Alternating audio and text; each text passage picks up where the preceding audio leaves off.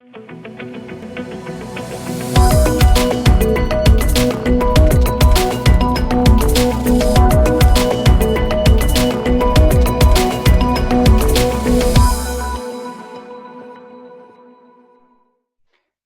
to this live chat facility tutorial.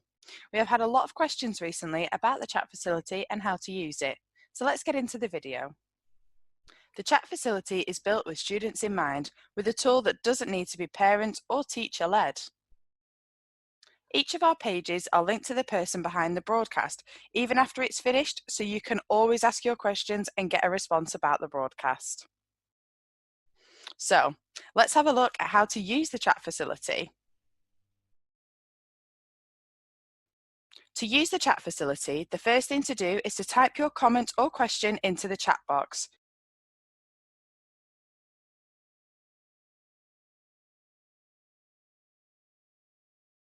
You can now enter your screen name. Your screen name will show when you type your question or comment. Now you will see the chat facility ask for your email address. As I mentioned before, each of our pages are linked to people from the organisation who can reply to your questions. You can enter your email address, which will not be shared with anyone, to get a direct response from the people behind the broadcast. If you do not want a direct response, then click the button at the bottom. People behind the broadcast can still respond to you if you don't provide your email address. This just means you may have to come back to the page to check the response. You can now speak to the people behind the broadcast and ask any questions you may have, or check out our partner pages to see the companies we work with who you can speak to right now about their current vacancies. You can also check out our careers page, which connects you to employers. Our live chat service is linked 24/7 to employers from a wide range of sectors, all waiting to hear from you. You can leave a question about how to produce a professional CV or how to prepare for interviews, anything work related, and one of our businesses will respond to you directly. You can also access a wide variety of live interactive broadcasts and video on demand with the live chat support on all pages. Now, this bit is for the parents, guardians, and teachers. The best bit about the live chat facility is that it is completely moderated, so you don't need to worry if your young person leaves a silly comment, as it will only show on their screen and no one else's. Another great thing about the chat facility is that it is GDPR protected, so no information is shared with anyone else. We will protect all email addresses and will never share personal information of the young people. If you have any questions about the chat facility or the Learn Live channel, please use the email us icon at the top of the page. Thank you, stay safe and stay tuned.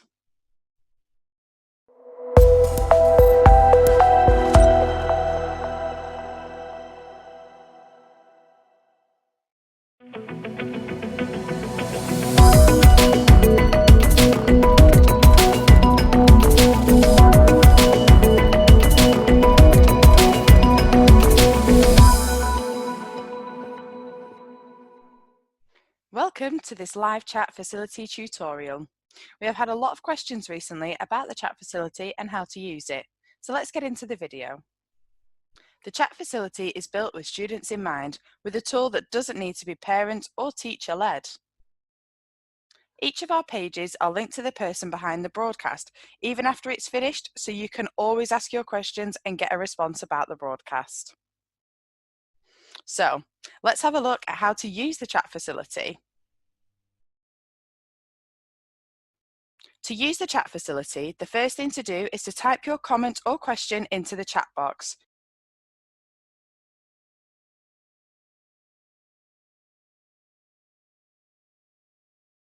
You can now enter your screen name. Your screen name will show when you type your question or comment. Now you will see the chat facility ask for your email address. As I mentioned before, each of our pages are linked to people from the organisation who can reply to your questions. You can enter your email address, which will not be shared with anyone, to get a direct response from the people behind the broadcast. If you do not want a direct response, then click the button at the bottom. People behind the broadcast can still respond to you if you don't provide your email address. This just means you may have to come back to the page to check the response. You can now speak to the people behind the broadcast and ask any questions you may have, or check out our partner pages to see the companies we work with who you can speak to right now about their current vacancies. You can also check out our careers page, which connects you to employers.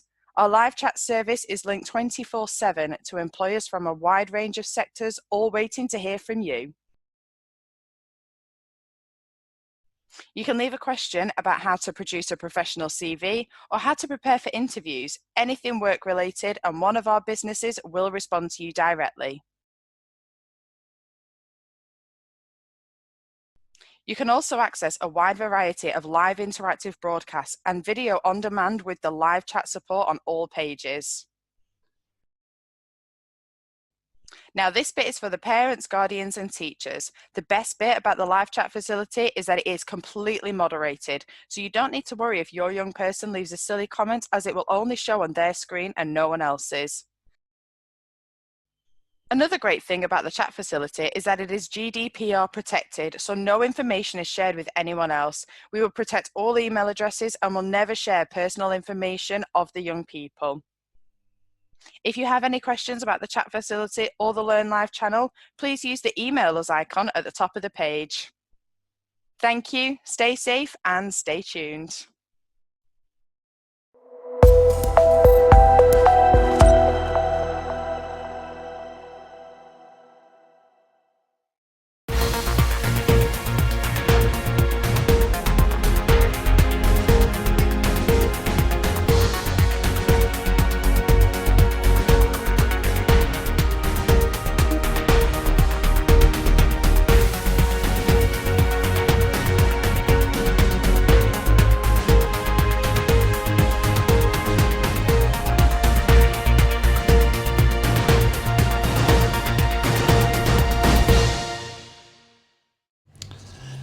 Hello and welcome to the Learn Live channel, the channel that connects you to the world of work. Today we have the team behind Penketh High School for your virtual Careers Day. This day will be running from now until 3:15 and you'll be hearing from a variety of speakers throughout the day. From Higher Horizons and DriveWorks, colleges and universities and apprenticeship schemes, people from all these institutions will be helping you with what you want to do after school.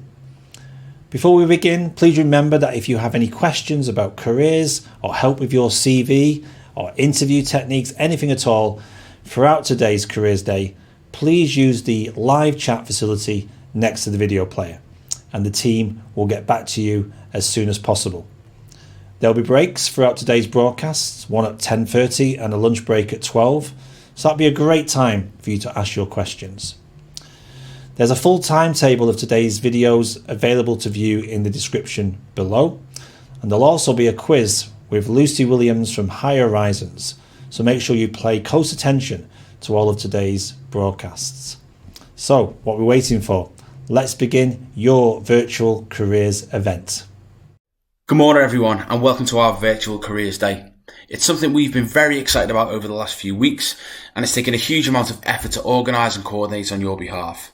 Can I start by thanking our partners, Higher Horizons, The Pledge, and our very own Mr Musgrove, who's worked tirelessly to put the programme together. Can I also thank all of those individuals and institutions who have presented today to provide you with the very best information and guidance. It's been really important to us to think about as a school how we can extend your educational experience during this period of closure. We've been able to provide you with live interactive lessons that follow your timetable, but as you know, enrichment is very important to us as a school, and that's because the programme helps to bring you wider skills and experiences. Careers, information and guidance is a huge part of this offer. It's really important that regardless of what year you're in, you start to think about your future and your next steps. Everything that you do in school is the foundation for your future and supports your progress onto the next phase. Apart from thinking about what you might want to do specifically when you leave school, it's important to keep in mind at all times that the reason your parents and your teachers push you to work hard and engage in learning is because we want you to be successful. If you take responsibility for your learning and for your success, you'll put yourself in a fantastic position to achieve great things. So today's all about thinking about those next steps.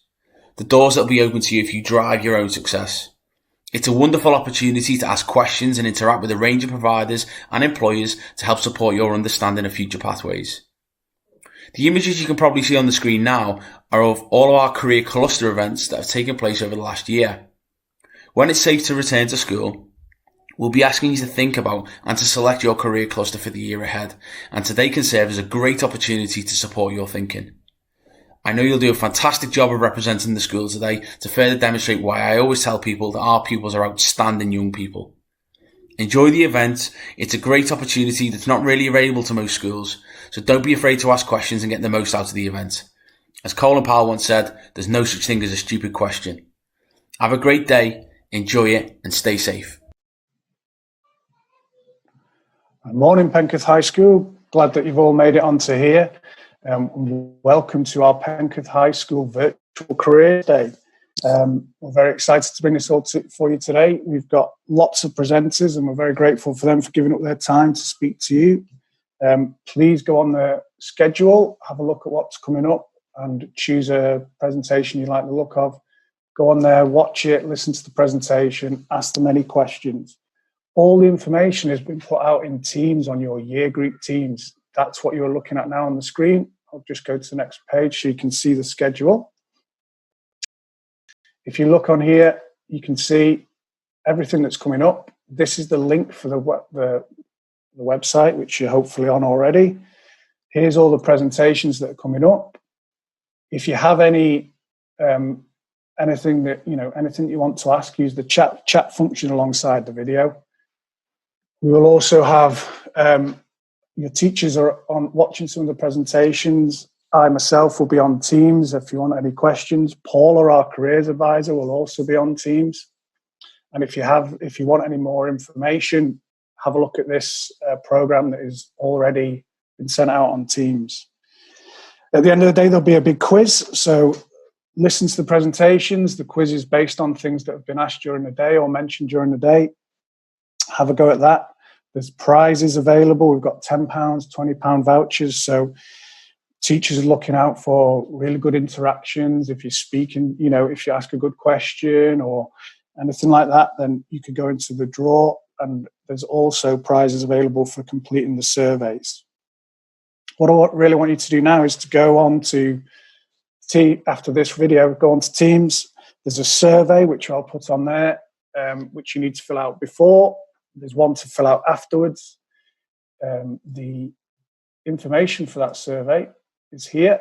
So when you ask for the activity number, you just fill in that 66526, complete the survey, and then you're just waiting for the presentation for the day. After the day, complete the quiz, ask me any questions, speak to your teachers, your form tutors, email me, ask Paula, and hopefully this day will help you consider your clusters for next year. We'll be choosing your clusters later in the year, so you need to start thinking about what sort of areas of employment you're interested in going into. That's it from me. So any questions, please do ask on Teams. Otherwise, enjoy the day. Thank you. That's great. Thank you very much for that introduction. And we're going to hear a lot more about careers that are available to you guys over the next few hours. Don't forget to keep your questions coming in on the live chat facility.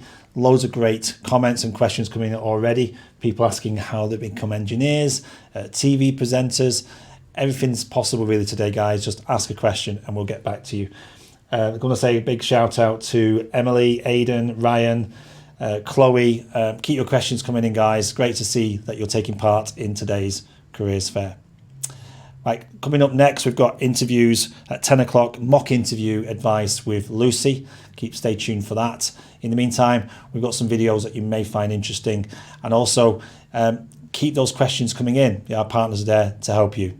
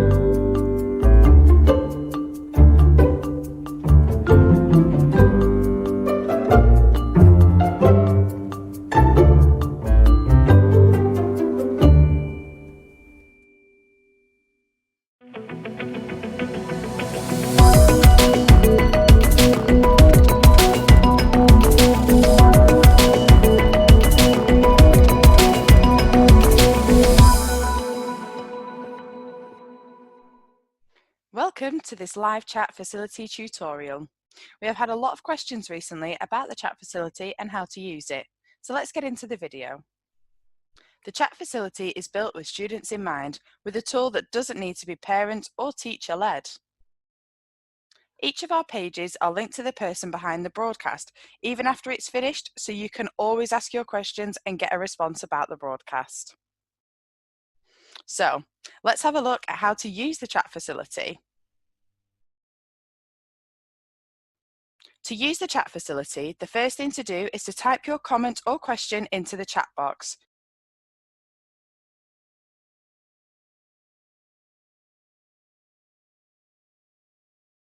You can now enter your screen name.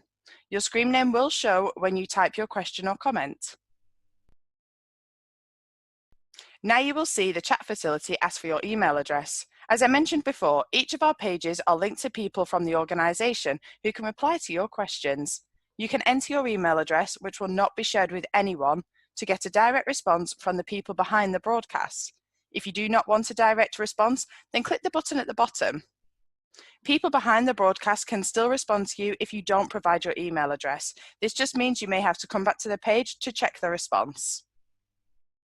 You can now speak to the people behind the broadcast and ask any questions you may have, or check out our partner pages to see the companies we work with who you can speak to right now about their current vacancies. You can also check out our careers page, which connects you to employers. Our live chat service is linked 24/7 to employers from a wide range of sectors, all waiting to hear from you. You can leave a question about how to produce a professional CV or how to prepare for interviews, anything work related, and one of our businesses will respond to you directly. You can also access a wide variety of live interactive broadcasts and video on demand with the live chat support on all pages.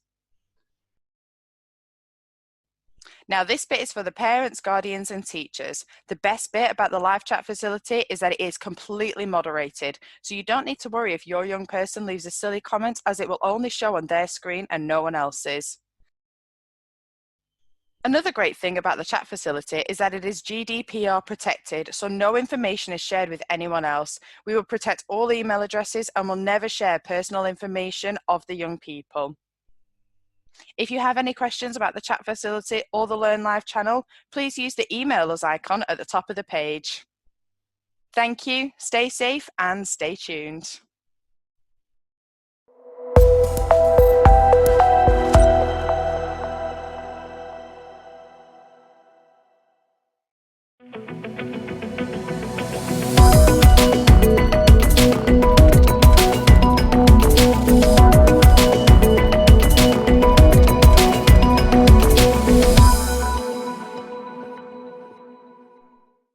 Welcome to this live chat facility tutorial.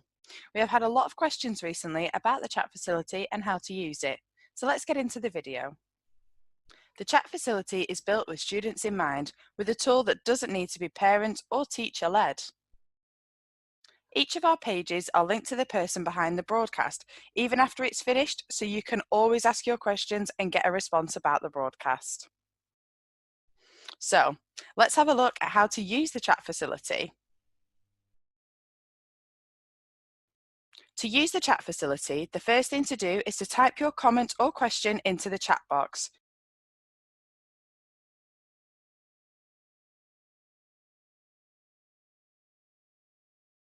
You can now enter your screen name.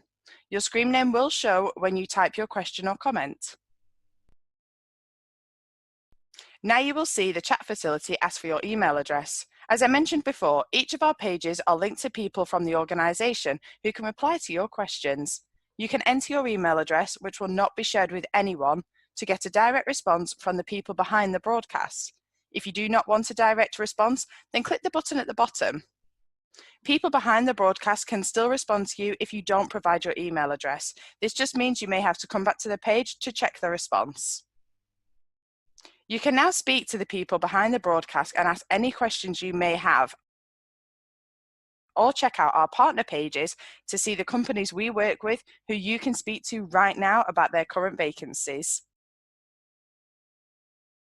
You can also check out our careers page, which connects you to employers. Our live chat service is linked 24/7 to employers from a wide range of sectors, all waiting to hear from you. You can leave a question about how to produce a professional CV or how to prepare for interviews, anything work related, and one of our businesses will respond to you directly. You can also access a wide variety of live interactive broadcasts and video on demand with the live chat support on all pages. Now, this bit is for the parents, guardians, and teachers. The best bit about the live chat facility is that it is completely moderated, so you don't need to worry if your young person leaves a silly comment, as it will only show on their screen and no one else's. Another great thing about the chat facility is that it is GDPR protected, so no information is shared with anyone else. We will protect all email addresses and will never share personal information of the young people. If you have any questions about the chat facility or the Learn Live channel, please use the email us icon at the top of the page. Thank you, stay safe and stay tuned.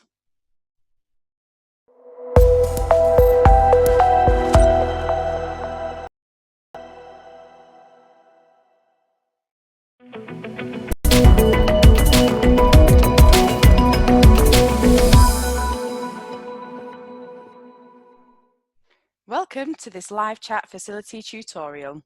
We have had a lot of questions recently about the chat facility and how to use it, so let's get into the video. The chat facility is built with students in mind, with a tool that doesn't need to be parent or teacher led. Each of our pages are linked to the person behind the broadcast, even after it's finished, so you can always ask your questions and get a response about the broadcast. So, let's have a look at how to use the chat facility. To use the chat facility, the first thing to do is to type your comment or question into the chat box.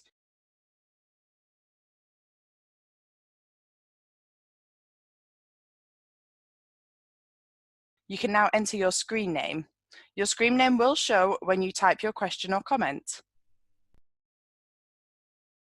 Now you will see the chat facility ask for your email address. As I mentioned before, each of our pages are linked to people from the organisation who can reply to your questions. You can enter your email address, which will not be shared with anyone, to get a direct response from the people behind the broadcast. If you do not want a direct response, then click the button at the bottom. People behind the broadcast can still respond to you if you don't provide your email address. This just means you may have to come back to the page to check the response. You can now speak to the people behind the broadcast and ask any questions you may have, or check out our partner pages to see the companies we work with who you can speak to right now about their current vacancies. You can also check out our careers page, which connects you to employers. Our live chat service is linked 24/7 to employers from a wide range of sectors, all waiting to hear from you. You can leave a question about how to produce a professional CV or how to prepare for interviews, anything work related, and one of our businesses will respond to you directly. You can also access a wide variety of live interactive broadcasts and video on demand with the live chat support on all pages. Now, this bit is for the parents, guardians, and teachers. The best bit about the live chat facility is that it is completely moderated, so you don't need to worry if your young person leaves a silly comment, as it will only show on their screen and no one else's. Another great thing about the chat facility is that it is GDPR protected, so no information is shared with anyone else. We will protect all email addresses and will never share personal information of the young people. If you have any questions about the chat facility or the Learn Live channel, please use the email us icon at the top of the page. Thank you, stay safe and stay tuned.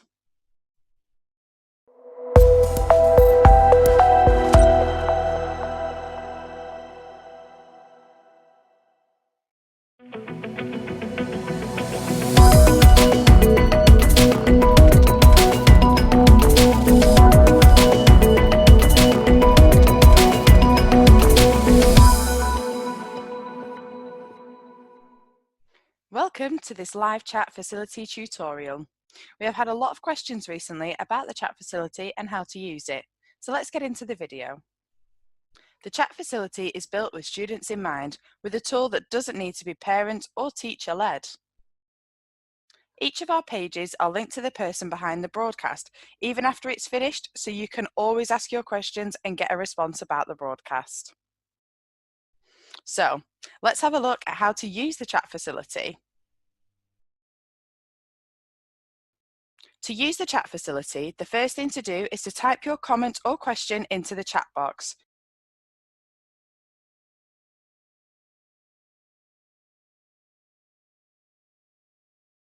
You can now enter your screen name. Your screen name will show when you type your question or comment.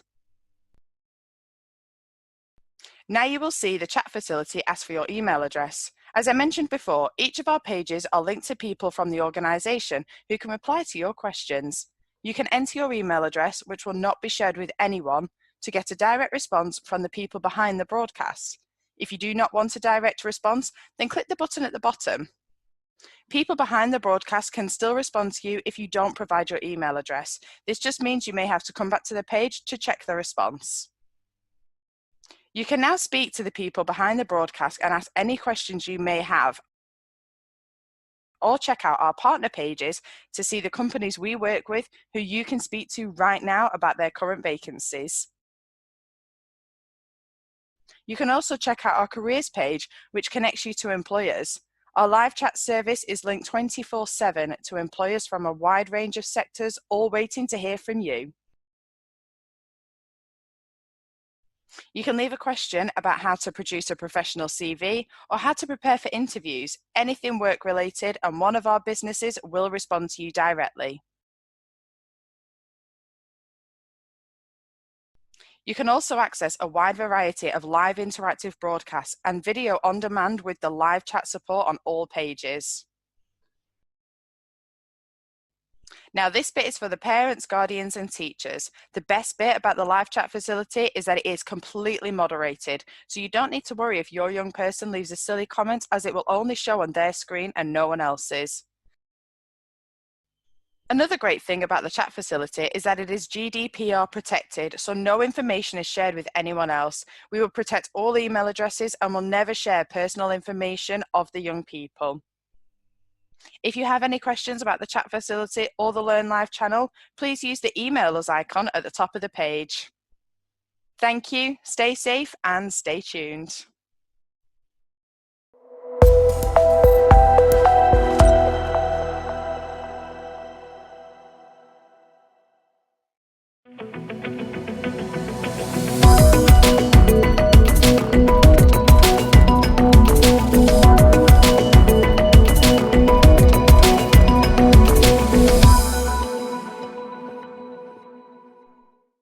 Welcome to this live chat facility tutorial. We have had a lot of questions recently about the chat facility.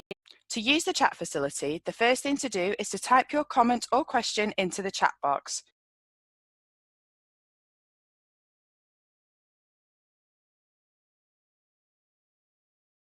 You can now enter your screen name. Your screen name will show when you type your question or comment. Now you will see the chat facility ask for your email address. As I mentioned before, each of our pages are linked to people from the organisation who can reply to your questions. You can enter your email address, which will not be shared with anyone, to get a direct response from the people behind the broadcast. If you do not want a direct response, then click the button at the bottom. People behind the broadcast can still respond to you if you don't provide your email address. This just means you may have to come back to the page to check the response. You can now speak to the people behind the broadcast and ask any questions you may have, or check out our partner pages to see the companies we work with who you can speak to right now about their current vacancies. You can also check out our careers page, which connects you to employers. Our live chat service is linked 24/7 to employers from a wide range of sectors, all waiting to hear from you. You can leave a question about how to produce a professional CV or how to prepare for interviews, anything work related, and one of our businesses will respond to you directly. You can also access a wide variety of live interactive broadcasts and video on demand with the live chat support on all pages. Now, this bit is for the parents, guardians, and teachers. The best bit about the live chat facility is that it is completely moderated, so you don't need to worry if your young person leaves a silly comment, as it will only show on their screen and no one else's.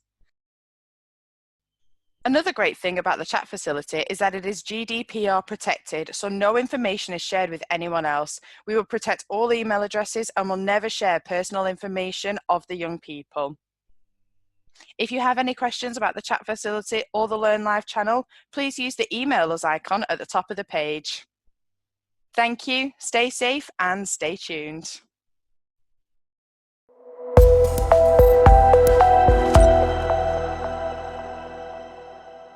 The facility is built with students in mind, with a tool that doesn't need to be parent or teacher led. Each of our pages are linked to the person behind the broadcast, even after it's finished, so you can always ask your questions and get a response about the broadcast.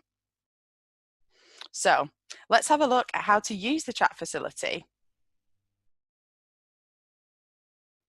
To use the chat facility, the first thing to do is to type your comment or question into the chat box.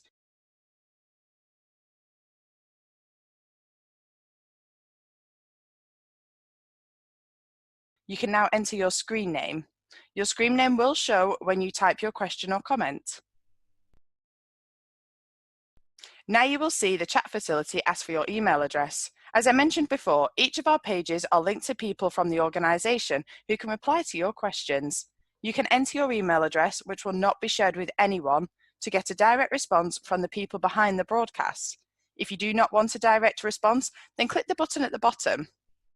People behind the broadcast can still respond to you if you don't provide your email address. This just means you may have to come back to the page to check the response. You can now speak to the people behind the broadcast and ask any questions you may have, or check out our partner pages to see the companies we work with who you can speak to right now about their current vacancies. You can also check out our careers page, which connects you to employers. Our live chat service is linked 24/7 to employers from a wide range of sectors, all waiting to hear from you. You can leave a question about how to produce a professional CV or how to prepare for interviews, anything work related, and one of our businesses will respond to you directly.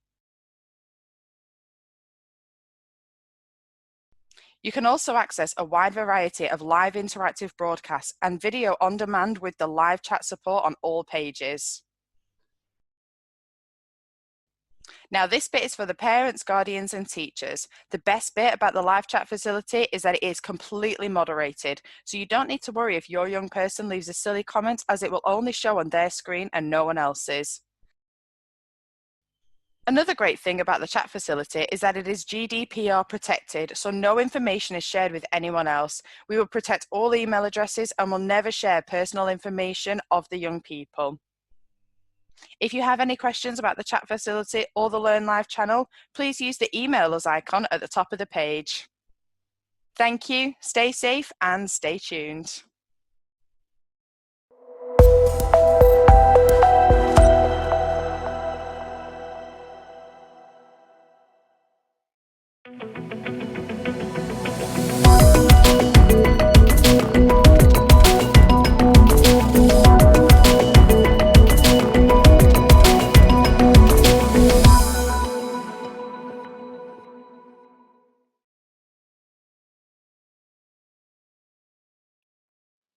Hello, my name is Lucy and I'm from Higher Horizons based at the University of Chester Hub. Today we're just going to do a short session on mock interviews.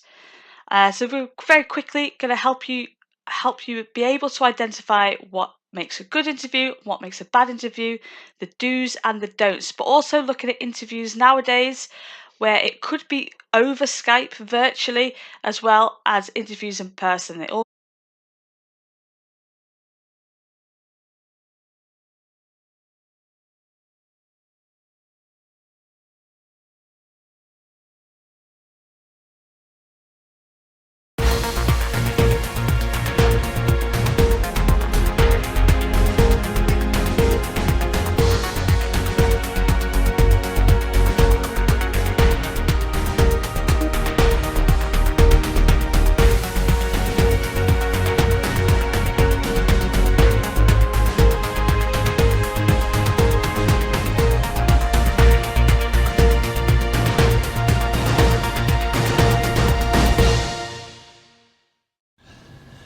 Hello and welcome to the Learn Live channel and today's Safe and Sound broadcast.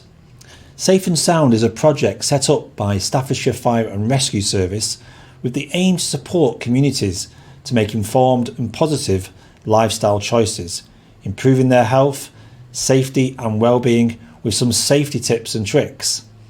This project runs a variety of interactive and practical workshops for people of all ages and is delivered by multiple partner organisations. But first, before we begin, please remember that if you have any questions, please use the live chat facility next to the video player. If you leave a question on the chat, one of our speakers from today will get back to you as soon as possible. We've already had a question in from HG, age 5. How do you put out fires at your fire station? Great question. Thanks very much, Henry. Now, first to start this broadcast, we have Chief Fire Officer Becky from Staffordshire Fire and Rescue Service. Becky will be going through what today will entail and how important the information that is being shared actually is. Then I'll be handing over the rest of the broadcast to Paul Carter. Paul works for Staffordshire Fire and Rescue Service within the Safe and Sound project, and he'll be hosting the rest of the Safe and Sound broadcast. But first, over to Becky.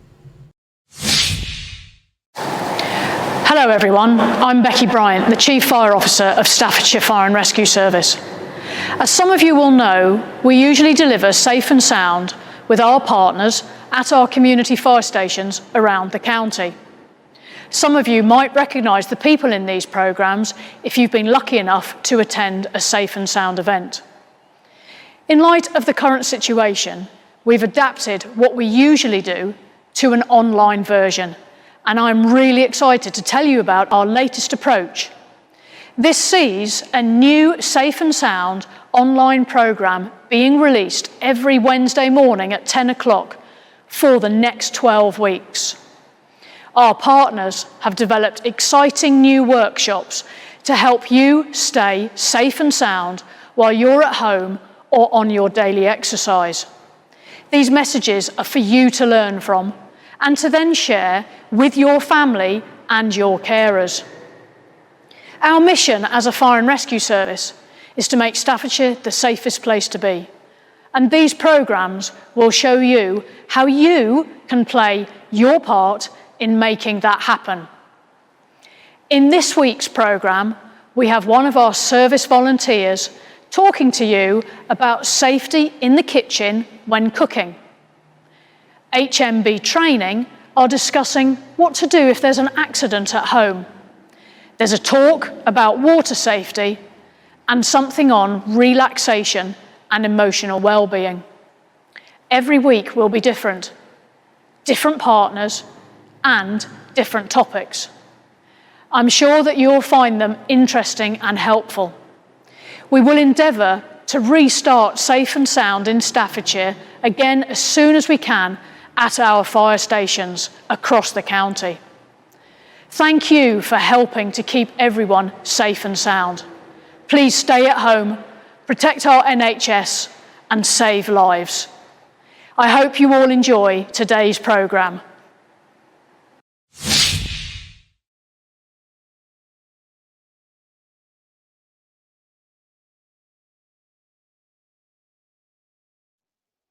Hello, my name is Paul and I work for the Staffordshire Fire and Rescue Service on a local initiative called Safe and Sound.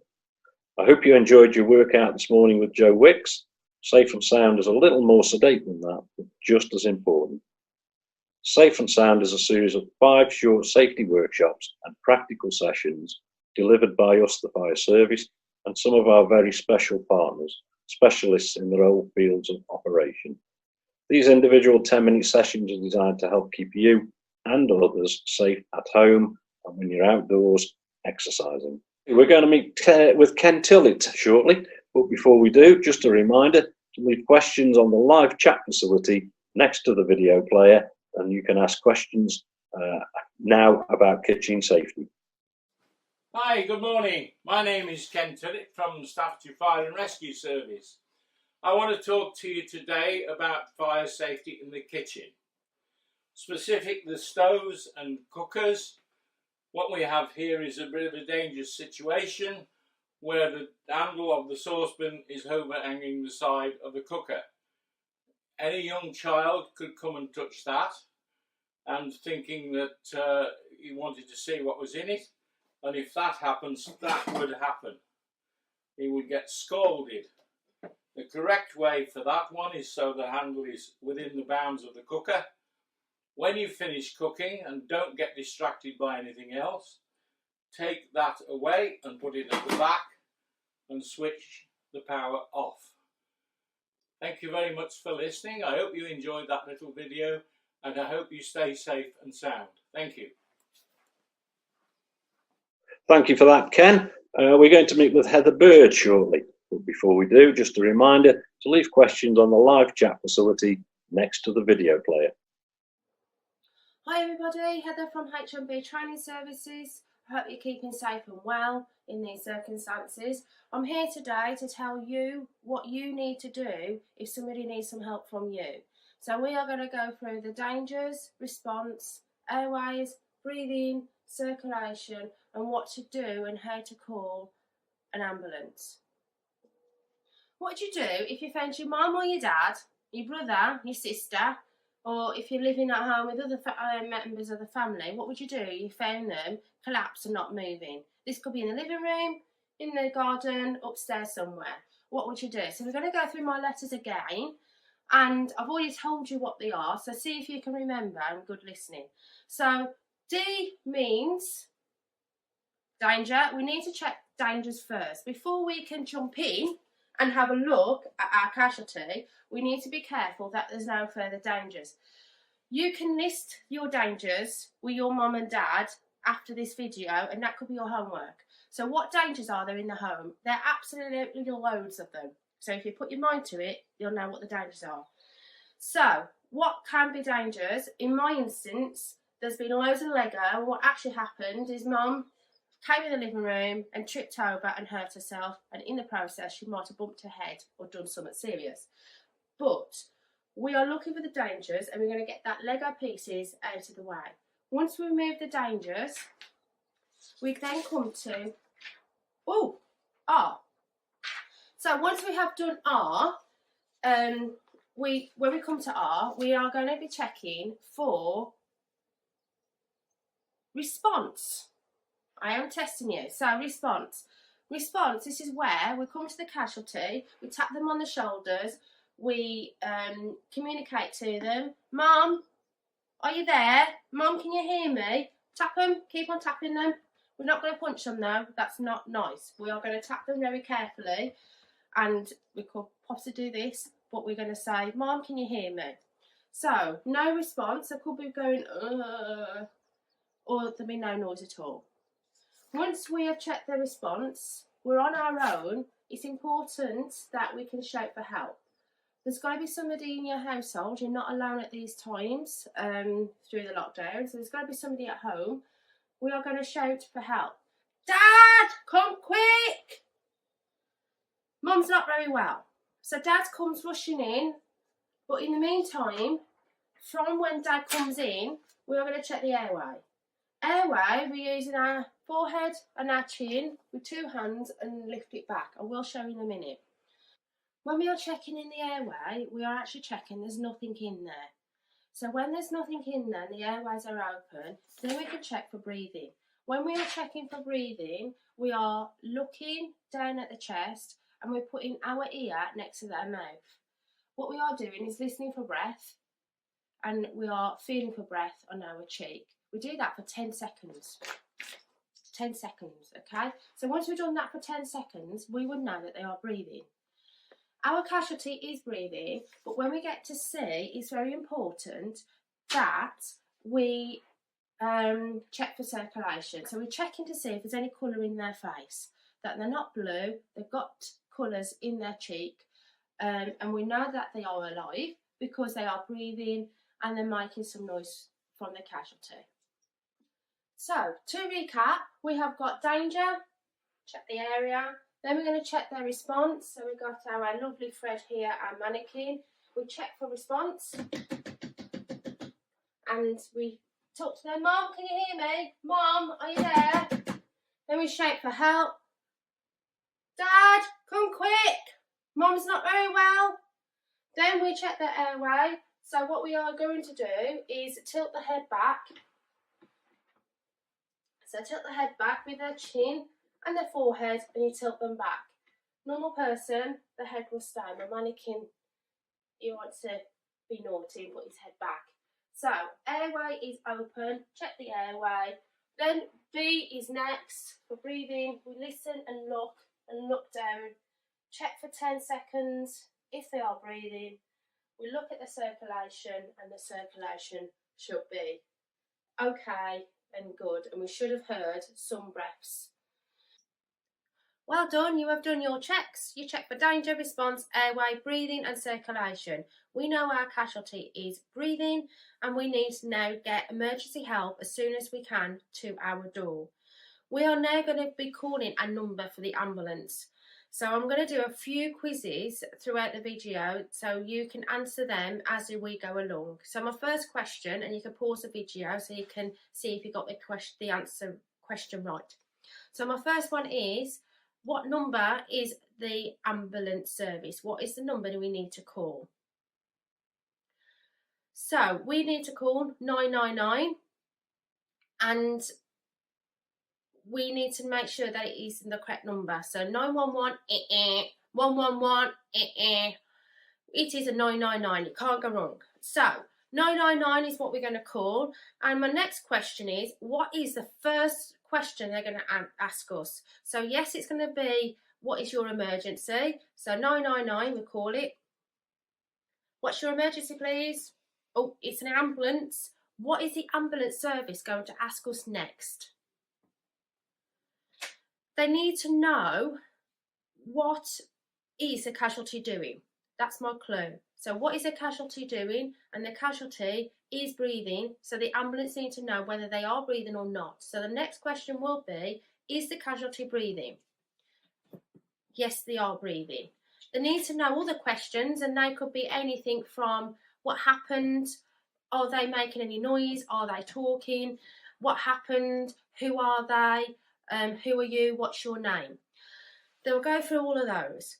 Now it's important, now this is my next question to you, how many of you know your full address, including door number, street name and postcode? So how many of you know the full address? It's very important to know every detail of that address, not so much the area, but definitely the first line and the last line. So that's your little homework while we're in lockdown, to make sure that you know your full address. When the ambulance does arrive, they will stay on the phone with you throughout the call as soon as the ambulance arrives. As soon as they do arrive, then what they will do is disconnect the call.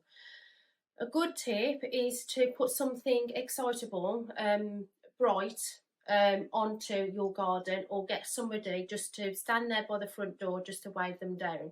I do suggest in my normal classes is to put a blanket, a bright coloured pillow, pink for example. We've got loads of pink cushions upstairs.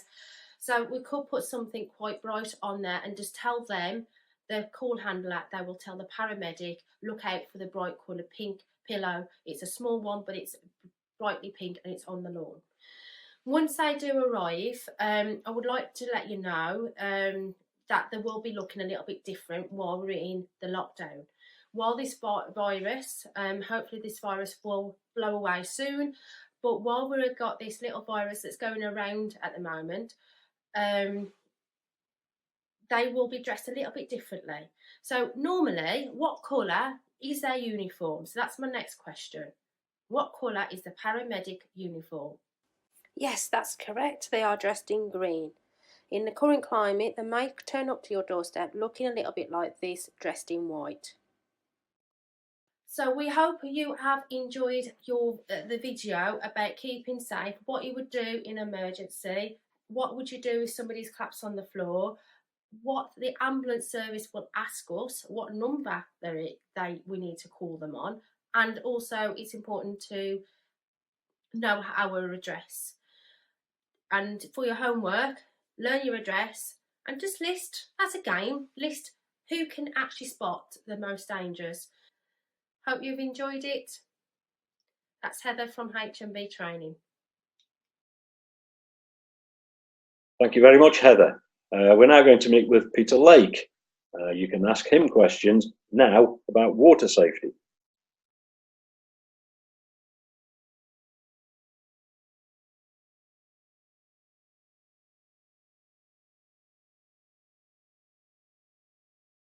I hope you're all well and safe at home. My name is Peter Lake and I'm a swimming coach in Dubai.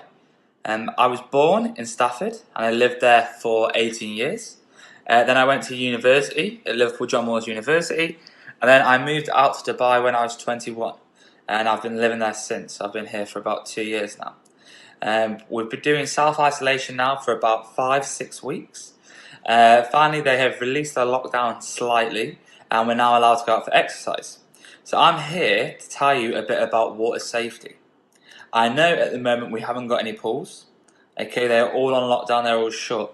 But there is still the risk of when you do go out and do your exercise that there are lakes, there are rivers, and there are canals. So we really need to take it safe whenever we go out. So to start off with, I want to talk about the safety aspect of going out when you go on your walk. And we're going to cover 4 points. The first one is going to be spot the danger. Okay, so spotting the danger is easy. So when you leave your house, you need to make sure you've got the appropriate footwear on. Okay, you need to know where you're going to walk. Okay, if you are going to walk along a trail next to a canal, then you'll need appropriate footwear for that. Also, daylight. Okay, when planning your route to go for your exercise each day, you need to make sure there's daylight. Or if you do go out when it's darker, you need to make sure the path that you walk is lit. Okay, you don't want to be going around in the dark. So what would happen, especially with water safety, if you slipped on a path you wouldn't know, okay, and then you'll go into the water. The second thing will be advice. Especially around water, with water safety, there is signs. So if you go to a lake or a pond, there's usually signs which advise you what you do and what you do not do.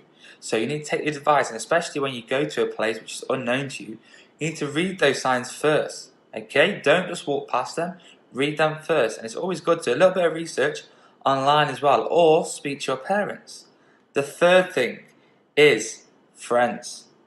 You need to make sure, especially when you're going by water, you've always got a friend with you. Okay, or this can be a parent. Okay, with this, at the moment, it will only be somebody in your household anyhow, but make sure they are walking with you, especially if you're going near water.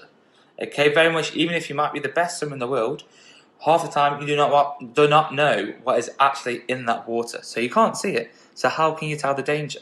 So very much make sure you've got someone there. And also with this, we're going to go on to the last one, which is the E, which is emergencies. Okay, with the emergencies, you need to learn to help in an emergency. That's why it's so important if you can go out with a mobile phone. If you do not have a mobile phone, ensure the place that you are going, if there is water there, that there will be people around. Okay, very much so that you can shout for help. Also, when you pass these things, you need to think you can be an amazing lifeguard. You've got to think most pools, or even along the canals, there's flotation devices, and they usually be bright orange. So you can go to those. You do not jump into that water. If somebody else is at risk, you do not jump in that water. It is not worth having 2 people at risk. You must shout for help. You must call the fire service. You then can use the flotation device to throw it near them, never throw it at them, okay, because it can hurt them somewhat. Okay, I hope this advice has been useful. Great stuff staying at home. I will hopefully speak to you all soon. Stay safe, stay home.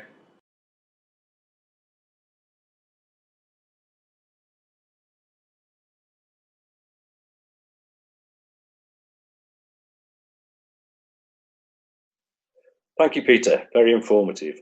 We're now going to meet with Nikki Hamilton to talk about very important relaxation methods.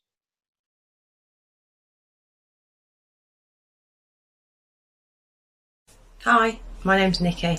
I run a company called Calm Careers, and it's my job to help you feel a little bit better, feel a little bit stronger, and know what you want to do with your life. My company looks at careers advice, life coaching, and teaching relaxation skills. And one of the most important things for me is that people feel happy and confident, and that they feel okay with who they are. And we all have good days and we all have bad days. But it's about having more of those good days and about how we look around and help each other too.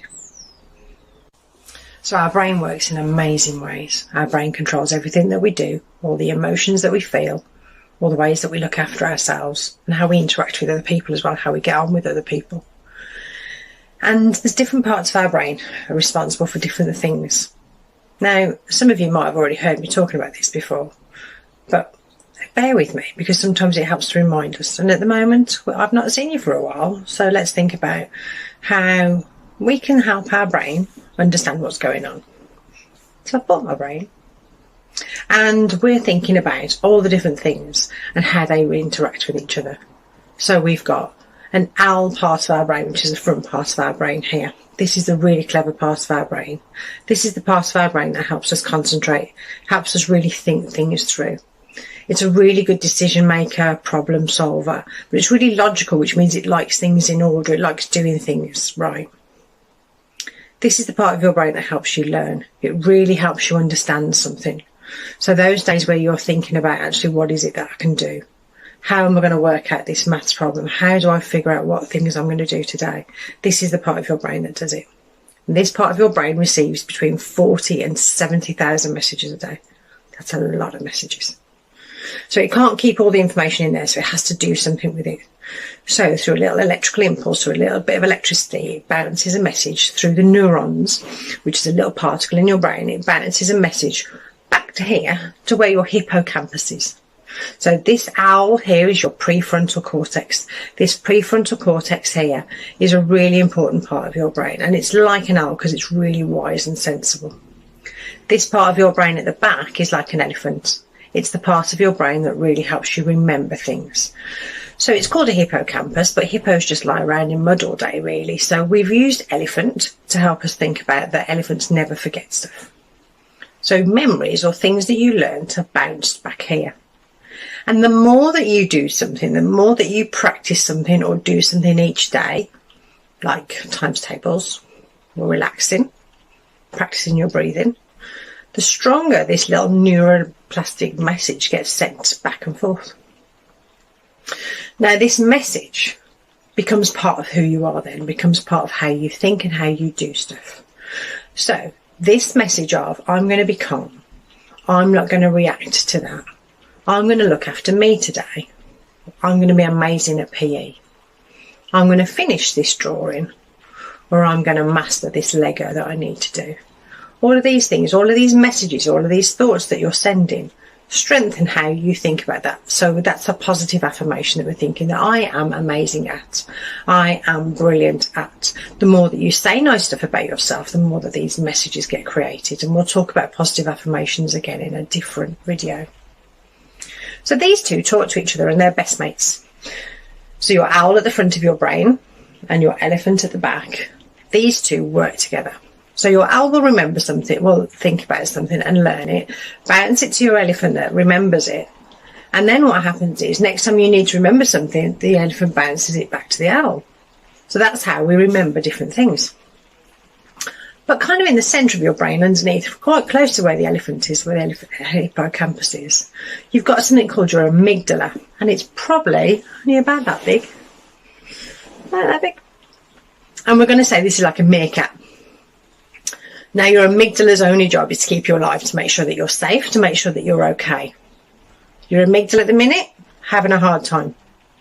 Because all the routines that your brain has practiced, or the getting up for school in the morning, and what day is it, and what time do I normally go to bed, your routine's a bit out of it at the moment. So your amygdala likes to know kind of what's happening, because it's the part of your brain that keeps you alive, keeps you safe. And when things are a little bit unpredictable, it can get a little bit spiky. So by that I mean that your amygdala is linked into your adrenaline in your body, which is a natural, really good chemical hormone that kind of helps you have extra energy to do stuff and, if need be, to keep you safe, to give you the energy to get away from a situation where it's not safe. And I'd like to imagine that my amygdala, my meerkat, has a volume control between 1 and 10. And 1 is asleep, really deep sleep. 10 is there's a real life situation here. When you're asleep, if you think about your senses, you've got sight, sound, smell, taste and feel.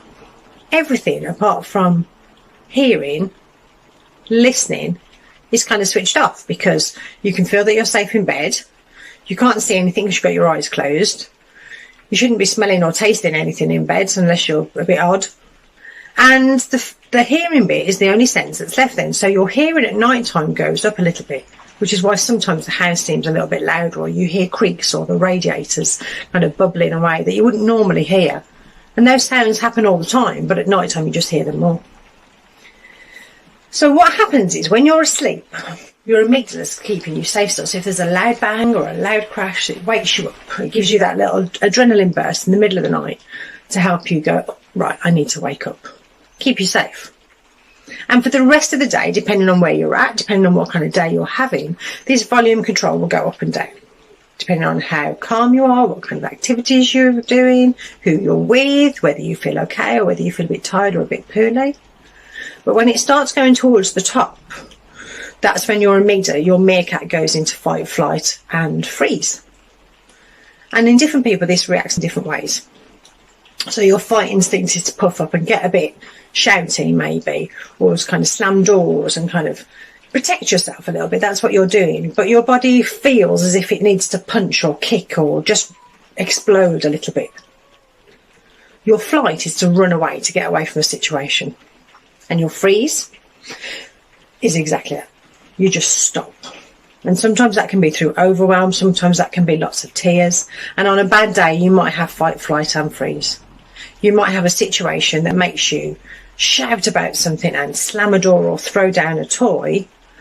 And then you might run away from the situation and sit and have a good cry about it. And it's only when we've released some of that adrenaline, when we've released some of that extra energy that's there to keep us safe, that it starts coming down, that your meerkat starts calming down.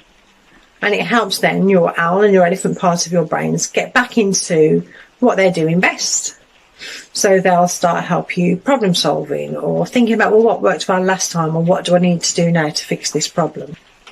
Because when your amygdala, when your meerkat's too much up here, your owl and your elephant part of your brains can't work properly.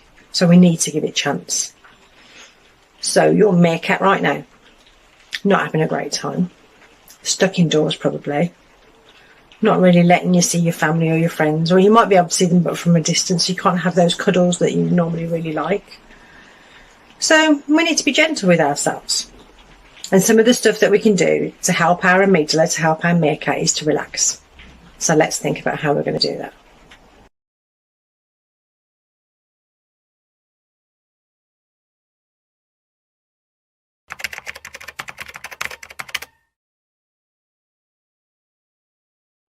So thank you for watching. I must say a great big thank you to everyone at Learn Live for all their assistance with this. We'll see you next week with a series of new messages, and this is a new way of working for us, and more partners will be joining us in the weeks to come. We will make changes and improvements as we progress, so please keep coming back. To finish, guys, remember, keep talking, everyone, eat them to defeat them, and control those meerkats. Thank you.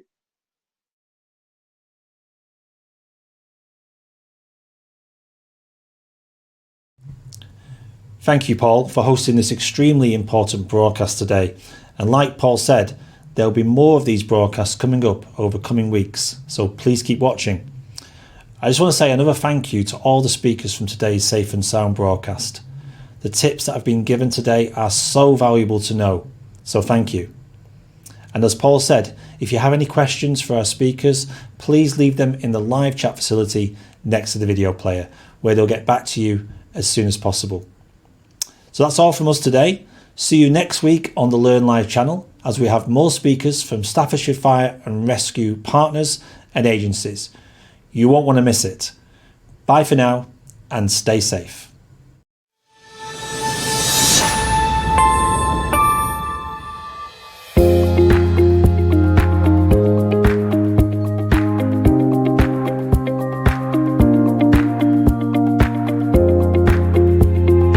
They don't really look for qualifications. They're looking for someone who's passionate, someone who seems quite driven and motivated to do what prep needs us to do.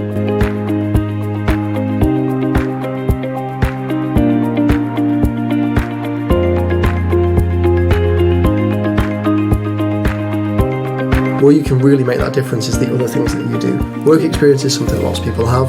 Things like Duke of Edinburgh, charity work in your own time, things that show that you've gone out of your way to develop your behavioural skills. So entrepreneurial spirit, collaboration with other people, honesty and courage, those things that will really help you excel.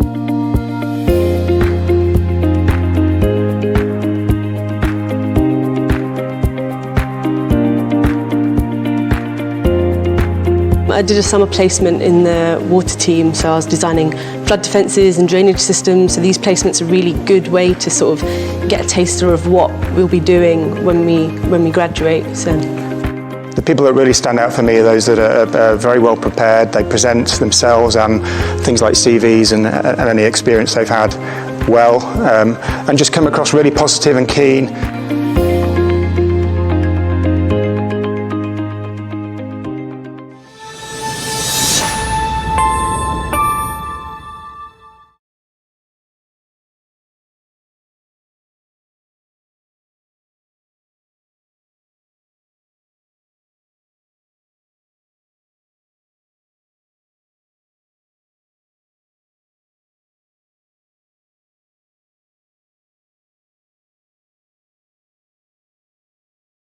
In this story, Dan's character decided to take a shortcut across the railway tracks to meet his friend.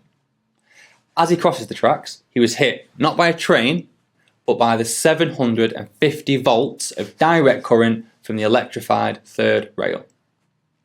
If you touch the third rail, it will suck you in and not let go until the power is turned off. Here's Dan's video.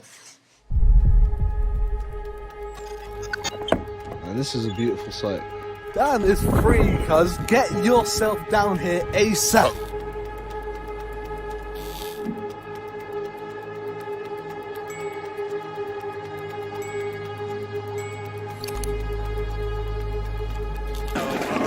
Yo, G, I think I found it. I'll hear with you soon.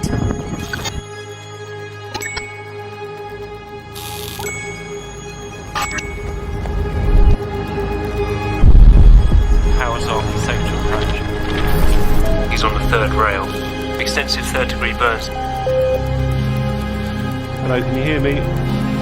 Open your eyes if you can hear me. Hi, sweetheart. My train's been delayed. Kids on the track, apparently. You're going to have to sort your own dinner, I'm afraid. Just give me a text when you get this. Love you.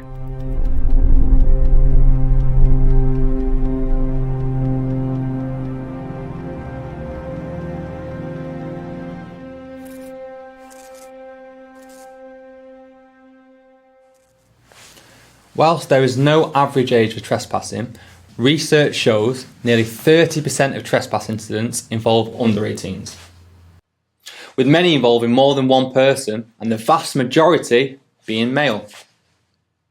There were 22 trespass-related deaths in the 2000 to 18-19, compared with 35 the previous year. Although the death toll has fallen, the numbers of incidents are still increasing. This is the time to try and turn it around. The next video we will be showing is Tegan's story, and again, what can happen when you step onto the third rail.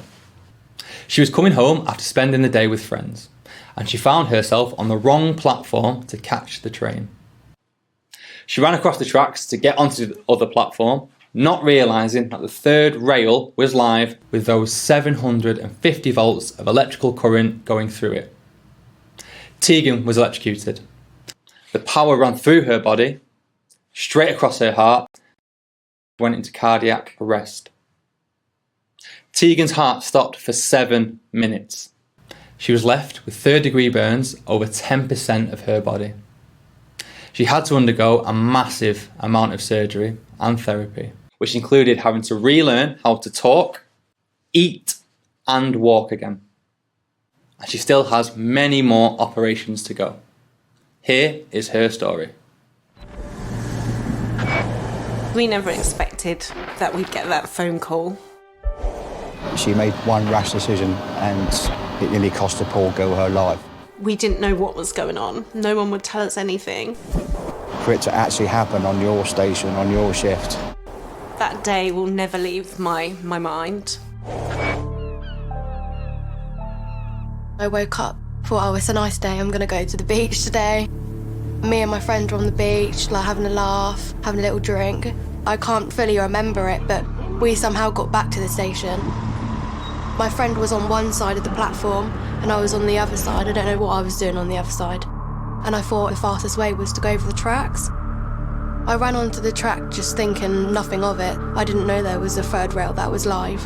I was electrocuted and I had a cardiac arrest. I saw Tegan wedged between the running rail and the electric live rail. She was on fire.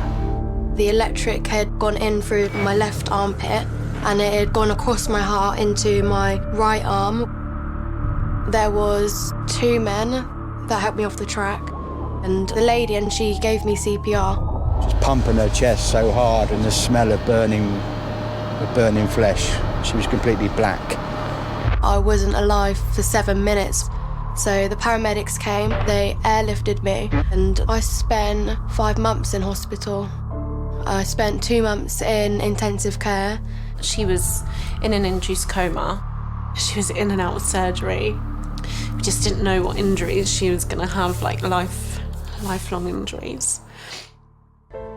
I think intensive care was probably one of the hardest things I've ever been through. She learnt how to walk again, how to eat. She couldn't really talk, she was just always smiling. She had to learn how to move her fingers and she had to learn to do everything with her left hand. This is a bear that I got when I was in intensive care. My little brother LJ, he'd always come up to the hospital. Every time I was upset, it would remind me of him. Her long-term injuries are just learning to move her fingers again and try and straighten her arm because she has loads of scarring under her arm. I had to have so much physio to actually get my arm, and now I can just fully move it up. She had to have a whole new nerve put into her arm. Like my leg, so I've got quite a bit of a dent in there now. I've got 10% burns. They were 3rd-degree burns where I had to have skin grafts all over. So yeah, she's definitely lucky to be here. The accident has left me to deal with the really severe burns and skin grafts all over my body. She covers a lot up that she's not bothered by her scars, but she has times where she does get down. I feel like I won't be able to show my body again because of my scars, and I feel like I'll get judged, and I don't really want to be judged because people can be quite nasty about things. Just always think that no one was ever gonna love me again, like how they did before. And I'd always think I'm never gonna be like the old me again. Sorry. The way everyone helped me has made me realise that in the future I need to help other people as well. I'm gonna be a psychologist for burns because I can put myself in their shoes and help them out. When I went back to the train station and I met John for the first time, it was so strange. I admire you for coming down and do this. It must have been horrendous, but you're such a brave young woman. It seemed like I meant so much to a stranger. Seeing her today has made me a happy guy. She is one remarkable young woman. They saved my life, and without them I wouldn't even be here. I'm so happy that I've seen you today. We're truly blessed. I want to get the message out that there's dangers out there. You need to care for yourself and know that there's consequences for the actions that you do take. Because it doesn't just impact you. One small thought can save all the pain that you can put yourself and your family through. I want people to learn from my mistake, and I also want everyone to be aware and be safe.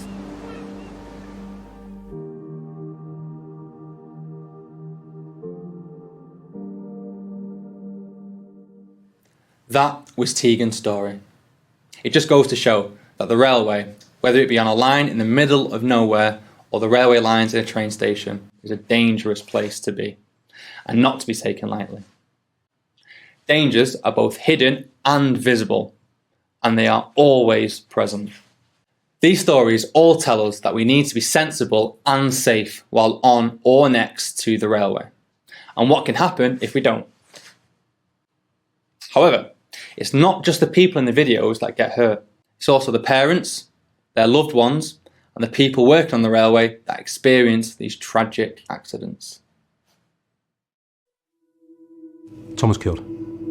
Tom was killed virtually instantly. They'd set the camera up on a timer. Jessie then ran to join her group. She tripped and fell, and she landed on the conductor rail. And his body was taken all the way along the track, and his body was not recognisable. The train was approaching at 75 miles an hour when it approached Brian from behind, and he couldn't hear it because he was listening to music. Just by that simple mistake, he threw it all away. She entered the railway from a level crossing and decided to walk on the railway line.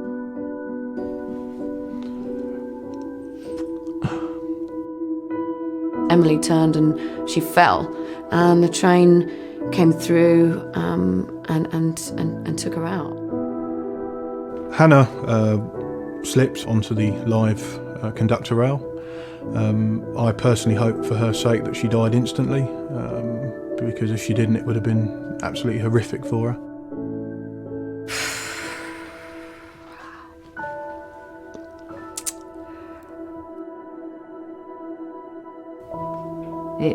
It's horrendous. You have a job to do, and you have to do that job. And sometimes you do remember certain incidents you go to. All I could hear was a mother screaming. It's never pleasant, but I have a job to do, and you're trained to do it, so you get on and do it. A sense of sadness, extreme sadness. Every time I attend one, I hope that this is the last one I ever have to attend. I don't ever want to see my family look like that. Never. You only get one chance, and you cannot mess around near to 750 volts, near 400 or 500 tonnes worth of trains in a very, very dangerous environment. It simply isn't worth it. Never, ever, ever play around on a railway. It's a dangerous, dangerous place. I'm trained in it, and I still don't like it. I've seen what a train can do. I've seen what electricity can do. And just devastation that will be wrought on everyone you know. So don't do it. That would be what I would say. So, as you can see in that video, any incident on the railway can affect hundreds of people. You probably thought they were the parents that started that video, and it wasn't. It was railway employees, it was British Transport Police staff, it was people like me, who when these incidents happen, we have to get involved. That can be anything from on-site, where the person may be, treating them, seeing their injuries. Most of the time, our staff can be the last person to see that person alive. That's why it's really important that you remember the lessons from today. Share them with friends and family who you think need to know. And please, stay safe in and around the railway.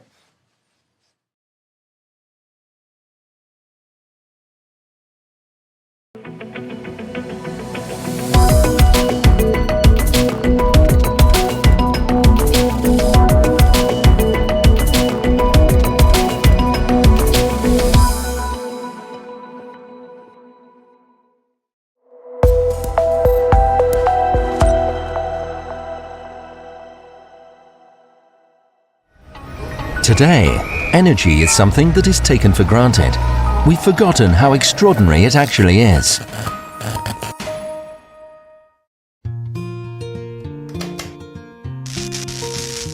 Human innovation has made it possible to harness energy and use it to power our society, providing heat and electricity to buildings. transporting us from A to B and fueling our industry. But the fossil fuels we rely on to achieve this expose the UK to high and volatile energy prices, especially as we import more energy from overseas. And burning fossil fuels to harness energy causes greenhouse gas emissions that drive global warming. Scientists agree that a temperature rise of more than 2 degrees would have an unprecedented impact on our lives. In order to help stay within that limit, we need to reduce our greenhouse gas emissions by 80% by 2050.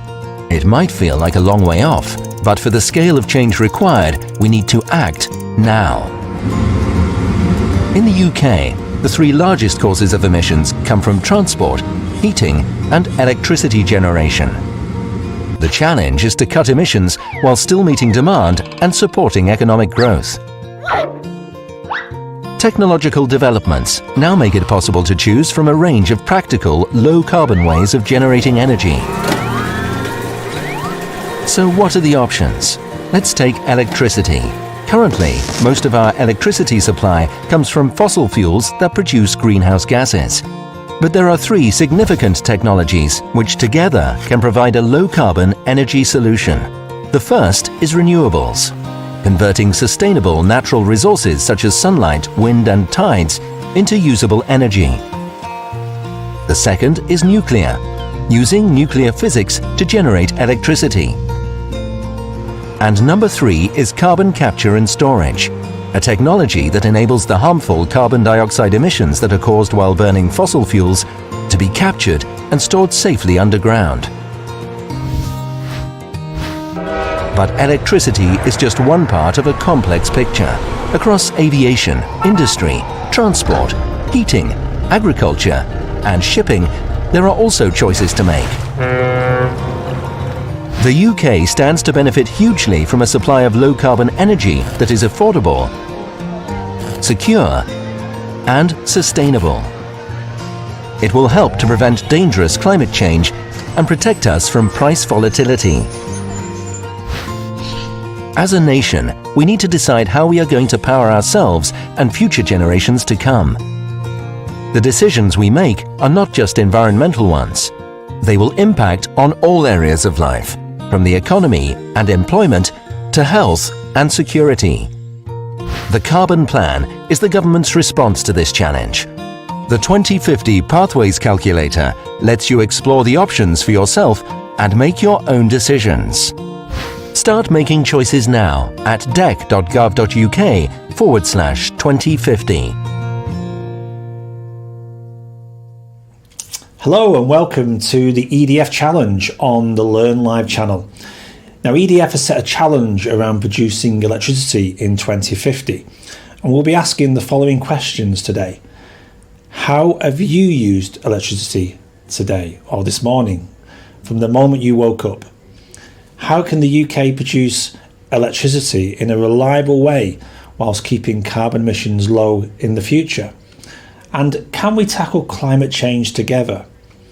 Now, these questions will be answered by Inkley Point C's education lead for EDF, Tom Fayer.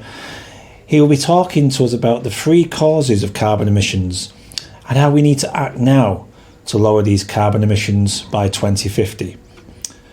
Don't forget to use the live chat facility to ask questions during this broadcast or at any time. If you're watching this as a recording, the live chat is always open. Also, you can subscribe to Learn Live channel at the top of the screen to keep in touch about any future broadcasts, and also just keep in touch with the channel and the partners who work with us. So, I'm now going to hand over to Tom, who's with Lauren, as he tells us more about the EDF Challenge. So good morning, Tom. Can you tell us a little bit about yourself, please? Morning, Lauren, and morning, everyone online. My name is Tom, and I work for an energy company called EDF. EDF are really proud to be the UK's largest producer of low-carbon electricity, and as a company, we produce around 1/5 of the UK's electricity. Wow. So you've got a little challenge for our viewers today. What can you tell us about that? We have. Today I'm going to set you a challenge around future electricity production. and we're really interested to see what solutions you can come up with. So the question is going to be around, how do you think the UK will be producing electricity in 2050? But first, I want you to think about this question. Have you used electricity today? Perhaps you're watching this video with someone else. If you are, perhaps you pause at this point and write down all the ways you have used electricity today. Have you turned on the light? Have you unplugged a phone which has been charging? Maybe you've made some toast. Maybe you've boiled an electric kettle, or you've turned on the TV or a game console. I think you would have used electricity, and I suspect that you've taken this for granted and not really thought much about where the power has come from. What is taken to create that power?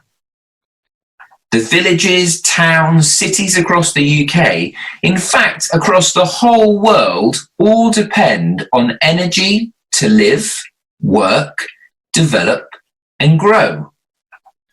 Burning fossil fuels like oil, coal, gas to power transport, heating, and generate electricity leads to the releasing of greenhouse gases like carbon dioxide. And this drives global warming. The Earth's long-term warming trend can be seen in this visualization from NASA's global temperature record, which shows how the planet's temperatures have changed over time from 1880. Can you see that as the years go by, areas of the world become more yellow and orange? This means that they have become warmer. Now, scientists agree that a global temperature rise of more than 2 degrees would have a big impact on our lives.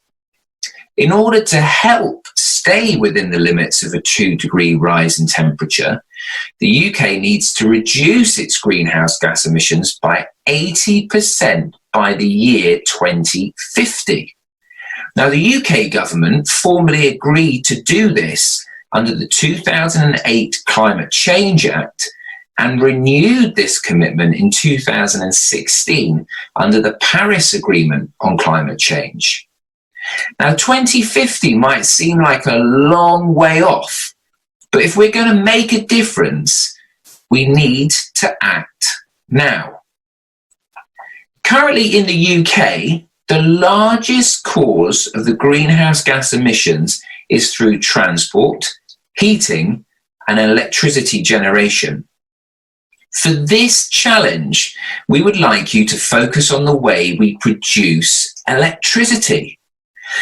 Now, I don't want to say too much, but electricity in the UK is created in lots of different ways. This is a snapshot from 2017 and provides a clue to what you may need to further investigate during your challenge. Now, talking about challenge, how would you power the UK in 2050? How can the UK successfully cut carbon emissions and produce a low-carbon energy solution? We want you to investigate how electricity is produced. You might do this by talking to a family member, going online, reading a book, using carbon calculators, or looking at current energy statistics. Your power needs to be reliable, sustainable, affordable, and needs to be a balanced energy mix. So you can't just rely on one source. What different energy sources will you use to generate enough electricity to power the UK whilst keeping carbon emissions low? What new technology can you think of? Can you use your imagination? Do you have an idea that might revolutionize the world? It needs to be affordable, secure, and sustainable. And remember, that cutting emissions is really important so we can tackle climate change together. You may want to draw a picture, make a model, create a video, or even write an essay. And we would love to hear your thoughts. So please ask a parent or a carer to take a picture and share with us by uploading onto Twitter, including at EDF Energy, at LearnLiveUK in the post, and using the hashtag EnergyMix2050. We can't wait to hear your ideas. And remember, there's lots of small changes we can make every day. So we can remember to turn the lights off, turn off game consoles when we're finished using them. Small changes make a big difference. Thank you for listening. Good luck with the challenge, and we can't wait to hear your ideas.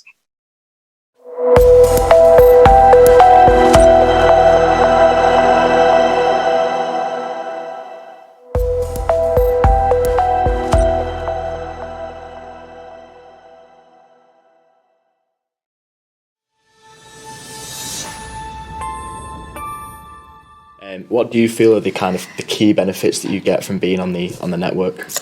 So firstly, I gain a network of friends. So I know lots of people that I'm actually gaining from different employers that I can lean on and get experience from, who've been through the process as being an apprentice. Secondly, you develop yourself personally as well. So actually, again, public speaking, presentations, the ability to sort of change your message to different students from primary school all the way up to high school students. So again, you learn from that. And then I think, again, it's the benefits for me is the appreciation of spreading the message. Yeah. So you feel a sort of success from actually being able to pass on your message of your story of what's gone well to hopefully influence other people as well.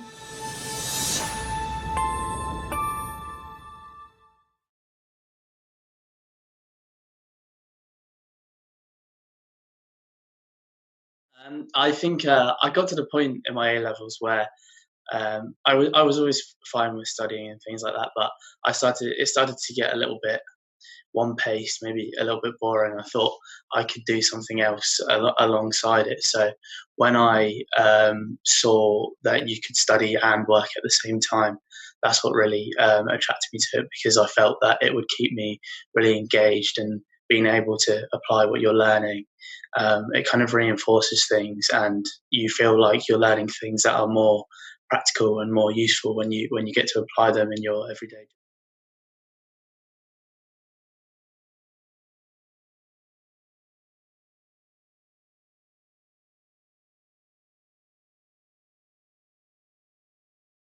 I would say if you feel like school isn't for you, or you want to get a bit more hands-on experience and a bit of money, definitely go down the apprenticeship route. Look on the government website, there's plenty of things on there. Just type in apprenticeships on Google. Google's at the tip of your fingertips nowadays, so just go for it and just go for it. Yeah, just the world is your oyster. It's an amazing experience. You'll meet lots of people, you'll have fun, and you'll get your education, which is so important. You'll get your education, get that experience, and there's nothing better really.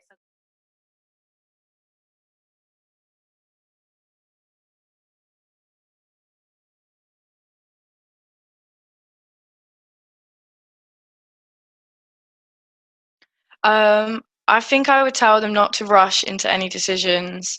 There is no rush if you're not sure. You don't need to go to uni. There are other routes. So I wish I just took the time to research into it a bit more, because I think apprenticeships are a really good option.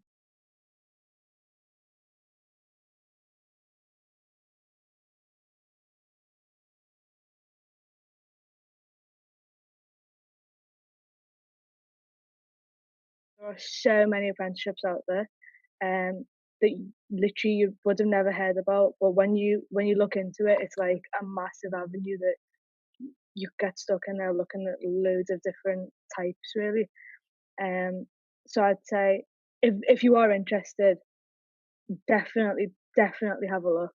That's not to say to rule out any other avenues like university or anything, but I think it comes as quite a surprise to people that end up starting to look at apprenticeships at how much there actually is and how how successful they can make you in the end as well.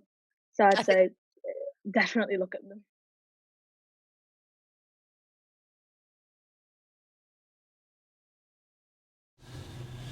Welcome back to your virtual careers day. We will now going back to Lucy from Higher Horizons as she tells us all about higher education and student finance. Don't forget to leave any questions you have for Lucy in the live chat facility right now next to the video player, where Lucy will get back to you as soon as possible. Over to you, Lucy. Hello and welcome to the session on what is higher education, what is university. My name is Lucy Williams and I work for Higher Horizons, and yes, thank you for joining me for this short session. Okay, so the aim of the session is to explain what a day-to-day life looks like for students at university. Look at some of the key terms in higher education. Look at all the courses that you could do. There's so many diverse courses that you may not have heard of. We can have a look at that, what you can do at university. A little bit about student finance, that's a huge aspect of university, and explain where you can find out more as well. Okay, so there's some of you out there who already know that they want to go to university. They know what their dream job is. They know that that job might have to involve them going to university. They may have even thought about where in the world they want to go to university, because you can make those decisions.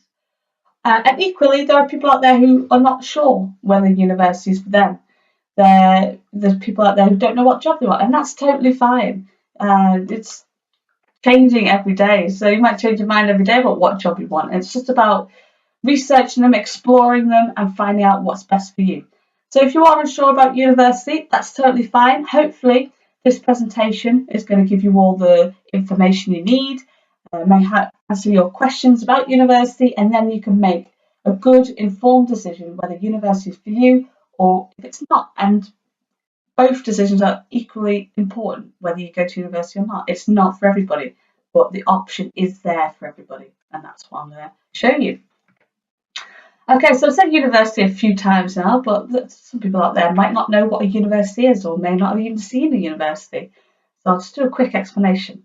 So say, for example, you're at school at the moment. The qualification you get at the end of school are GCSEs, and that's what you're working towards. When you go to college, there are a number of different qualifications that you can get, depending on what choices you make. So you can get an apprenticeship at college, you can get BTECs, A-levels, MVQs, foundation degrees, loads that go on at college, and you can make those choices. And when you get to university, or if you go to university, what you get at the end of it is something called a degree. Now, a degree usually takes 3 to 4 years to complete, but it depends on the course that you do. So say, for example, you go in to do a medicine degree because you want to be a doctor. That could be up to 7 years at university. But just think of all the skills that you need as a doctor, and you want to be really good doctor and really good at your job.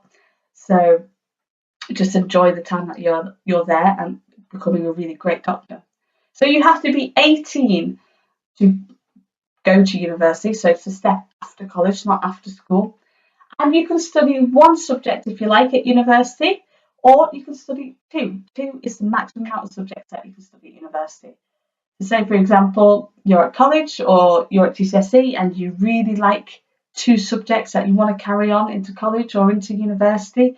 There are so many courses out there and so many universities that you could probably do both of those courses together. It's not double the amount of work, it's 50-50, and then in your last year you decide which one you want to major and minor in, so which one you want to get more marks in. So universities across the country all offer different degrees and different courses. That's where you need to start doing research into where you want to go and what courses are right for you. And some universities may offer your 2 courses, and then some won't, because they offer different courses. So you can combine if you want. For example, you probably do physics and maths. They go quite together, go quite well, hand in hand. English and drama, IT and business studies, they all kind of go hand in hand. And you don't have to do 2 subjects, but you could look at it when you get out of university. It kind of opens your horizons, and you have a bit of a degree in 2 subjects. So it might be helpful. Or if you're really passionate about one subject, go for it and do that one subject. So yeah, university, it's not just about lessons within the classrooms. There'll be field trips. In your second year at university, you get the chance to work or study abroad, and you can get marked on it, and that's part of your degree. And yeah, so it's not just all in the classroom. It just gets more and more exciting where you stay into education. You can be a union representative. So at universities, they have something called Students' Union, and they help out students whatever way they can. They help get their students' voice heard. They're kind of like the politicians within a university, and they help run clubs and societies that you can join. So at university, you can join however many clubs and societies if you want to.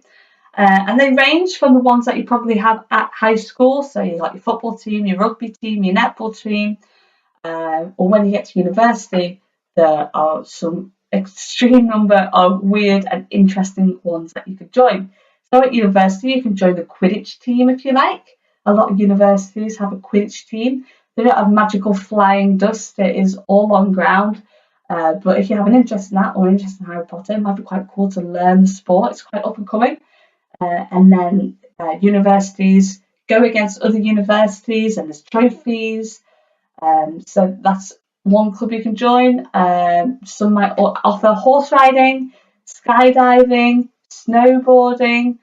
So, like I say, when you go to high school, you get a number of clubs that you can join. And when you get to university, there are so many you can join. They're really exciting. You meet up maybe once, twice a week, and discuss things, and you could be part of running that society. It's really good for your CV when you leave university, make you more employable. And like I said, you could be a union representative. You can represent all of the clubs and societies if you like. You could be the student president. So it's very much like a presidential election. There are banners up everywhere, and you have a manifesto. You have to write down everything that you're going to do if you get in power. And every student at that university will put a vote in, and you could become a representative. And you also get paid as well. And they give you a rent-free house. So it's quite good perks and amazing to put on the CV. Really good employable skills. So a university campus is what a university sits on. So you may have heard that, you may not have. And there's some universities which are just campus-based. So you'll have your supermarkets on there, your libraries will be on there, restaurants, spas, your sports facilities, all on there, your accommodation. So you can move to university if you want to. You could live on campus. You could have your own flat, or you could share a whole building with, say, 30 other girls or boys with probably not that many showers. So you all have to line up and share, but it's all part of the university experience. So that's what a campus is. Everything all on one big plot of land. You don't need to leave if you don't want to. And that's the types of decisions you have to make at a certain age. So you could look at small universities. So say, for example, we have Harper Adams that has 3,000 students, and that's considered small, and that's loads of people. Or you could look at Manchester, so for example, has 37,000 students, which is just huge, it's bizarre. Like I said, you can go to a campus university where everything is all on one site, and your accommodation's all on one site. There's post offices, everything, all on one site, you don't have to leave. Or you could look at a city university, and that's where you might move across the city. Your accommodation might be in one part of the city, your lectures at another part, the library at another part, and the sports facilities, and you just kind of make yourself in and around the city, which is quite nice. You can get yourself a bike and get there on time. And then these are decisions that you have to make. So year 12, year 13, would you rather live at university in what we call halls of residence? That's what student accommodation is called. Or equally, you can stay at home and travel in. You can get the bus in, the train in, and at that age, maybe you might be driving. So you can actually go to university from home. You don't have to move there. You have to look at a local university. You can choose a city university, which is all dotted across the city, like I said, or a campus if you want everything all on your doorstep. A large university, if you don't mind mingling with loads of people, or a smaller university where there's not so many people, it's not so intense. So we'll go quickly look at a day in the life of a student. So say, for example, at 9 a.m. you have a lecture. Now a lecture is where you might be in a room with, say, 300, 200 other people, and you're all watching your lecturer do a presentation on something. What your goal is in a lecture basically is to write notes on what's being said, and if anything like provokes thought, like that's quite interesting. So you can put your hand up and just say, can you clarify something? But it's not really a place for questions and answers. It's a place for you to write down the notes that you need on that presentation.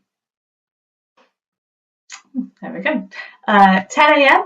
you might go to a seminar. Now you have your lecture, then you move to a seminar, which is a smaller group of people. It's not 300, 200 people in one room.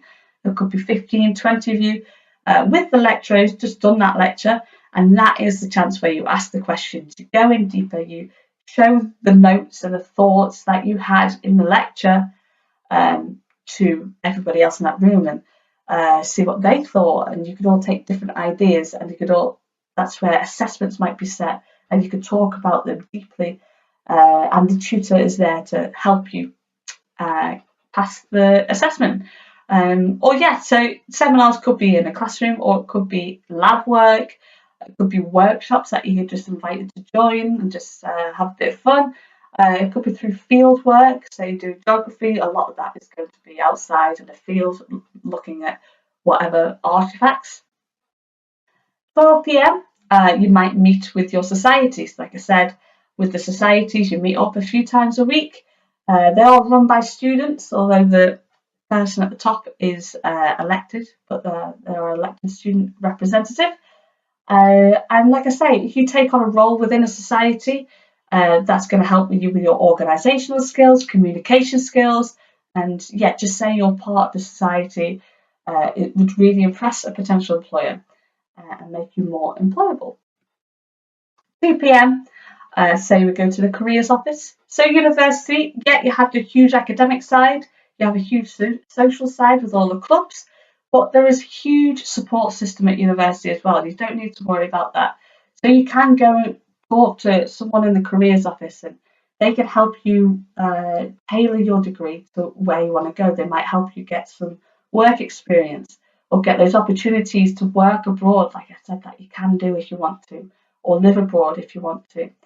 There's something called a sandwich degree, which includes a year work experience. It's kind of like an apprenticeship, and getting a degree. And there's also degree apprenticeships as well, where it is an apprenticeship. And they explain all the skills that you need to get, obviously, to be employable. And you can, the careers office can help you get that. They can help you get voluntary experience as well. There's loads of voluntary opportunities at university, helping each other out, and volunteering on a CV is just incredible. So just going to university, getting a degree, you want to make it as different as possible to someone else who's doing the same degree. So take those opportunities, become a volunteer, become a mentor, do a sandwich degree, get some experience, get work experience, just get as much out of university as possible to make your degree completely different to somebody else who did the same subject at least. Because that's what's going to make you more employable, and that's what the employers are looking for, and you're going to get that job over someone else who just did a degree and didn't do much more else. There are also things, people out there at university to help with study skills. So if you are struggling with exams, or you're struggling with essays, there are people there who can help you, guide you through how to structure essay and where you might have gone wrong with an assignment, and they will sit down with you and they will help you. And that's really good help, and to help you with your next assessment. And there's also counsellors at university as well. If you are struggling, you can go to a counsellor who can help you with your mental health and well-being. There's disability equality officers as well, who are there. Again, there are people there assigned to help anyone get through their degree, so use them if you need them. 3 p.m, you might do some independent study. So at university, you're not told you have to do this, this and this. You haven't got 5 lessons a day. You've got quite a lot of free time, as you can see here. So 3 p.m. is independent study. It's all about you. That's why you're at university. There's not a teacher over you constantly. You have to take the initiative and take the time to get your studies up to scratch, to get those assignments in, to get those exams ready, revision. So you can work together with a group. You can all meet each other, maybe go to the library. You can even just go to a cafe and talk about something, or talk about a lecture or a seminar. Work together, use each other. But you organise your own workload, and that's a really good skill to have at university. Knowing yourself and using your time in the best way, and prioritising work over societies and going out. And also at university, you don't have to buy all the top-notch stuff to go to university. You can rent all sorts of equipment, like obviously you've got your books. You can rent cameras if you need them for your degree. Laptops, they're all there to help you. So you can go and use their facilities as well. You don't have to buy everything before university. So at the end of the day, you might have some free time. So students have quite a lot of free time. Like I say, you do with it what you want, but just remember why you've gone to university. You want to get that dream job. You want to get that degree. So yes, do your work, get that done. And yes, go and have fun. Go and meet your friends. You could go to restaurants. You can go to the bars. You can just go shopping if you want to into the city. You can do whatever you want. No one's going to say you should be doing that. You should be doing that. It's about you learning how to juggle all these things about life, but also try and get all your work in on time as well. But yeah, you can rent sports pitches, badminton courts, tennis courts if you want to. Why don't you go and play a game with your friends? So you do with it what you want, but just remember why you're at university. So there's a few different university courses that you can consider. So there's some that have, you could say, vocation degrees where you get a job at the end. So for example, medicine, you become a doctor, nursing, become a nurse, law, lawyer, architecture, unless you want to be an architect, and they all require a degree. And more jobs are going to require a degree. So I think policing in the next few years, you will need a degree for. Just getting a degree is going to make you more employable than someone who doesn't have a degree. You can choose a course that you've already done at school and then in college because you love it, you have a passion about it, and you show commitment to that course. You can study that if you want to. Or you could look at something completely different that you've never heard of. So we've got some examples here. You can go to university and study linguistics if you want to. I think that's about language and words. You can study countryside management if you like. As like I say, they probably haven't really been touched at school or college. Crime scene investigation, really cool degree and a cool job at the end of it. There's, I think, over 80,000 different courses in the UK.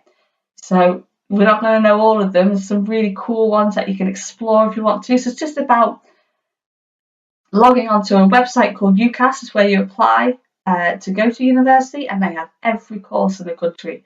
Just have a look at them and see what you can do. There's some really, really cool degrees out there, and I guarantee there's a degree out there for everybody that anybody would find exciting.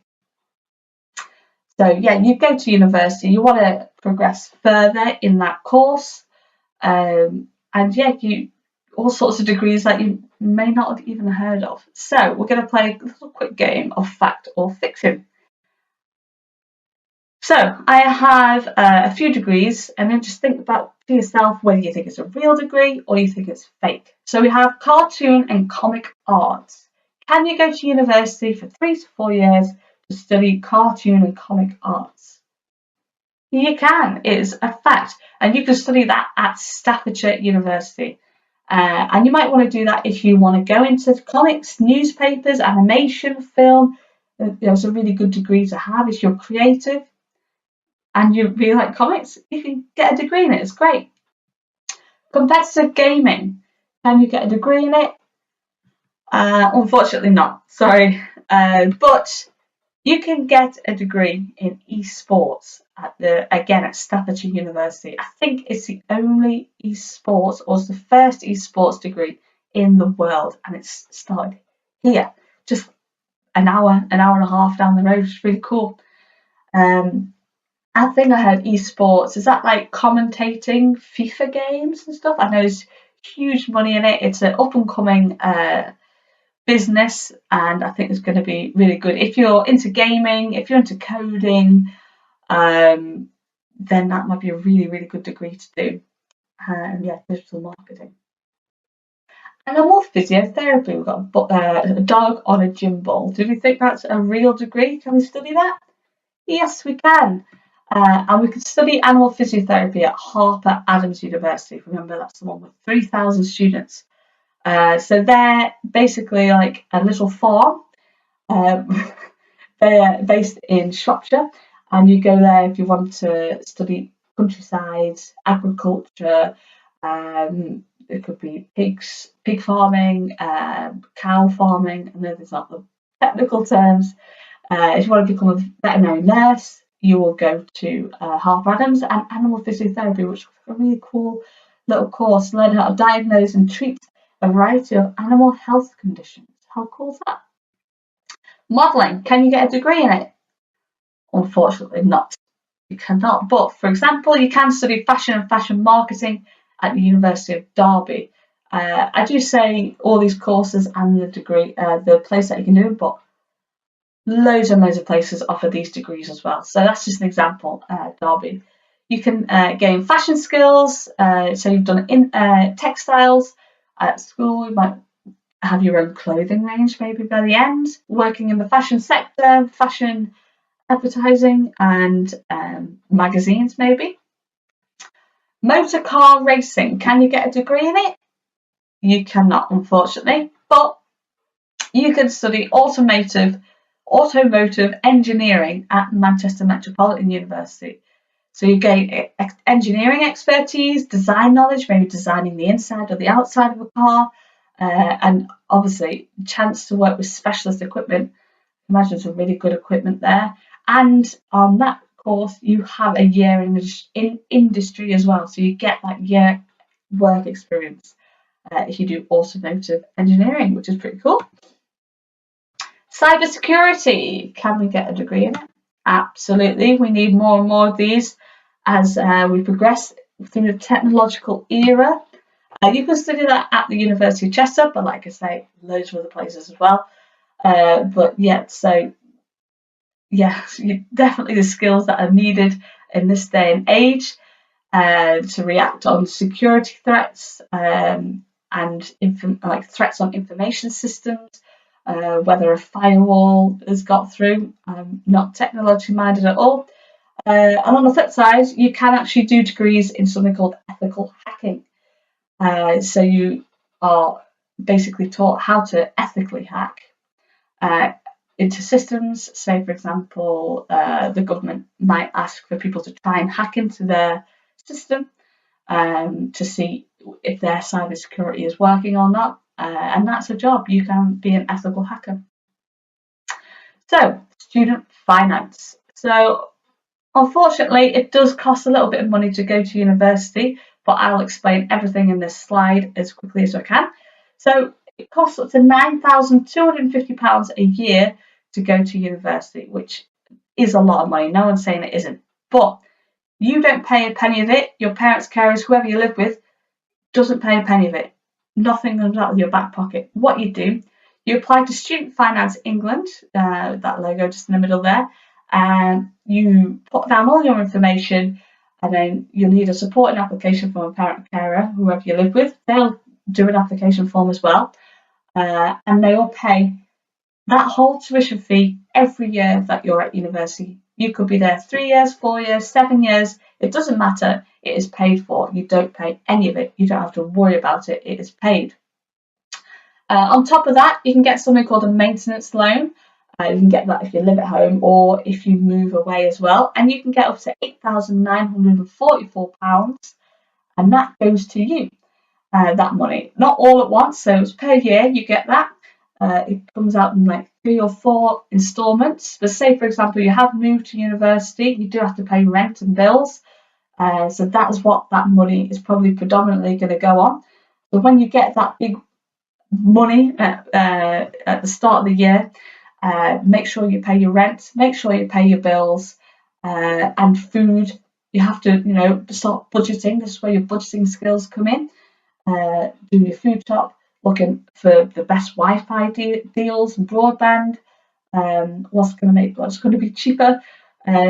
So yeah, that money will help cover all that as well.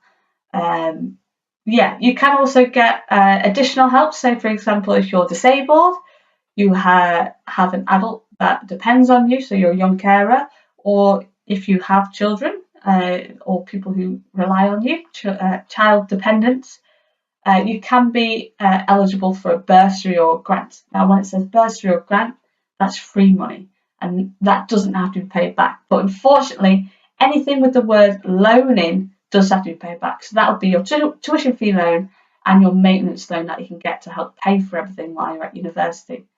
But these are the best loans in the world, because you don't pay it back until you can afford to pay it back, and no other loan is going to let you off because you can't afford to.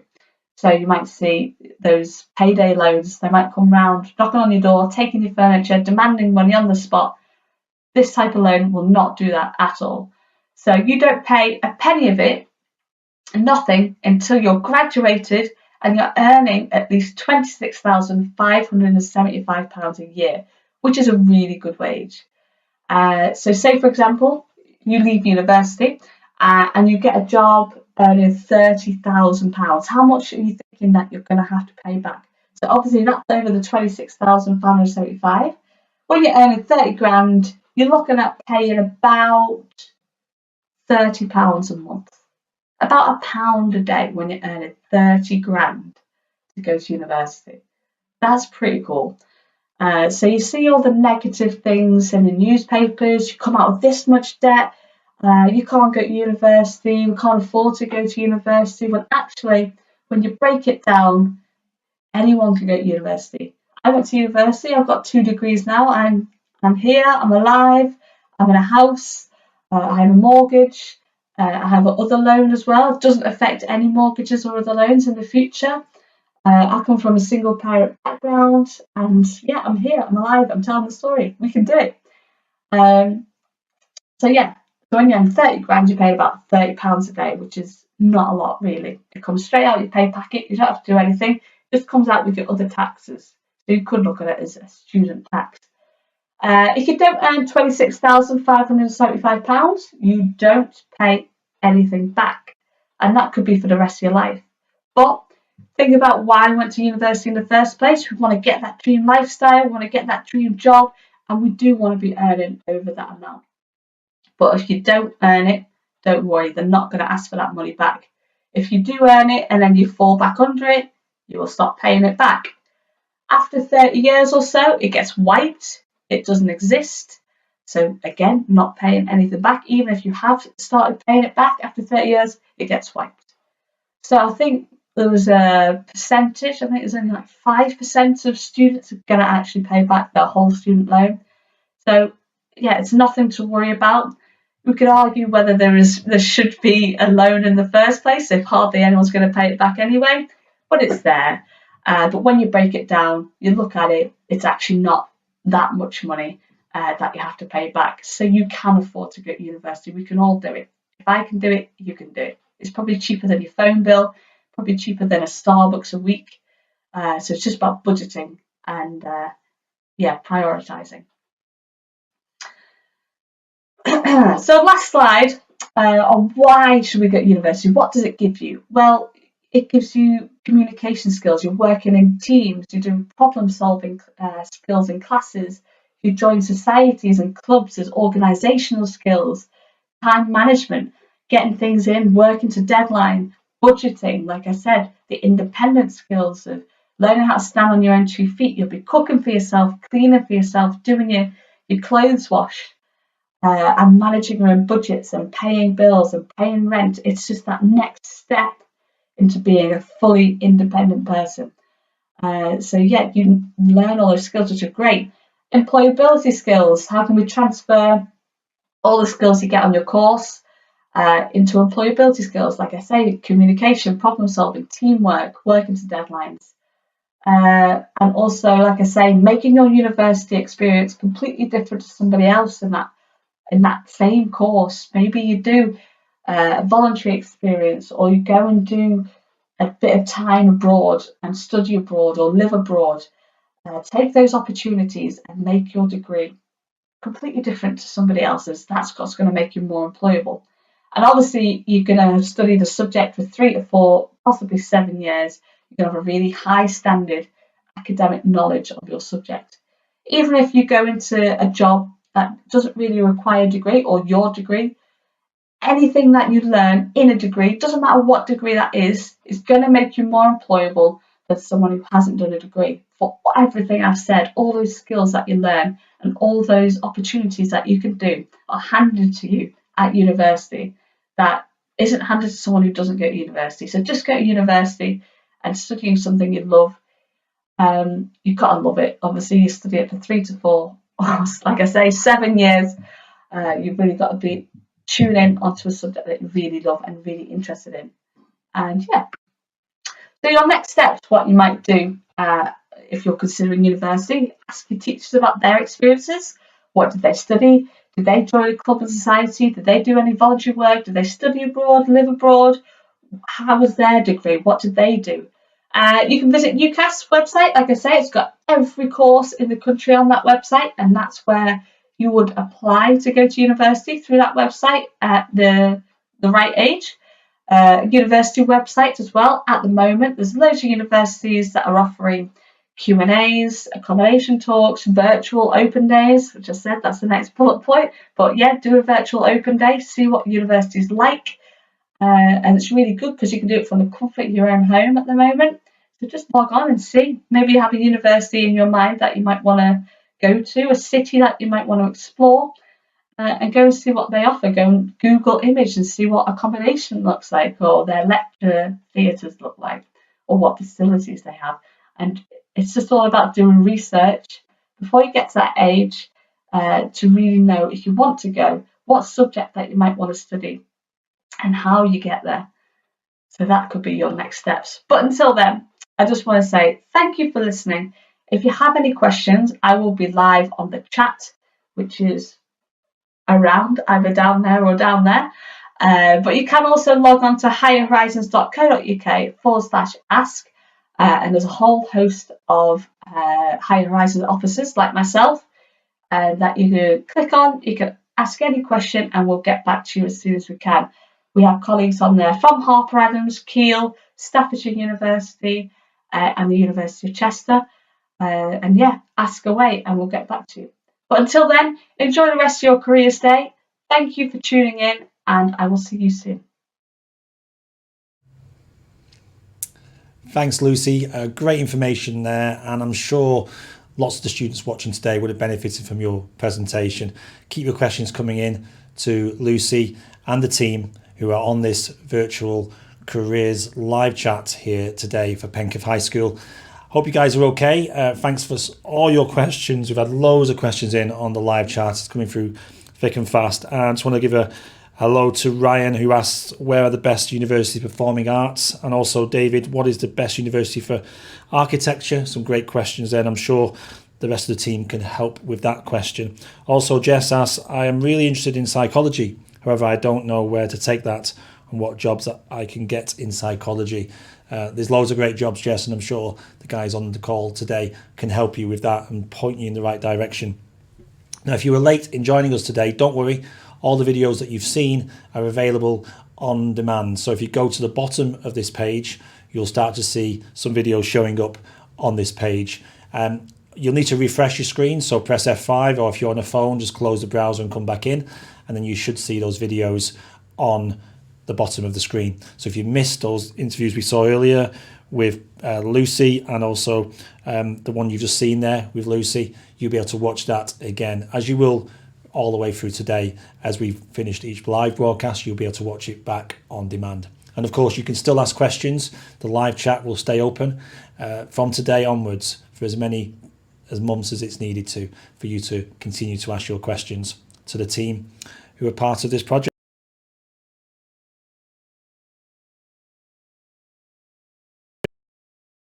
Which was about her role and what she does, and a bit more advice about the company she works for. So I'm going to hand over to Bridie now. And like I said, keep those questions coming through on the live chat. See you shortly, guys. I'm Bridie and I work for DriveWorks, and we're a software company. My role at DriveWorks is to actually work in community and business development.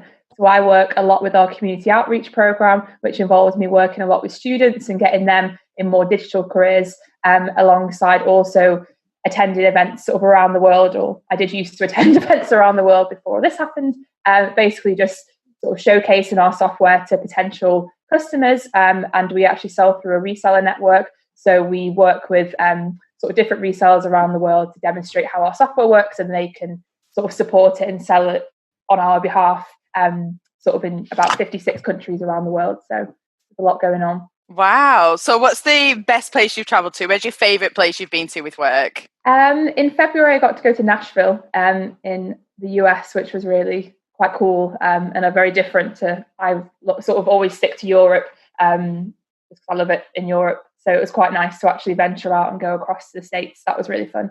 Wow, what an incredible opportunity. So let's find out how Bridie gets to go on all these travels. So let's start with the presentation. Guys, thanks, Lauren. So I'm Bridie and I work for DriveWorks, which, as I said, is a software company, and we're based in Fell Wall in Warrington. We'll tell you a little bit more about us and who we are as a business. This is me. So as I said before, I work in the sales and marketing team, and do a lot with community outreach. I actually studied language at university, so my skill set isn't necessarily directly related to software development, which I'm going to talk about a little bit more later on, just in the sort of various roles you can do within a digital company. You don't necessarily have to be a software developer or sort of technically apt, although I am trying to become a bit more tech savvy after the 2 years I've spent with the company. So today I want to talk a bit more about DriveWorks and demonstrate what life is like inside a digital company. As I said before, the range of roles within a digital company, and things that you can get involved in. A little look at our team and who everyone is, and then some tips and tricks for actually working from home and sort of getting along during this strange uncertainty that we seem to be living in at the moment. So first off, just a few facts about DriveWorks and who we are. So we are, as I said, a software development company, and we were established in 2001. So we actually had our 18th birthday last year. We are a design automation software, and we work with SolidWorks, which is one of the biggest computer-aided design platforms in the world. We have certified products with them across all sort of 3 product ranges, and we sell our software around the world through the reseller network, which I mentioned before when I was talking to Lauren, which means that we can basically be based in Fell Wall, actually sell our software globally. And this is actually all carried out by reseller networks. We have 100 plus value-added resellers all over the world, from Australia to Russia to the US to Canada, in sort of every sort of part of the world you could think of. We're there, and it's the software that we create and develop is used in many industries across manufacturing to more consumers, and I'll talk about the sort of different customers that we have using our software a little bit later on. We won some Queen's Awards recently, so we actually won 2 Queen's Awards for innovation and international trade, and that meant that a few of my colleagues got to go to Buckingham Palace and actually meet Prince Charles, with coronavirus obviously. That was a really good accolade for us to have, and it sort of demonstrates that we're working really hard sort of to trade internationally.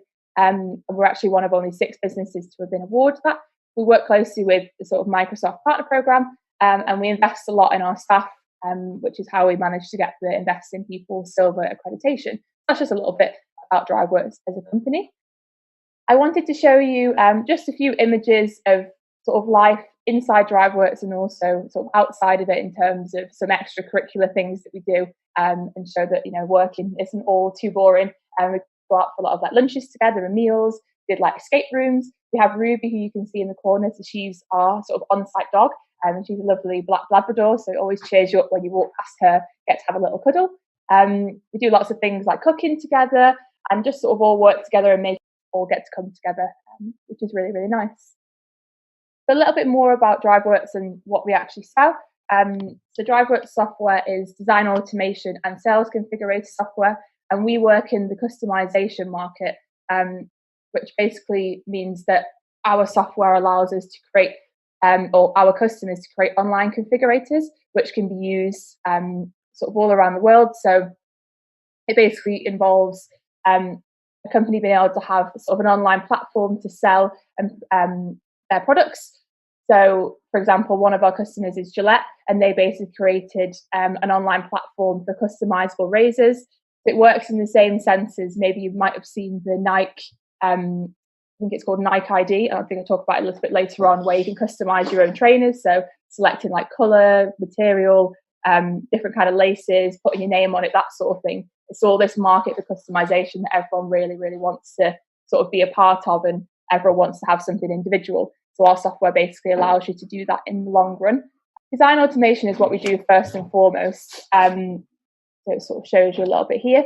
Basically, if you've ever worked with sort of CAD software, computer-aided design software, you know that obviously you create different models. So you might create something like a door in CAD. Obviously, each time you create a door, different things can change. So like the length might change, or the width might change, diameter, that sort of thing might all need to change depending on the customer specification. Obviously, for an engineer to go in from scratch and recreate that kind of design is quite a lengthy and boring process. So what DriveWorks software allows you to do first and foremost is capture those elements, to capture things like the diameter, the width, height, material, those kinds of properties, drive values into them, and then recreate the same but different designs over and over again.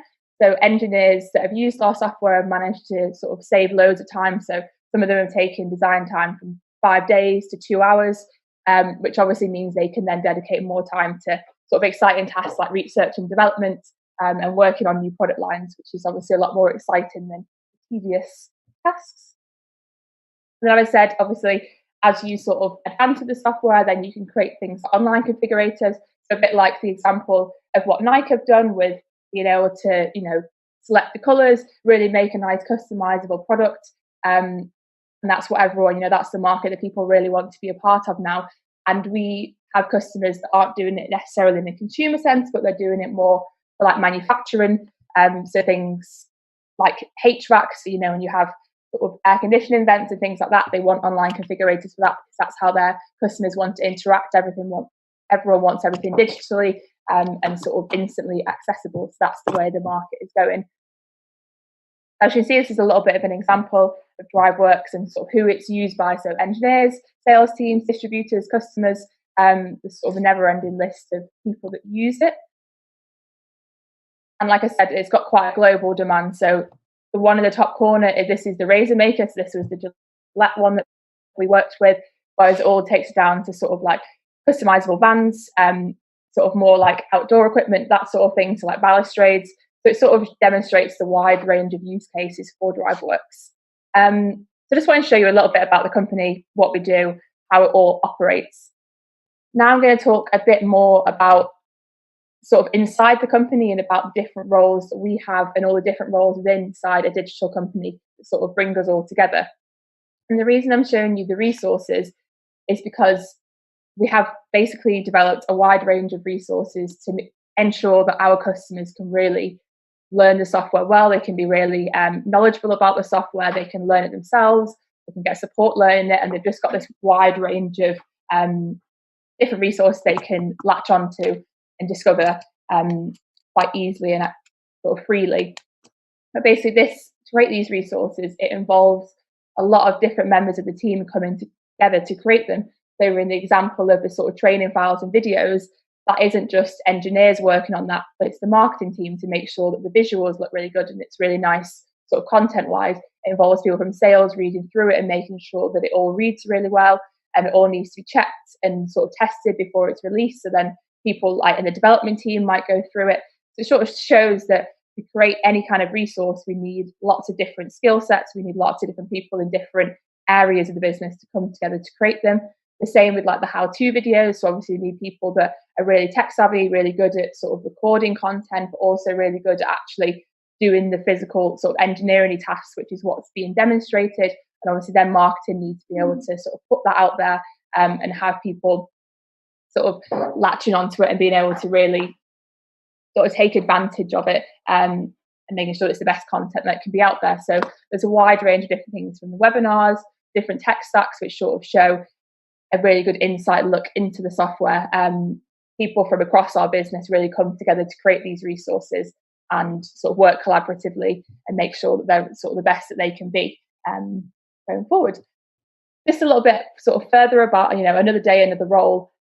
We're a company of about 50 people, but we have such a wide range of skill sets within this company, within our digital company. And it's really important that we sort of harness different talent from different sort of skill sets to sort of bring us together and make us quite a successful company. That involves obviously developers who develop our software, so like the computer scientists that obviously code everything. We do different software releases each year. So we have a big software release, which means that there's always work being done by developers and they're such a valuable part. They obviously then need to manage. We've got project managers. We have the tech savvies that actually use our software day to day. They support our resellers. They support our customers. We need to have people that are organized, obviously making sure that our marketing content goes out on time. So our customers know when they're going to receive the latest version of the software or they're going to receive updates on what's going on at the company. We need to have people that are organized. They can handle obviously all our accounts, make sure the company actually runs successfully. So there's a lot of different roles within the company, and people have done, lots of different studies beforehand that then all comes together to allow us to sort of create this digital company. So this is a little bit of a closer look into some of the key figures, or just some figures around the company that we currently have at the moment. So Glenn and Maria, they're our CEO, VP, co-founders. Glenn's from a technical background. Maria actually did languages at university, so obviously two different skill sets, but they came together and created this software. Bill has been with us for about 10, 11 years now, I think it is. He started sort of technical, so he did a placement with us when he was 20, and then stayed on the technical team. He became technical manager, and then he now works really closely with our key accounts, sort of implementing the software. Wes, he's a very important guy at the company, so he does a lot with our IT. He makes sure that all our systems are working, that everyone has all the IT requirements that they need going forward, and everyone's got a laptop set up. Anything with updates, Wes is the guy to go to. I mean, his role is obviously very different to Umar. So he's currently a technical placement. He's been doing a lot with 3D printing, making sure that we've got projects set up and doing supporting our customers as well. So he's sort of technical wise. Then you move on to Colin, who's a senior developer. So he works really closely on the software itself and, what's going into the latest releases and that sort of thing. You then go along to Tom, who is a product design placement, but actually works within the sales and marketing team. He's really creative, so designs and creates a lot of digital content for us. So things like front covers for our training manuals, all the way up to different demonstrations that we can then take to sales shows and trade shows. And then we need to be able to promote all our business, and we need to be able to promote all these resources. So Lucy works in the digital sort of marketing side of things and works with our social media to ensure that our name and brand really gets out there. So, that's just 8 different individuals from the company, but all with completely different skill sets. They probably, when they first started out, didn't think they would be working for a digital company or had the skills to work for a digital company. It really does involve a wide range of skill sets to come together, work within, a digital company. And, you could have those skill sets yourself and get going, even if, you might not be a developer or a tech savvy. I want to talk a little bit about communication as well, and the importance of communication. And I think, especially with everything going on right now, communication really is more important than ever. This might be digital communication, so things like emails, but also, picking up the phone and calling people, going on to meetings, like a little bit like Laura and I have done here, and just being able to sort of communicate with people, on a wide range of different skill sets. People might be from different cultures, and just having that awareness is really important and something you can really be working on at home. Even the communication between, yourself and your teachers, but yourself and your peers at school, like your school team, your classmates even. It's all really important. Communication really does bring businesses together, and it's something that is very important in our business, especially because we obviously do sell globally, and we have to have that communication not just internally, but between our customers, our resellers, partners, sort of anyone that has a dedication to the software. We need to be able to communicate with on all levels. So that was a bit about the company, who we are, the sort of different roles that can be, found within a digital company, and there might be roles that you might not have thought of before, but you might think, oh, I'd actually like to work for a digital company, but like Bridie, I studied languages, so how would I get into that? And it's just about being able to apply your skills and your achievements into a specific role. So during this time, obviously, I understand it's a very difficult time and a time of uncertainty, but there's loads that you can be doing at home and loads of things that are sort of being put out there. So obviously, Learn Live are doing loads. So take advantage of those online courses. If you're at an age where you want to be applying for placements, or you want to be applying for work experience, or full-time job roles, research loads and loads of different companies and companies that you'd really like to work for. Obviously, during your time at school, you would have done loads of work already. So put all that work together in like a portfolio, ready to showcase to people, what have you done so far? And sort of looking at that will make you be able to think, oh, what would I like to do for the future? I was really good at, using CAD software at school, so I'd like to be able to sort of do more of that in the future. I'm really creative, so how could I apply those creative skills? Or I really like maths, so what could I do with, careers that wise? There's loads of things you can do based on what you've already achieved at school. And then obviously putting all of that into a really good CV. There's loads of like workshops online. There's loads of different sort of tutorials and examples that you can find. Another one is just learning, a new skill or improving upon a skill you've got. So that might be like doing a computer science course, or it might be, really improving your French skills, or, investing some time in music or art or design. Whatever it is, just find something that you're really passionate about and just take this time to really improve upon that. It'll really help further down the line, I think. So then I just wanted to sort of show you some general tips about how you might get through this period. So I think definitely keeping your brain engaged is massively important. So, obviously doing those online courses, looking at stuff you've already done and sort of putting out all your achievements, keeping a routine. So, making sure you're sort of getting up quite early in the morning still, maybe even plan like your own sort of timetable. This gives you a bit of free rein, so you might really enjoy doing exercise. So give yourself a couple of hours to do exercise, each day. Sort of maths, you might want to do that 9 till 10, get it out of the way, that sort of thing. But if you have a timetable, it'll really give you a structure and probably help you sort of order your day. And maybe set targets. So I'd like to be able to achieve, 15 press-ups or 20 press-ups in a minute, or I might want to be able to solve this really hard maths puzzle that I've been struggling with, or I want to be able to learn, 10 extra words in French each day. Just little targets that you can sort of tick off are really important. And obviously just keeping active and healthy is really important as well. And the reason, in terms of an employer perspective and in terms of a perspective of, getting employed further down the line, all the things that you're doing now during this, period of uncertainty will really prove dividends to employees in the future, and they'll really value hearing about what you've done during this time.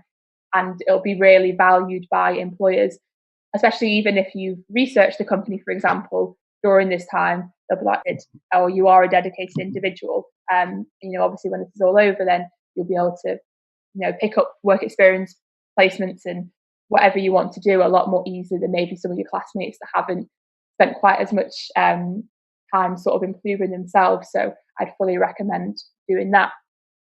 And if you've sort of enjoyed listening to what we do as a company and you want to find out a little bit more about it, I've basically just collated a few little links that you can have a go with and sort of have a go with our software yourself. So hopefully if I click on the DriveWorks Live one, it'll demonstrate. Yeah, so it's come up here.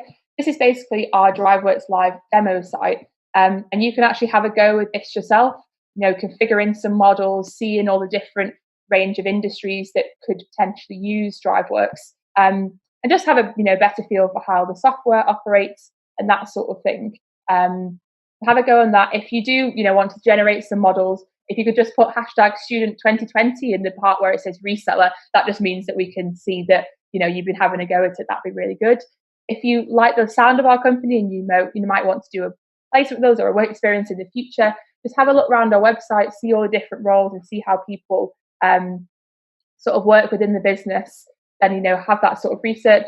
And if you do have access to SolidWorks, which is the CAD platform we work with, then we do have some certifications that are available that you'll be able to access. Obviously, following this, you'll be able to ask some questions. So I'll be able to send these links out to you and sort of put it all together. Thank you very much for listening. I hope that you got a lot out of that. And like I said, I'll be here to answer any questions if you have them. So just send them through. Thank you to all our speakers so far. Now it is time for your lunch break. Don't forget to leave any questions you have in the live chat facility next to the video player, where the speakers will respond to you as soon as possible. See you at 12:45 for a talk from Ian and Chloe. See you soon.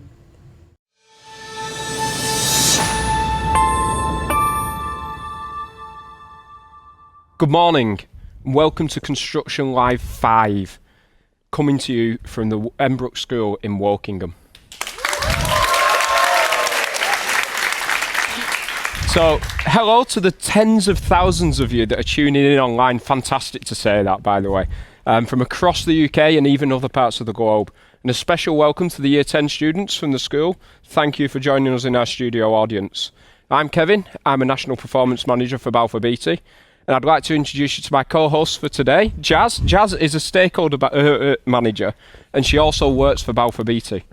Hi Kevin, it is absolutely great to be here today at the Embrook School to host Construction Live, to talk about construction and the live vacancies that are available for you to apply to today. Thanks, Jazz. Now, for those of you who've joined us on previous broadcasts, you might recall that the construction industry has thousands of opportunities every year for you to join us. And some research shows that there could be as many as 500,000 opportunities over the next few years to join the industry in a professional or a trade-based role. That'd be enough for everyone watching this broadcast and their friends as well. It doesn't matter what subjects you study, what you enjoy. There's opportunities for everybody in the construction industry. Now, over the next half an hour, we're going to find out about the Wokingham Major Highways Programme. It's a £124 million project that is being delivered just down the road from where we are today. That's right, Kevin. And to help us do this, we have got engineers, we have got operatives, a digital degree apprentice, a quantity surveyor, and industry experts from Balfour Beatty, Tony G, and Lynch Plant on our panel today, who you're all going to meet shortly. So Construction Live is a series of interactive broadcasts, and it's all aimed at encouraging people to consider a career in construction. It's an extremely exciting and rewarding industry, and it's something where you can make a real difference and leave a legacy for years to come. And it's something that I've had the pleasure of doing for the last 15 years, and I've worked on projects across the country. Now remember, for everyone watching Construction Live online, we want to hear from you. Please use the chat facility on the screen to get involved in today's live broadcast. You can ask us a question about the construction industry and work that we do. You can also send us a picture of your class watching the broadcast, but make sure you put the hashtag Construction Live in your tweet and we'll give you a shout out. So what are we waiting for? Let's start by introducing you to our first panellist. This is Mariana, who is a digital degree apprentice from Tony G and Partners.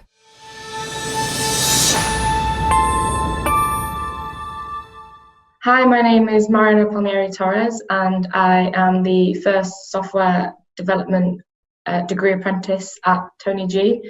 One of my current roles that I have been doing recently is a carbon calculator. So in our civil engineering company, models that we create in CAD, they require us to give the total carbon net of the drawing so it's just making it more efficient, and my carbon calculator it aids the person to see how efficient the drawing is and how it could be even more efficient. I saw this software apprenticeship and I thought I'd apply for it because it was always something I wanted to do in the past, but I didn't think of it as a career. And then when I got the job, I was really happy. Some advice I would give people trying to decide on whether university and apprenticeships is a really difficult decision, because university is all about the theory, but apprenticeships is applying that theory in the workplace, which I think is really important. And you start your work life as soon as you step foot in the company. So it's really important to have the right attitude and want to progress and have that motivation to succeed.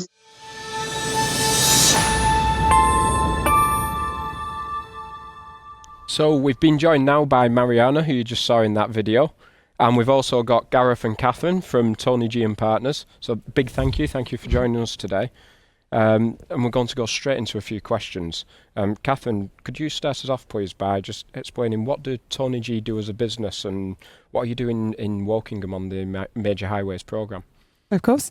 So Tony G is a civil, structural and geotechnical consultancy firm undertaking designs across the built environment. So we produce the designs that then we pass on to the contractor to go out and build on site. Fantastic. So a lot of your engineers are based on the design side and telling people actually how it's meant to go together and all the different bits and pieces that we need to actually build the jobs on the ground. Absolutely, yes. So we do the consultancy side. Yeah. And how valuable are things like work placements when you're at university? For me, they're invaluable. I was sponsored by Tony G through university. I did a 4-year MEng degree, and I worked each and every summer in between. But to have that experience ahead of graduation just gave me that head start into my actual working life after university. Thank you very much, Catherine. Mariana, could you please tell us a bit more about your job and what a typical day is like for you? Yes, so my main role within Tony G is generating efficiencies in building information modelling, and I link engineering with CAD software processes to help engineers like Catherine automate repetitive complex processes, and in the future I will be sort of helping them bridge that gap a bit further in terms of technology and construction.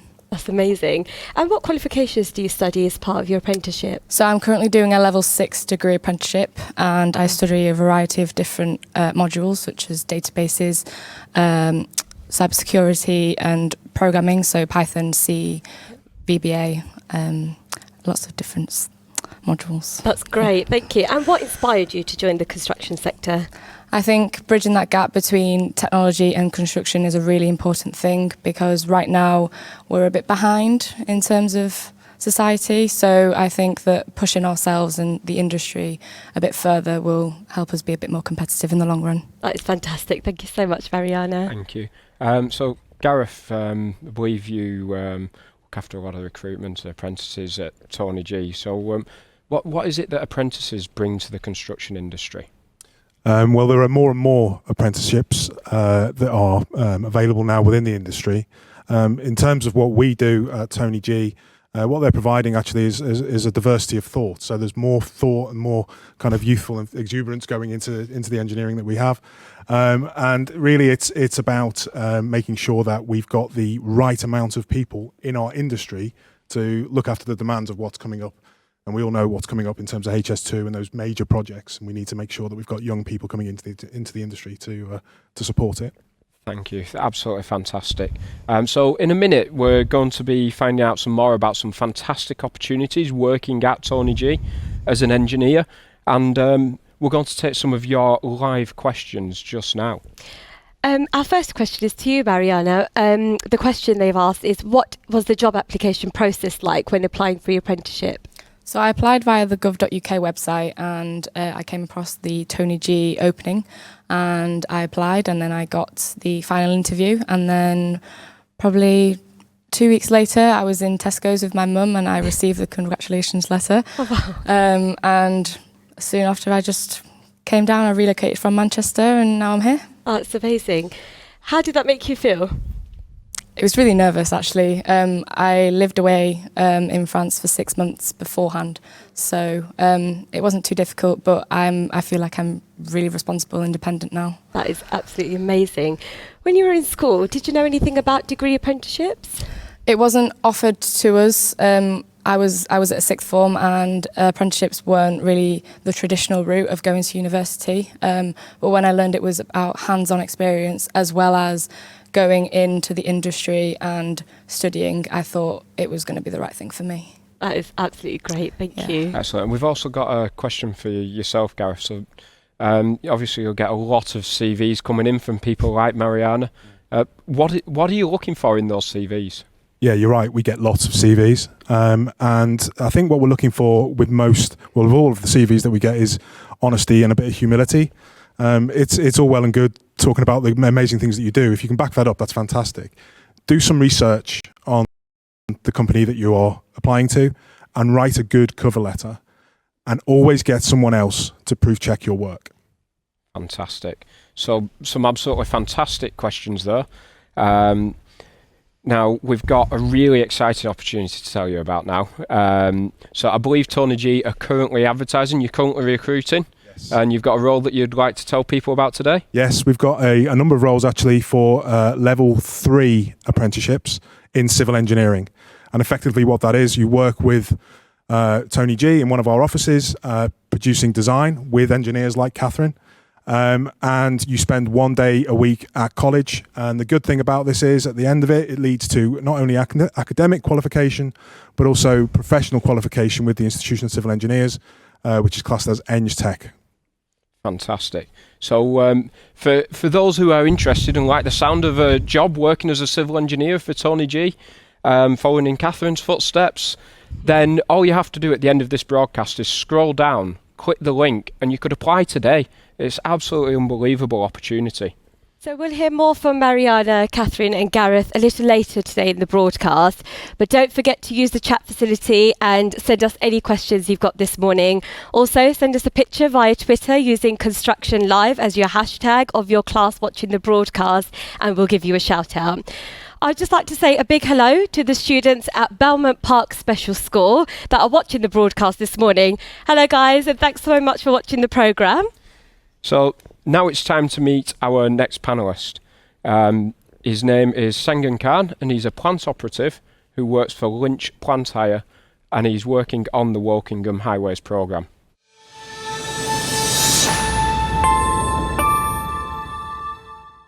My name's Sengen Khan. I work for Lynch. I'm a plant operator, and currently I'm on the M4 Smart Motorway project. When I was at school, I didn't have a clue about the construction industry. I didn't know nothing at all, only the programs I watched on TV. The friends I went to school with decided mostly to go to university. I didn't really choose that path. I just wanted to start earning. Neither of my parents knew anything about the construction industry. While I'm on site, I would tend to use cameras attached to the machinery. They help a lot, and in addition to that, we've got radio communication, which is also invaluable. If anyone's looking to work in the construction industry, I'd say be prepared to start off right at the bottom. It's the best way to learn, really, and just be willing to listen and learn from people who are already within the industry and know quite a bit more than you do. For me, I hope to be working on projects such as these ones so I can build my skill and knowledge, and just to meet and learn from people who are obviously well skilled and know more than I do, and hopefully I'll be in a position where someone else can learn from me one day.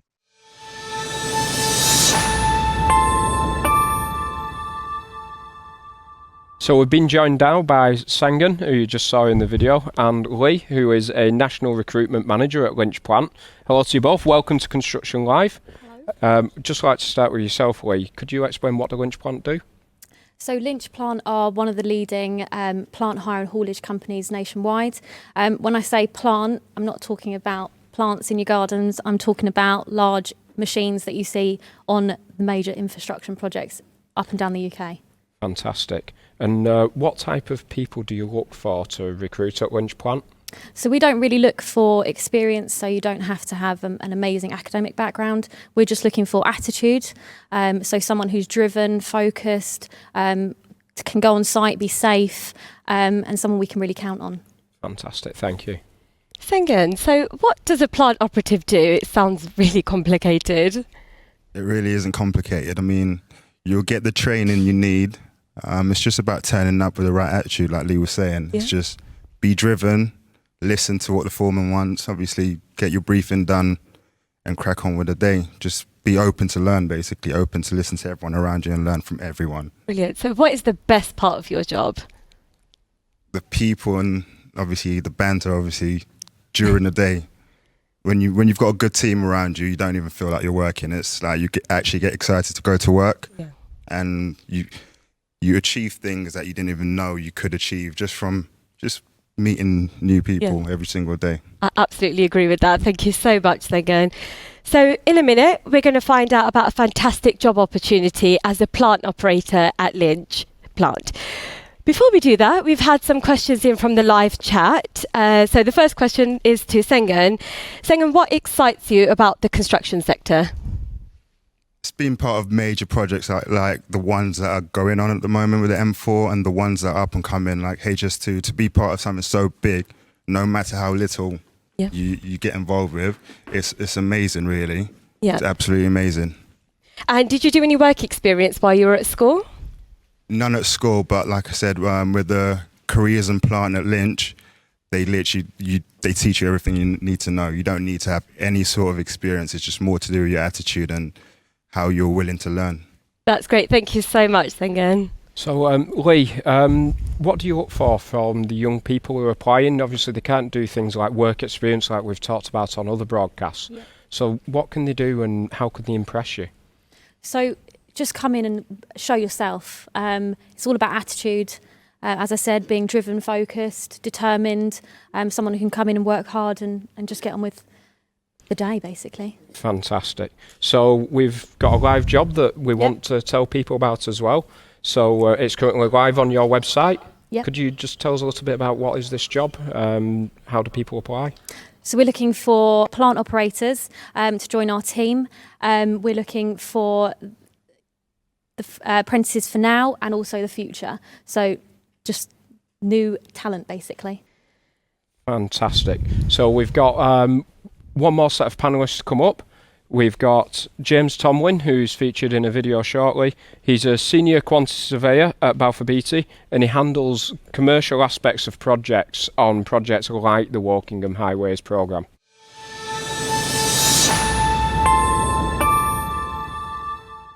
I'm James Tomlin. I'm a quantity surveyor for Balfour Beatty, so I handle the commercial and contractual side of construction projects. And what I would say for anyone that's looking to go into the industry, basically jump in, get as much hands-on experience as you can, go straight in for a broad overview, and then from there there's loads of avenues that you can explore and choose where you want to go in the industry. So when I was at school, I didn't really have a clear idea of what I wanted to do when I left. I know I wanted to get into full-time work, but essentially I always thought about joining the police. That was my first point of call. My parents had other ideas, thought I'd probably be more suited to a desk job. And looking back on it, they're probably right. So what I did is I went to my local college, grabbed a prospectus, had a look through all the available courses and looked at stuff that jumped out that I thought would interest me. And then that's where I found the BTEC National Diploma in Construction and joined just to get a brief overview of construction as a whole and then decide where I wanted to go from there. So my friends, when they left school, basically didn't follow a career in construction. They went into the armed forces, police force. However, since then, a few of my friends have now left that and gone into house building, and another one is in health and safety and construction. So the technology that I use to do my job varies from day to day. Time's moved on, and so has technology since I first started. So originally I'd have been scaling off drawings, doing everything by hand.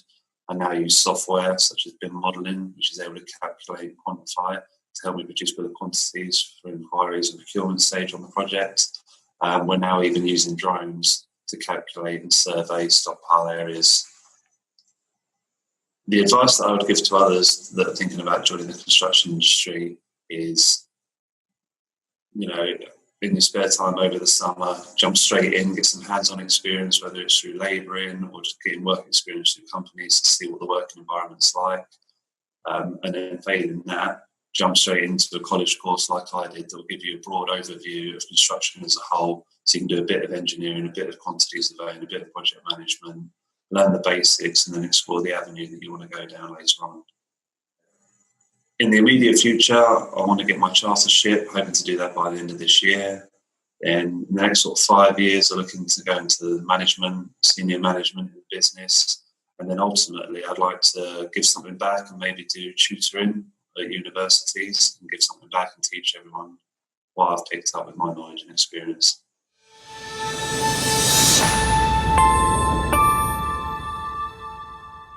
So we've been joined now by James, who you just saw in that video. We've also got Chloe, who works for our emerging talent team, and Nick, who is a senior commercial manager for Balfour Beatty.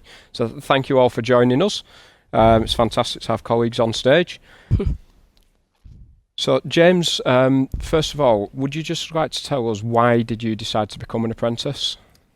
Yeah, morning, Kevin. So essentially for me, I wanted to kickstart my career off and I wanted that hands-on experience. So I thought the best thing to do for me would go straight into the work environment, work alongside QSs that could train me up whilst I was doing my degree at university. Excellent. So you've been doing that for a few years now, become a quantity surveyor. Could you just very briefly tell us what is it a quantity surveyor does? Yeah, so essentially I handle the commercial and legal aspects of a construction project from pre-construction phase through construction phase and then ultimately final account stage, reporting to Nick a monthly variance on how the job's performing. Fantastic. So Nick, other than just telling people like James what to do, what does a senior commercial manager do? So I cover a more regional aspect. So I have a great team of quantity surveyors at various different levels, like James, for example, but ultimately down to apprentice level, and they're all working their way through and all performing fantastic tasks on the job to deliver that commercial probity on the job and make sure we're doing the right thing. Fantastic. And could you just tell me what's the most memorable project you've worked on? You've worked on a few large ones. Yeah, a couple of big ones, but funnily enough, the most memorable isn't the largest. It was a £40 million refurbishment to a former council estate in East London, an estate that had huge deprivation, desperate need of rejuvenation, and in 3 years and spending all that money, we ended up with a place that people really wanted to live, and really delivering that social aspect of construction, I think, is one of the most rewarding parts of the job we do.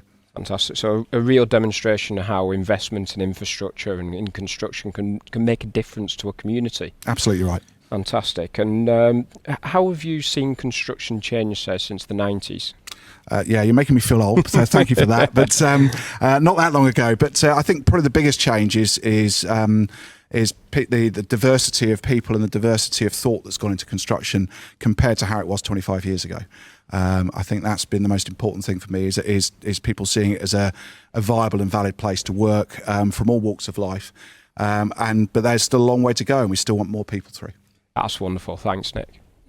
So Chloe, could you briefly explain your role at Balfour Beatty? Yes, so I'm part of the emerging talent team at Balfour Beatty. So we see through the full recruitment life cycle of graduates, apprentices and placement students. And we also engage with students on the opportunities Balfour Beatty and the sector have to offer.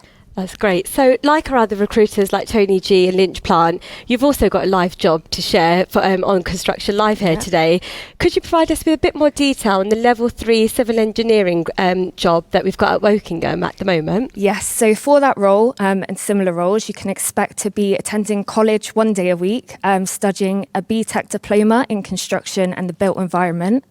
The other 4 days you will be shadowing a senior engineer. So you'll be taking that design information on paper, translating it to the construction teams and implementing it on the ground. That sounds like a truly fantastic role. Thank you so much, Chloe.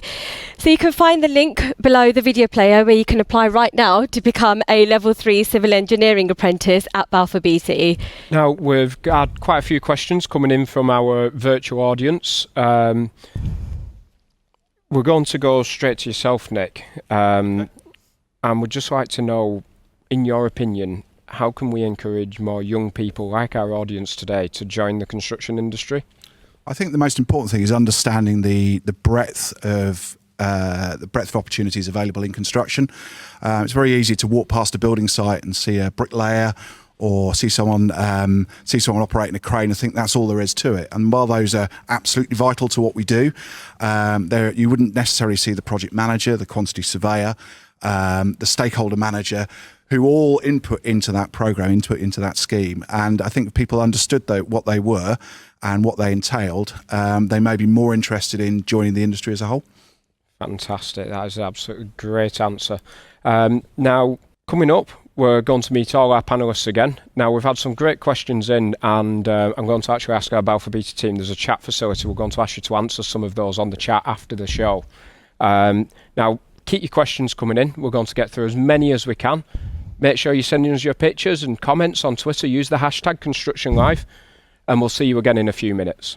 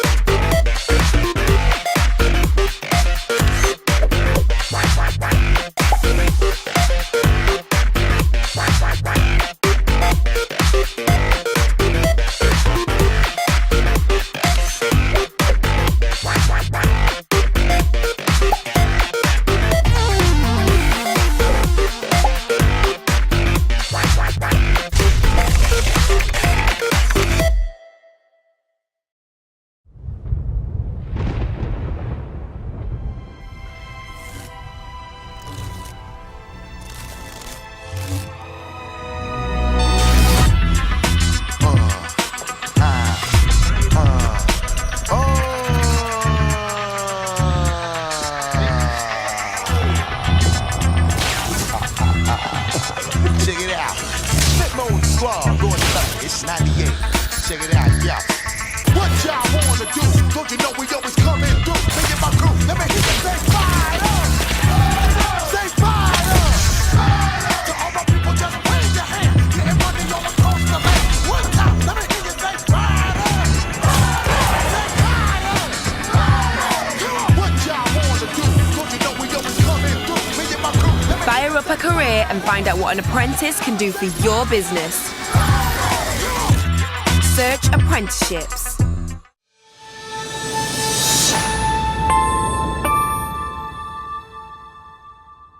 So welcome back to Construction Live 5 from the Embrook School in Wokingham. That is an absolutely fantastic video. I really enjoy that apprenticeships one. Thank you for sending your questions online. Now for the next few minutes we're going to do something slightly different. We'll let you know what that is shortly, but please just make sure that you keep the questions coming in on the chat facility. Send us your pictures and hashtag Construction Live, and we'll make sure that we give your school or college a shout out.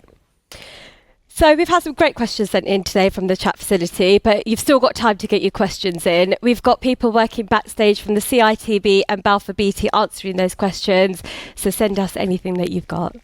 Now a big hello to the schools and colleges that are joining us online today. We've got the Holy Family Catholic High School in London and in Keighley in Yorkshire who've joined us, so thank you for this morning. So now Jazz and I are going to take a short break. Like I said, something new. We're going to let the Year 10 students take over the broadcast, ask some questions of our panellists. So over to you guys. Thank you. So Mariana, what information was available to you about construction when you were in school? So when I was in school, like most students in the audience right now, I thought construction was about men working on site.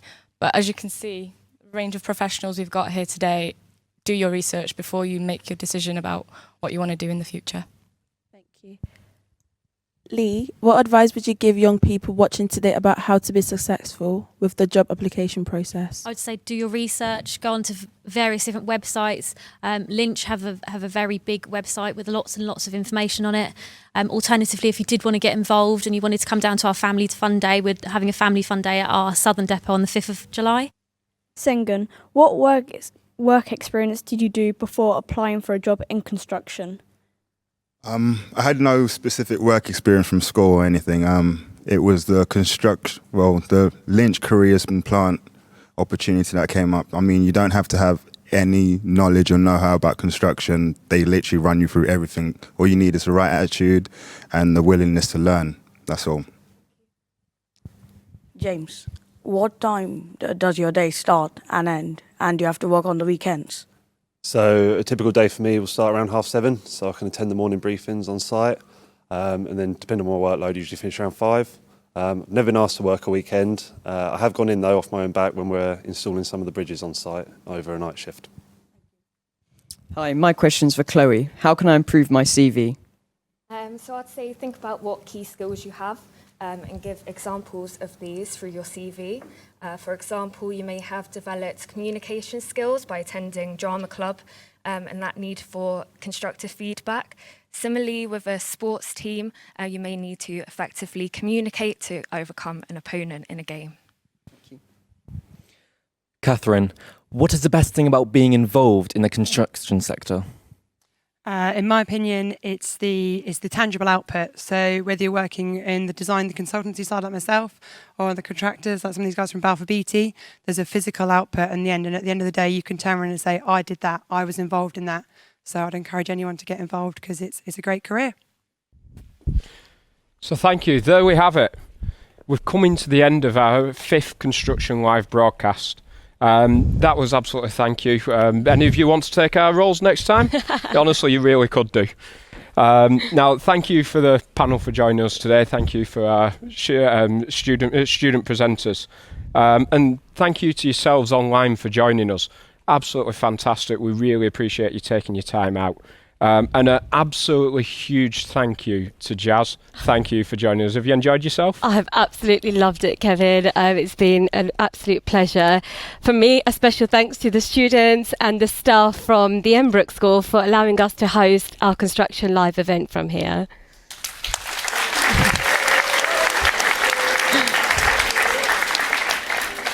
Now, finally, if you are interested in a career in construction or you want to learn more, then there's some fantastic resources on the Go Construct website. And you can also learn more about the different opportunities in your area from the CITB website. Lots of information, lots of things that you can do.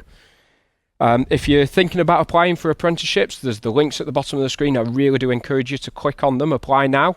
But you could also visit the Balfour Beatty website, balfourbeatty.com/careers, and apply for any of the jobs that you find on there. If you're looking for wider opportunities, go on the Government Find an Apprenticeship website. Now remember, keep looking at the live jobs, click on the links, apply for them, and who knows, it could be you that we're meeting on Construction Live next time. Thank you very much and goodbye. Bye.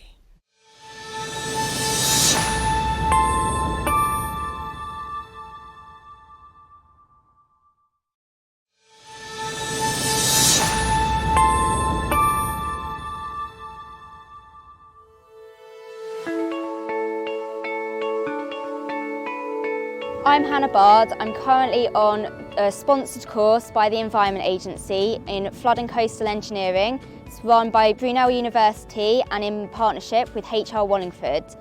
I'm in the foundation course at the moment and currently on a placement in Ipswich in asset performance. I was attracted by the programme because it gives you a placement and it makes you have so much more experience for a job, and it means you can focus what you want to do and find out the bits of a job which you like and don't like at such an early age, as well as giving you the degree to go with it. In school I did A-levels in maths, further maths, geography and economics. I knew I definitely wanted to do something with maths and geography combined. I wasn't entirely sure what that was, but now I've kind of found that perfect place. Placement really gives you a good opportunity to kind of figure out what you want to do and good experience in a lot of different aspects which you're going to need later on in life. And not only those technical abilities such as CAD drawing, but also the softer skills such as like working in a team and communicating within the different teams. So I work in asset performance, but you're having to work with not only our team, but the field teams and like the fisheries teams and so many other people. It gives you those skills as well. The most exciting part of our course so far would be we get to go on loads of different trips and site visits as part of our professional development course. So for example, earlier this year we went to the Thames Barrier and you got to have a look around, and it gives you a good experience of different projects which you're going to get involved into whilst on placement. In the future, I would really like to work with more natural flood management schemes. So I'm not sure what that would be yet, but I want to kind of have as much opportunities as possible and see what's happening already for me to work on it in the future. Hello, my name's Ayesha Shokale and I'm a graduate civil engineer at the Environment Agency. When I was at school, I already knew I wanted to be a civil engineer. I actually discovered the power of engineering to transform lives and communities at the age of 9, so it's been a lifelong passion. My route to engineering was at A-levels. I studied maths, physics, chemistry and AS levels in further maths, and then I progressed to university where I studied at MEng in civil and coastal engineering. I found out about the Environment Agency when I was still at university.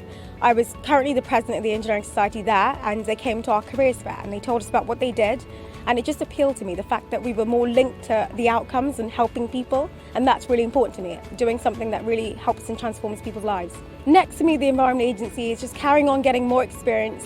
I'm currently a graduate civil engineer and I'm working to the status of achieving chartership, the ICE, and this means getting a rounded experience in project management, site supervision and design, so that's what I'm working on.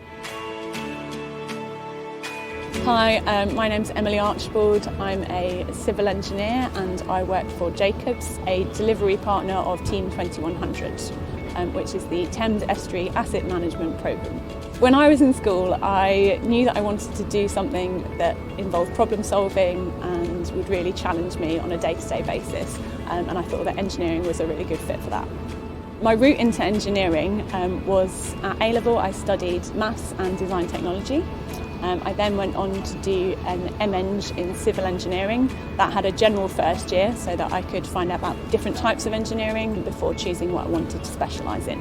So when I first graduated, I went to work for an engineering consultancy. I was there for a few years and I was working mainly in construction supervision and design, and I was then headhunted to come and work for another engineering consultancy in project management. I'm really proud of being a part of some of, a huge range of different construction projects, whether you sort of play a small part in a big project or a big part in a small project. To see something that you've designed or helped to build actually materialise is just such a fantastic feeling. I'm really proud of the projects I've been involved in. My advice to anyone considering a career in engineering is to get some work experience. I really just feel that engineering, it's something that you need to get practical experience of, be it in a consultancy office or on site. It really brings our career to life. I'm really proud that the Environment Agency is supporting International Women in Engineering Day as well as the Year in Engineering. I went to an all-girls school, so it's been kind of constantly in my life women, and it's really nice to see that continued into my career as well. My advice to anyone considering a career in engineering would be to go for it.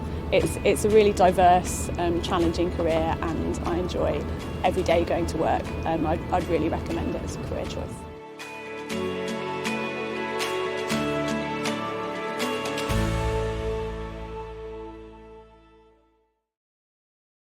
Hi, my name's Anne Milton and I'm Minister for Apprenticeships and Skills.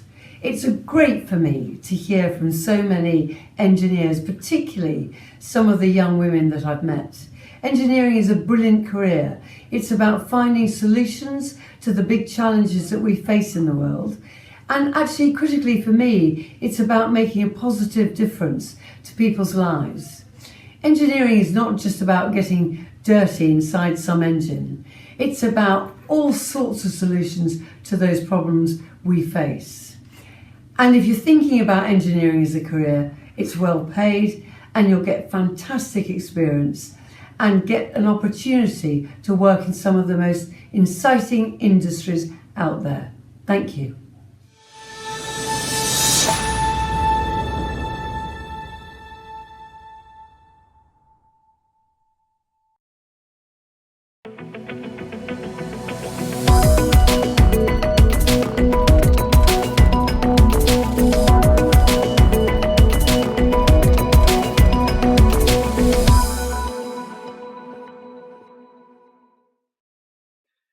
Hi, I'm Matthew Newman and I've worked for United Utilities now for 4 years. I first started as an apprentice at United Utilities studying a level 3 business administration as well as the human resources qualification, which is the level 3 CIPD. I currently work in the L&D department within HR and my kind of day-to-day role is more around kind of development schemes, so the apprentice schemes, the graduate schemes and the aspiring manager schemes that we offer at United Utilities. Before going into kind of the role and what I go up to on a day-to-day basis and things like that, I just want to basically advise you guys that I never actually considered an apprenticeship. It was never something I actually wanted to pursue from the offset. I used to be an actor for television throughout my kind of early years when I was in high school and college, and my view was to go into acting. So I never kind of saw myself taking this route, but it's turned out to be a fantastic one and one that I wouldn't change.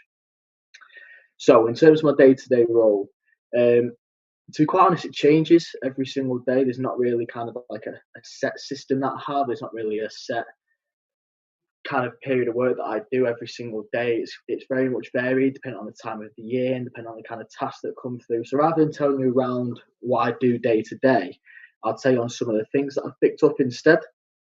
So as you know, I'm currently working towards a level 4 project management qualification. If you've heard from me before through one of these broadcasts. And basically within that, I pick up quite a number of projects and also events in that process as well. So I've worked on training delivery projects, which is around making our training delivery more efficient and making sure that we're kind of making it as available as possible and also making it as innovative as possible as well, especially during these unprecedented times with the coronavirus. Not only that, we also have a SharePoint system. So that's a massive thing that I've developed recently. So kind of building something that our apprentice and graduates have like a one-stop shop and they can go to it and they can get all the information that they need from that. And then finally, also we have like a learner awards celebration every year in May. So that's during Learning at Work Week. So I tend to coordinate and help support the development of the awards night itself, but also the nominations process. So people nominating other people nominating themselves for the awards and things like that. Alongside that, events-wise, the cyclical work that I do is more around the graduate aspect. So, like for example, the graduate training days. We have graduate awareness days. We obviously have all the assessment centres for the recruitment aspect. And we also have the keeping in touch days and obviously the induction days as well. So we have quite a lot of events going on throughout the year, which I tend to either lead on or help support the development of. And then, of course, the big one, which we're massively engaged with at United Utilities, is the National Apprenticeship Week. So this year was obviously in February, and it was a fantastic event, which saw our apprentices kind of coming together and creating ideas to help promote apprenticeships to schools, which was fantastic.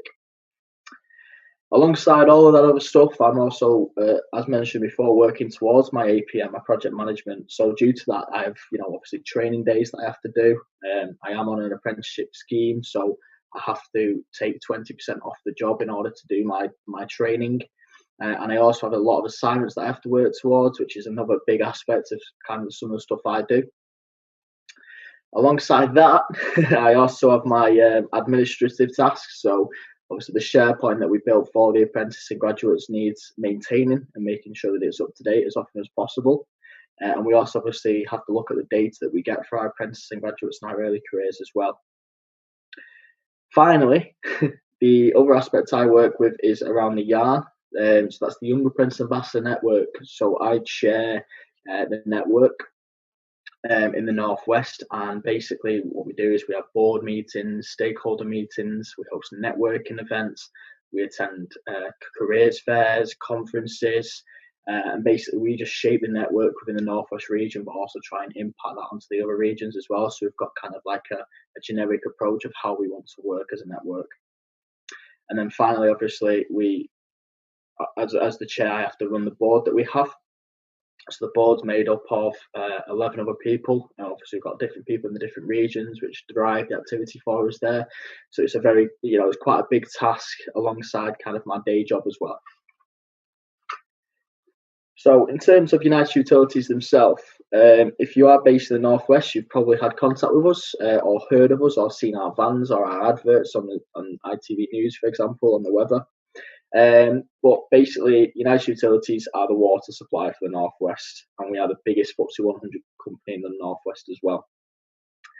We employ around about 5,500 staff, and basically included in that, we hire kind of roughly 40 apprentices per year. So there's quite a huge apprentice intake, and then obviously, as mentioned before, we also have our graduates as well. Our apprenticeships stem from multiple different roles. So we have kind of field-based, we have office-based, and kind of everything in between as well, which is fantastic. Alongside that, to give you an idea of the kind of activity that we get involved with from a field perspective, obviously we deal with the clean water aspect at United Utilities, so providing clean water to yourselves at your houses so you can wake up in the morning and brush your teeth and the water will come out of the tap. And then, of course, once you've showered and you finish your shower, all that water washes away, and we take that water away and we clean it to a government standard and then dispose of it as it's meant to be disposed of. So that's kind of a rough idea of what we get involved with. In terms of my advice for you guys for the next generation of apprentices or anyone kind of looking at pursuing an apprenticeship, just know that obviously all the time there's new and different jobs coming through due to advances in technology and things like that. There's so many opportunities in terms of apprenticeships as well. You can effectively do anything nearly now as an apprenticeship, as opposed to taking another route such as university or college. So my only piece of advice is that you kind of just have a look, educate yourself on the different options available to you, and just educate yourself on the opportunities. And then, if it's something that you are interested in, something that does catch your eye, just apply away. And there's kind of no wrong answer there, and just give it a go. It's my best advice I can give you.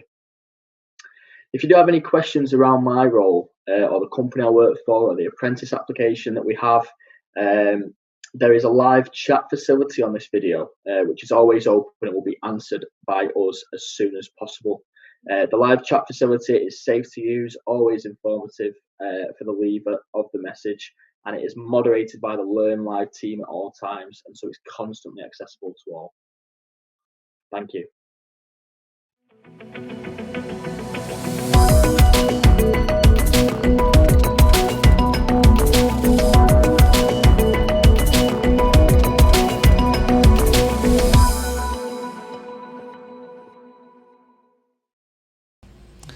Welcome back, Penketh High School, to your virtual Careers Day.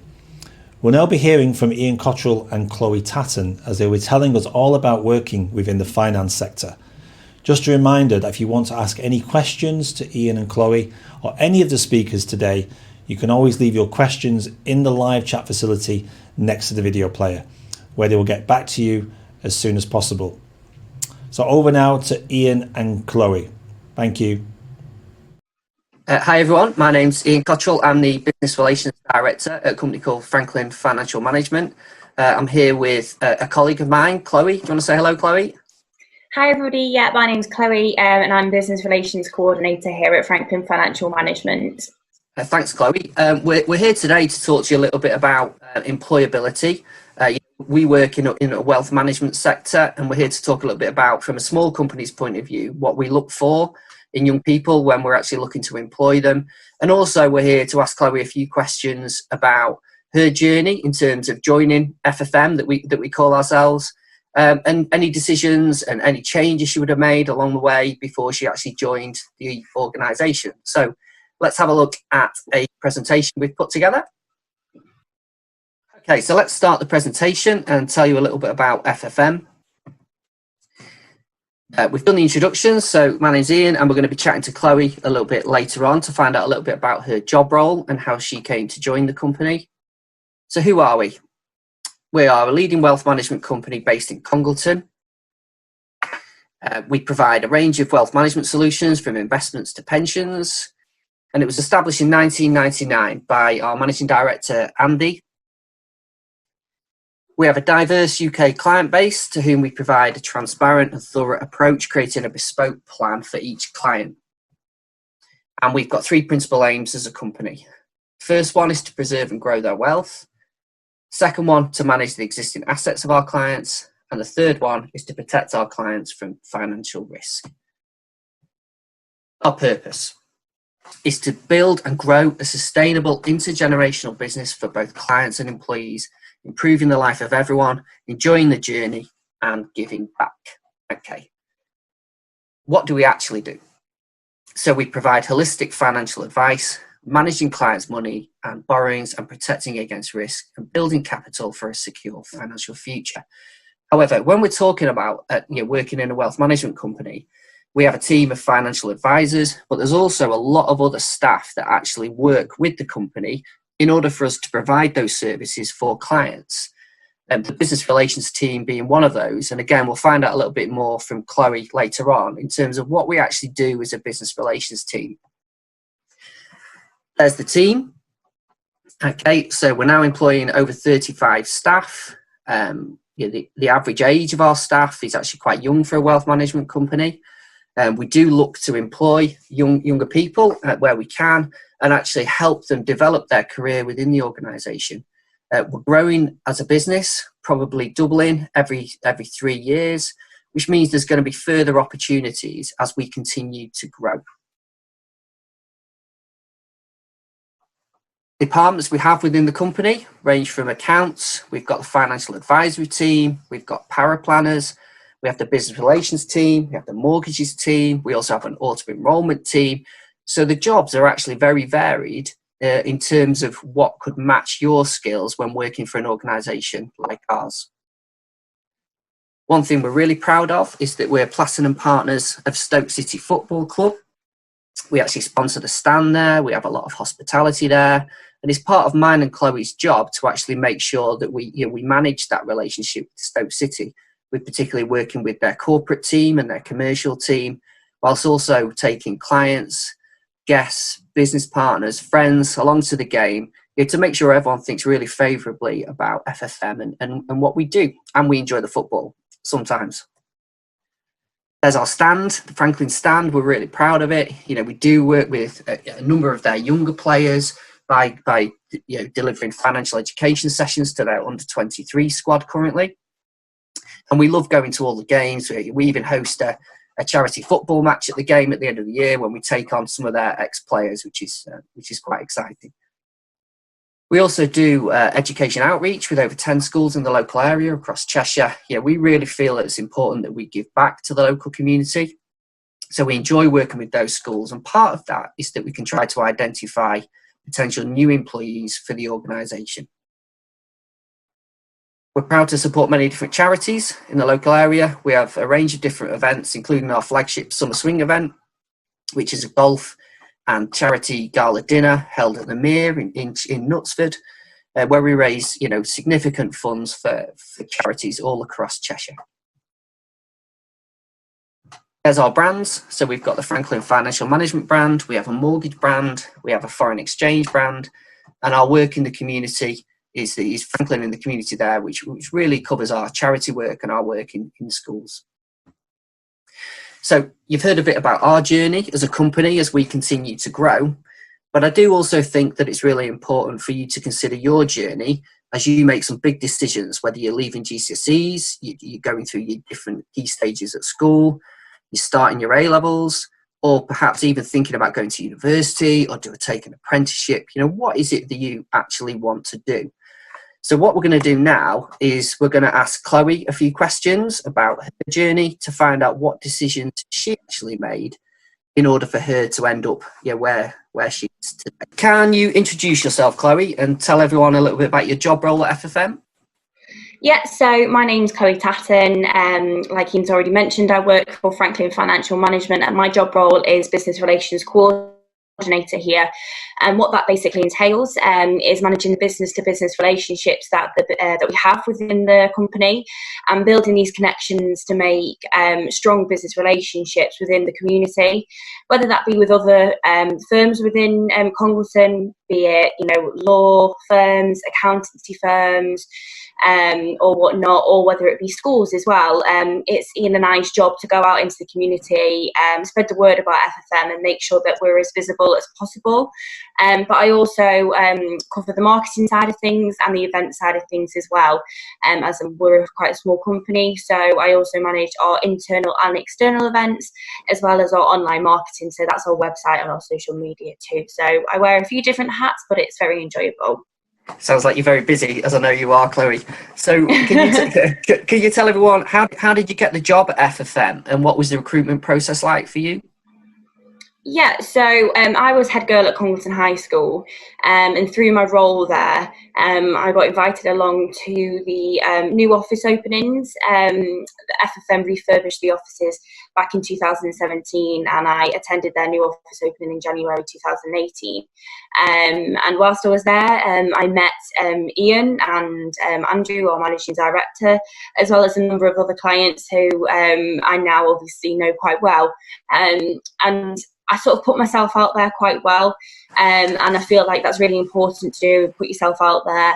And off the back of that, I also got invited along to an assessment centre that they put on, and at the assessment centre I got spotted, and obviously, through doing that and through taking that opportunity, I'm now in the role that I'm in, a role that I really do enjoy. And ever since I joined FFM, I had my structured probation period and welcomed into the company, and I got my training, do my apprenticeship. So yeah, it was a good process really. It was quite smooth sailing, as one could say. That's great, thanks, Chloe. I mean, you didn't always do the business relations role, did you? I know you joined us on a sort of a business admin apprenticeship. That's right, wasn't it? Yeah. How did the change come about then? Yeah, so back in July 2018, when I joined, like you said, Ian, on a business admin apprenticeship, and I feel like one of the benefits of being in a smaller company is that you have a really good relationship, maybe more so than in the bigger corporates, with your manager. and your directors and the bosses know you and whatnot. And through my one-to-ones, I expressed that perhaps I wanted to explore different avenues within my journey, but also the directors and my manager spotted that my the experiences obviously that I'd had at school through being head girl, my interpersonal skills probably better suited being out and out of the office, meeting people, and that's how I sort of discovered the role in business relations. So it was just sort of a natural progression over to business relations, but it was something that was very much supported by the directors of the company and also my manager.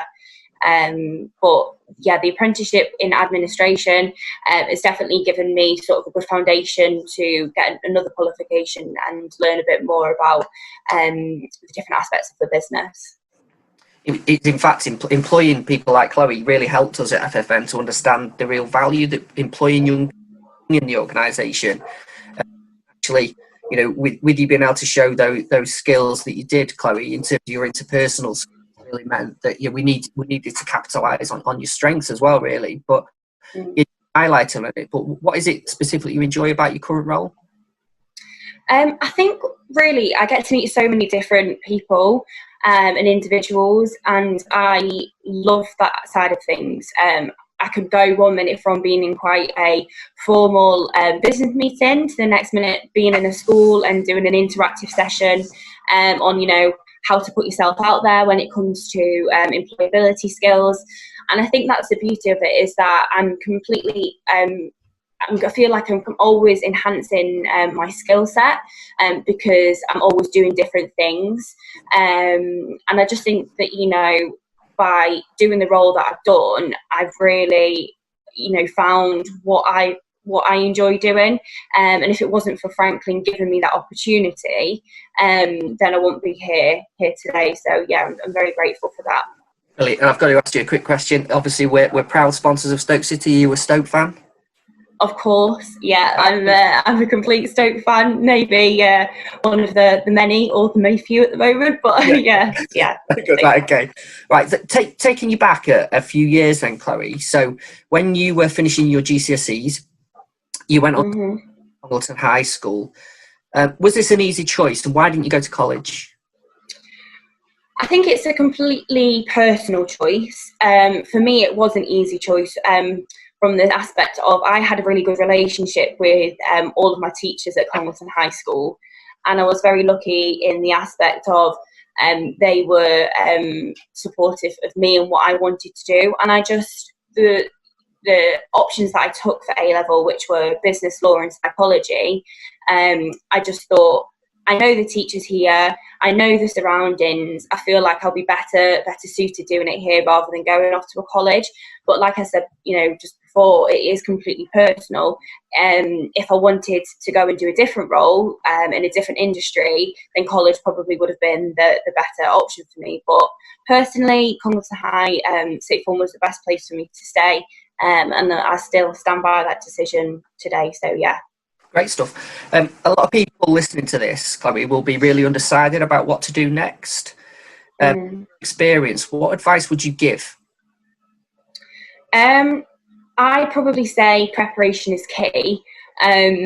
Whether that be in taking as much work experience as you can get or researching courses that you want to do at university, it's all boils down to preparation. You prepare when you get ready for an exam or get ready for a test or something like that. You always do your preparation through revising, and you should really carry that forward when you were deciding in your next route in education or your next route in life, really, and prepare for that. But what I would say to anybody that is feeling quite under pressure to know what they want to do, and if you don't know what you want to do, it's completely normal. Many times I went from thinking I'm going to do this to I'm going to go do that. But it's just about doing your preparation, like I say, and doing your research, and just understand that, everyone else is in the same situation as you. So if you can put yourself out there more and benefit yourself more, then that is the best thing that you can do to make it easier for yourself. That's great. And at FFM, we interview a lot of people. We get applications from a lot of people. and we really believe in employability. Yeah, that's the most important thing for us. So from your experience then, you know, we really like the fact that you were Compton High because of the experience that gave you. But how can young people now, perhaps if they're starting on their A-levels, you know, in September, or, you know, how can young people make themselves more employable? So not just to companies like ours, but to any other companies or universities that they want to apply to and get into. What do you think they should be? I think personally it's really down to taking as many opportunities as you can get that are given to you, and also the ones that you create for yourselves. So one thing I think that really helped me and put me forward for different roles was doing work experience. So we had to do work experience at Congleton High School. It was compulsory, but I thought, you know what, I'm going to push myself a bit further, and instead of just getting one work experience role, I'm going to go out to other companies and see if I can get quite a few. And I ended up doing 3 work experience placements.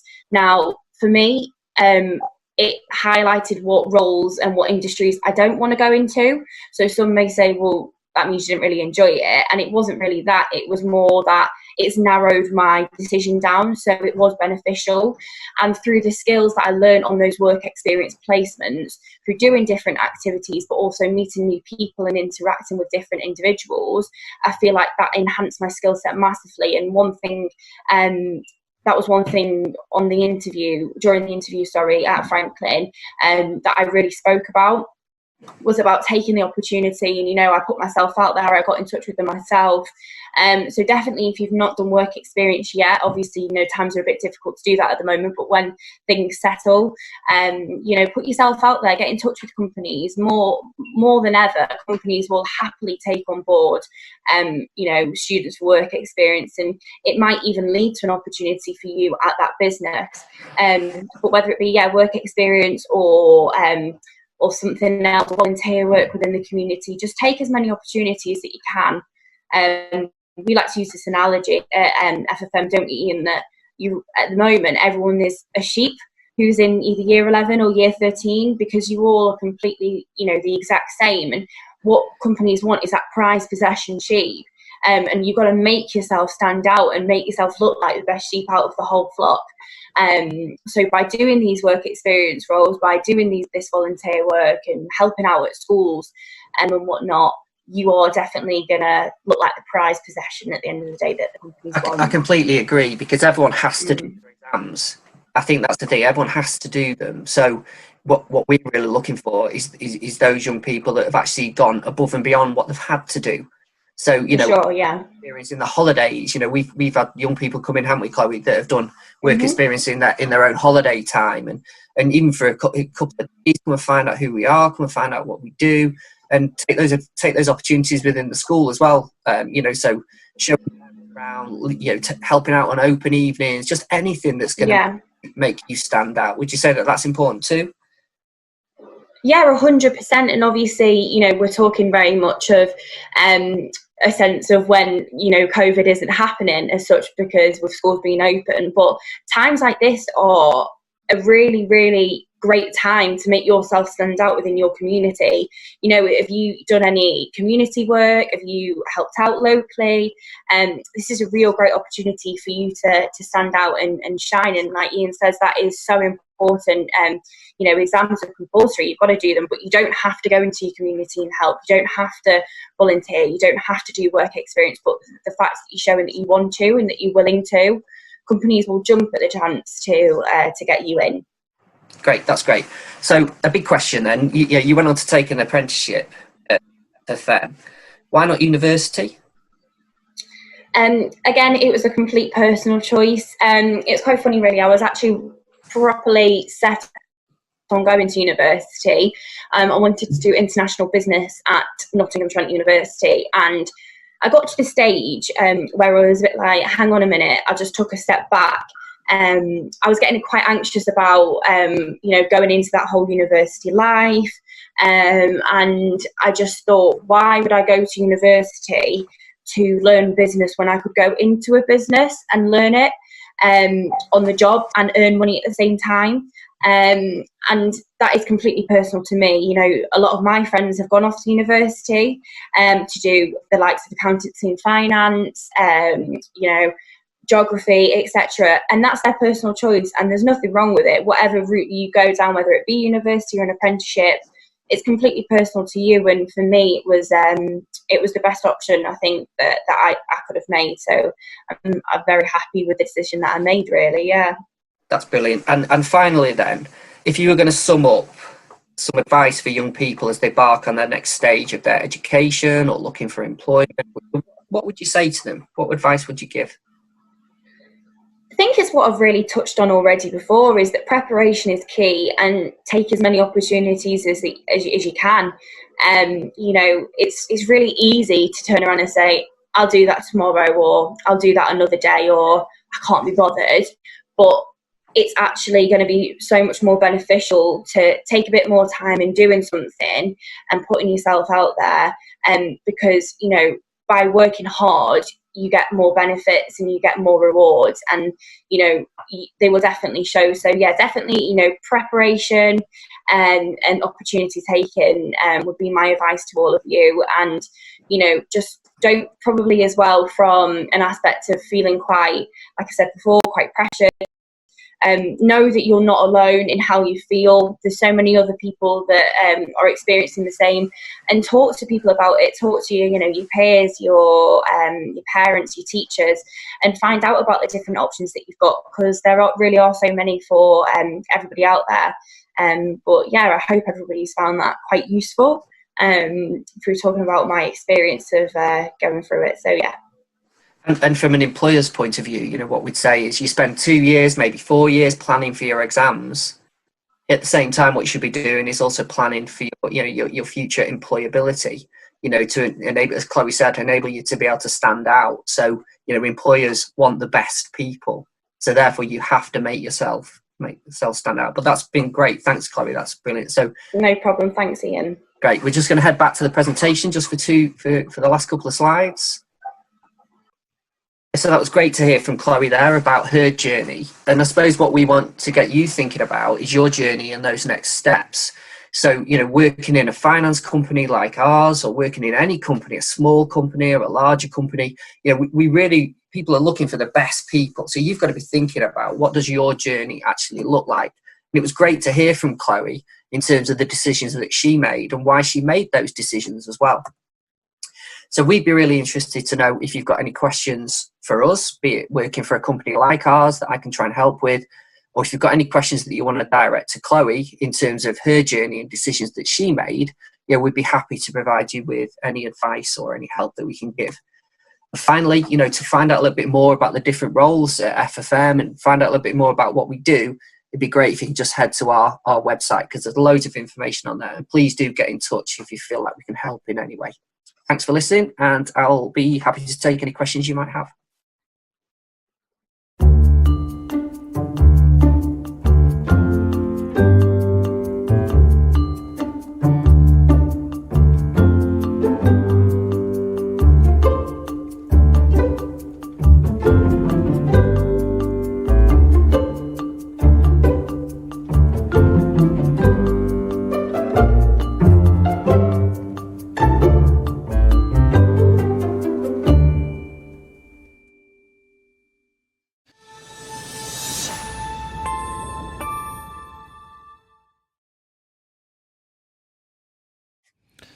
And when we spoke the other day, you said you've never been giving so many steroid inhalers out at this time. So obviously yes, people are focusing on that now. So how important, if you are taking a steroid inhaler, how important is it to take that regularly?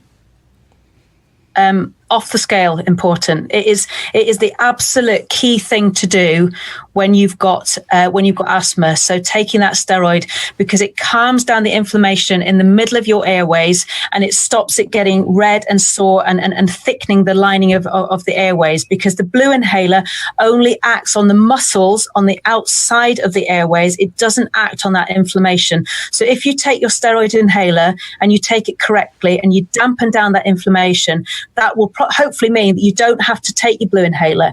And if you're having to take your blue inhaler more than 3 times a week, that is a sign that your asthma is not well controlled, and it's important that you do speak to a GP or nurse who can get you back on track. But that's a sign that things are starting to slip, and things, it's a sign that your chest may be worsening, and it's really important that you speak to somebody that can get you back on track and get you back on the right technique and medication. Thank you, Doctor.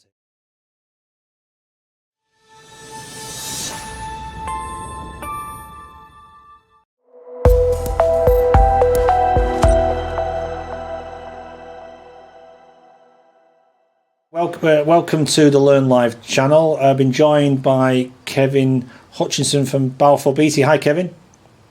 Hi, Stuart. Nice to meet you today. Yeah, thanks for joining us. I know it's a strange time at the moment. Obviously, a lot of people working from home, a lot of young people in isolation as well. Could you just tell us a little bit about your role there at Balfour Beatty? Yeah, well, as you can probably see, I'm not actually out on site. I'm not a site-based person, so I'm one of those many millions that are working from home.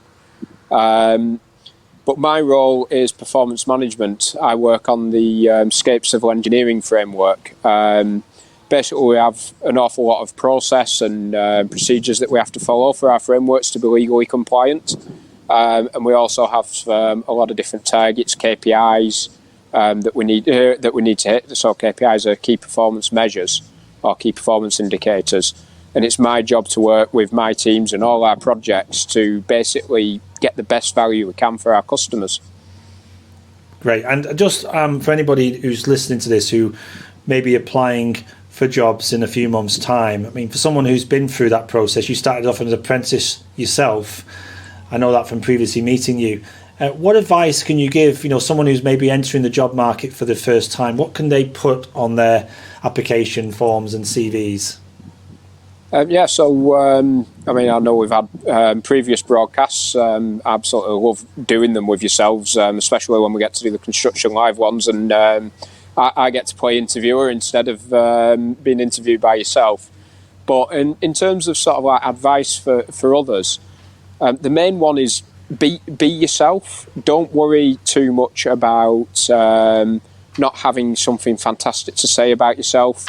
For me, if I'm reading somebody's application form, I want to see who it is I'm going to be employing. If you've got good extracurricular activities that you can put in there, obviously it will always help boost your CV, as would your grades. But for me, the important thing is be yourself and show that you understand the company that you're applying to and you understand the job that you're applying for.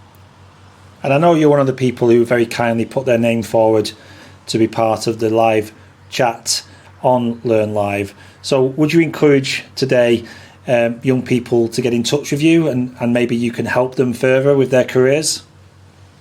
Absolutely, definitely. Whether it's on your main page on the live chat or through the Balfour Beatty partner page. There's myself and there's quite a few other people within Balfour Beatty who volunteer to help out. It's such a fantastic way for us to speak to so many young people, especially at a time when we can't go and see them in school and support careers fairs and mock interviews and things like that. We can still help them out and give them the advice they need. And what about parents as well? Would you invite parents to get involved as well? As long as they're polite, of course. Well, I'm sure they will be. And I know you enjoy the live chat because it's safe and moderated, isn't it? It is, yeah. Sometimes when you're speaking, say, to teachers and careers leaders and things like that, you have to do it through email, and they'll want to pass you on to speak to their young people and organise, say, work placements and things like that. And it can become very difficult when you're trying to make sure that there's a teacher copied into every email or there's a parent copied in, and you've got young people trying to email you directly. It's not what we want. We can't work with people like that. So being able to chat with people on your system and know that it's moderated, it's compliant, it gives us that safety net. It's absolutely fantastic. Well, thank you. We're going to let you get back to your role there at Balfour Beatty. I know you've popped out just to quickly chat to us, Kevin. So thanks so much for giving up your time and thanks for your support as well. No, that's absolutely great. Absolutely any time you want it. And like I said, if young people, parents, teachers, they want to get in touch through the chat, please do so. I always try to come back within a couple of days at the most to any of your queries. So if you don't get a response straight away, please don't worry about it. We will come back to everything that comes through on the chat. Great. Thanks so much, Kevin. I'll catch up with you shortly, and take care and stay well. Thanks a lot. Have a good day. Stay safe.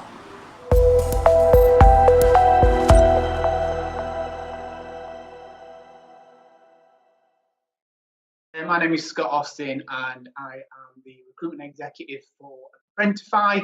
I'm responsible for bringing in new apprentices into the workplace across the whole of the north of England.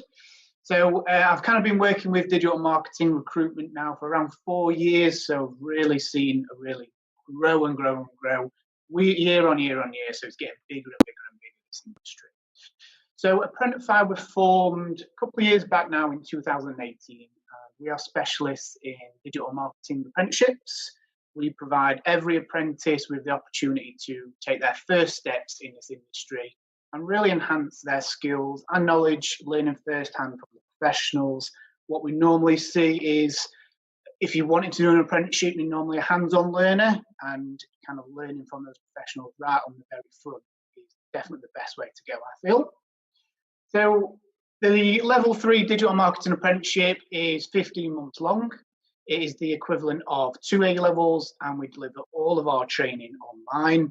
And you will also receive face-to-face visits from your development coach. We work with companies big and small as well, and you can be expecting to work either in a full digital marketing team or a small digital marketing company, and you might be expected to work on one company's digital marketing strategies or multiple clients as well. It all depends on what you are wanting to do as well. We can go down whatever route you like. So just I want to touch on some of the companies that we work with as a company, which you may have heard of. So we work with JD Sports, we work with the Manchester Airport Group, and we also work with Dental Aegis, who are one of the biggest agencies outside of London as well. So I want to quickly talk about the current situation. Obviously, very tough times for us all at the minute with COVID-19. I think we're all finding it very hard to kind of get a bit of normality in our lives. But it's not all negative. So I think what's really good about this industry is that we're able to kind of pick it up and move it relatively easily. So nearly all of our current apprentices are still on programme. They are still employed by their employers, and they are still doing their day-to-day tasks every single day. But they're just doing this from home. So they're working from home, but they are still an apprentice. So the flexibility of our online delivery, as well as kind of being able to lift and shift the role, has kind of limited the impact of COVID-19, which has been quite refreshing actually at the minute. Yes, as you can imagine, the recruitment drive has kind of slowed down a little, but not stopped altogether. We do still have employers who are completing video interviews instead of face-to-face interviews and setting tasks as well. So that means when we do have a little bit of normality back in our lives and businesses can go back to normal, these new apprentices can just kind of slot straight into a new business because all the recruitment will have been done before that as well. We are still seeing quite an active interest from new employers coming and wanting to speak to us about how they can bring in new young adults into their business. As soon as we can get a little bit of normality back to our lives. So even though we are a little restricted at the minute, I think there's a lot of positivity in this industry especially, and a big drive for it as well. So in a few moments, I'm going to be talking you through how you can get into an apprenticeship, what job roles are available and where it can lead to. But I first want to hand over to Jess, who is one of our current apprentices, and she's going to talk through her journey so far with Apprentify. Hi guys, so thanks Scott. As you mentioned, I am an apprentice with Apprentify. I work for a digital agency up in North Yorkshire called Purple Creative, and I'm part of a team of 10, so we're actually quite a small company in the grand scheme of things. and it's a digital agency, so we work with a whole host of different companies and brands rather than working in-house where you sort of focus on all of the marketing for one company. I started with them back in October and have since completed a really wide range of work, so things like blogging, creating social media content and graphics. We've even hosted workshops and webinars. So I've really sort of covered a whole basis of skills before I've even got halfway through my apprenticeship, which is really good. Before I did my apprenticeship, I actually went to university after I did my A-levels. I went to the University of York and studied English and education. And when I graduated, I found that there wasn't really much opportunities for graduates that could sort of continue learning. So I thought an apprenticeship is going to be the one to hone in my skills and keep me developing new ones. But at first I was a bit apprehensive because I always thought an apprenticeship is something you do straight after your GCSEs when you're 16. But once I got onto the course, I realised it's actually a huge range of people, and lots of people have been to uni, so I really wasn't the odd one out. And the differences, like between everyone's experiences, really help us learn. A common thing I did find with people who've been to uni and then done an apprenticeship is that uni doesn't necessarily give like the practical skills where you can apply your learning. It's very much theory, whereas an apprenticeship, you really are learning on the job and putting those skills to the test. So I really think it's important to know that there isn't a set route, and those sort of misconceptions that I had before were completely untrue. And it really is clear that there's so many different backgrounds when I'm on like the classroom sessions with other people. I think it's more about when you're ready. Like I wouldn't have been ready when I was 16, but I think it totally depends on everyone's journey. It's ideal for people who want to work and learn while earning money, and it's really, really flexible. So like Scott mentioned before, with the coronavirus situation, I'm really lucky that I can actually work from home. With it being digital, you can literally pick up, as long as you've got a laptop and an internet connection, you can keep working. Whereas if I was at uni, all my lectures would have been cancelled and I would have been done. I wouldn't have been able to graduate. So it's really, really good how flexible it is, and no matter what global crisis comes your way, you can generally still continue. I think, as I said, there was no set route. There's also no set outcome. You can go into so many roles, and because you learn so many different skills, there's no specific route out of it. And I think if I hand over to Scott now, he's going to go through the range of different roles and incomes as well that you can go into after an apprenticeship. Awesome, thank you, Jess. Yeah, so starting salary, it really does vary from employer to employer, to be honest. Now, average starting salary for one of our apprentices is around £10,000. Which is really, really good for a starting salary, jumping right at the very bottom and starting your journey, which after 1 year will go to at least the minimum for your age as well. Again, depending on the employer, it could go up even more from there as well. So as you can imagine, within digital marketing, there are so many different parts to it and so many different roles to that as well. So some of the ones you can expect to see as an apprentice or get involved with throughout your apprenticeship are things like content writing, creating and managing social media posts, creating or editing pictures for websites, social media, including video editing as well. You've got website development and design, analytics. You find out how you can analyze websites, social media, and how well they're doing.